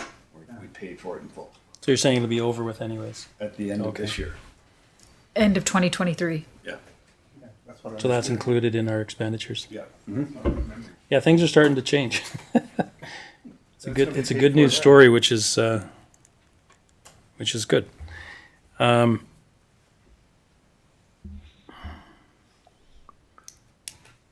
Follow-up question, Mr. Mayor? Councillor Fote? I like Councillor Joel Watt's suggestion that we take this to a town hall meeting. That's what I'd like to do. Because I think that the public has been concerned maybe what's been going on in City Hall. And I think this is a chance for us to explain what we've been working at. And it might clear up some concerns that are going on. And I'd appreciate the public's input back on what we'd like to do. This is their money. Let's ask them what they want to do with it. Thank you. I do think that our next council meeting, unfortunately, we don't have one next week, next Tuesday. We have it on I think it might be the 30th exactly. That's correct. And I know that we've got to get the tax bill out. So I think the May 30th is kind of our last D-Day. Now, we can always amend. It's tough on staff, but we can always amend what we're saying. But it does take them time to prepare the tax bylaw. I agree. You know, I've read through it a few times, and it is involved. It's not a hour kind of a switch here. And I think that it's definitely important to hear from residents. And, 17% decrease in taxes is over and above the decrease because of the inflation is unheard of. And I think we have to give our staff the most we can time-wise to get this thing going. I do feel that it's still worth having conversations though, but I'd like council to commit to a decision, and then we can show the public that this is serious. It's not pretend. We've actually got a council decision that actually says this. Can we adjust it? That can happen. If it absolutely needs to go that way, if 17% is not enough, we can definitely, push things harder with our staff, I guess. But I would like to show commitment to the staff, show commitment to what as you mentioned, Councillor Fote, that how things have changed, and that these are real committed numbers with a council resolution, showing that what's been accomplished and how we're moving forward in a positive, extremely positive way. And then if we do decide, there's a lot of dollars coming in. We can always decide to do things, paying stuff down, paying debentures, paying debt, more recreation. We can always try to do those things. Because again, that's going to be our conversations. That's what council's here for. Councillor Fote? I respect, we've taxed our administration and staff very heavily this last year, and they've done an amazing job, and I commend each and every one of them. But I think maybe if we don't have time to do a town hall meeting or stuff like that, it would create a greater inconvenience to us. We request that the comms department puts this out on Facebook, Twitter, whatever you want to. Surveys, yeah. Surveys. Just get it out there right away, and let the public know that they've got a few days to respond to us. But I will agree with you, Mr. Mayor, that we make a decision today and go forward with it. And I guess my choice would be number one, I think. Councillor Fote? Sorry, Councillor Funk. Sorry. It's the problem that we're sitting beside each other, probably. Brothers. Brothers of different mothers. I guess the first comment is the great thing is that both of these are actually very significant reductions, and it's great to see that administration has taken the challenge that was laid out ahead of them to come up with significant change, and I applaud that, and that they were able to make these presentations today to show that we are committed as a administration and as a council to reducing and being conservative with the funds and everything that we've been given. The good thing is, I think in this situation, I don't think there's a really bad choice in any one of these. If you vote against either one, I don't think it should be seen as anybody not enjoying it. If both of these motions were not passed, then that would be interesting because that's telling us administration to go back and do a lot more work. But I think one of these is going to pass today, and I again, my accommodation to administration, what they've done. I agree. All right, Council, if I could get a motion coming forward. Councillor Funk? Oh, I get to pick. Okay. Motion that council direct administration to develop the 2023 tax mill rate bylaw using 3.61 as the tax mill rate returning May 30th, 2023. Thank you. Councillor, are there any comments or questions? Number one, correct? That was number one. All in favor? All opposed? Carried. Thank you very much, everyone. Okay, moving on to our next items. Okay, so we're going to move on to our enclosed session. So we'll start, if I can get a motion to go in camera. Councillor Fogt? I make the motion that we go in camera at 5:25. 4:36. 4:36. Thank you. All in favor? Carried. Thank you very much.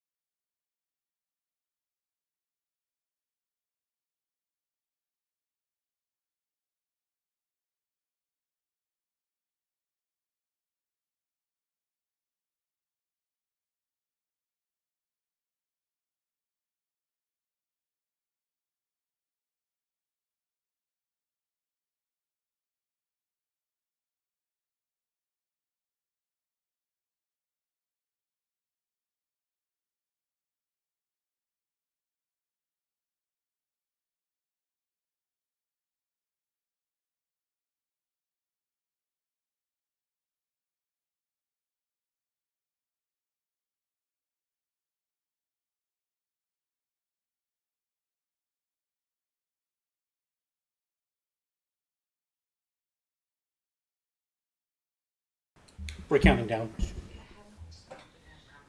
Great. Good evening, everyone. We're just coming out of our in-camera session for today's council meeting.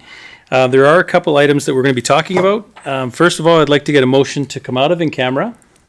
Councillor Hanley? I move that we come out of camera at 7:04 p.m. Thank you. All in favor? Carried. Fantastic. All right, we have a couple items on our business that coming out of in-camera. Do you want to start with the motion that we have on the screen? We can do that. That's good? Start with the fire halls, okay. All right, if I can get a councillor to read the motion onto the record. Councillor Funk? Motion that council directs City Director of Community Growth and Infrastructure and Administration to investigate the feasibility of potential fire hall sites, temporary and permanent, and return to council with viable options. Thank you. Councillor, are there any comments or questions? All in favor? Carried, thank you. All right, our next motion. Go ahead, Paul. Councillor Funk? Motion that council direct the mayor to contact all affected parties by the construction of the proposed Chestermere Recreation Center with a statement from council that the city will not be removing pre-existing sports and recreation structures and outdoor facilities until the city has developed a plan for replacement. Are there any comments or questions from council? All in favor? Carried, thank you very much.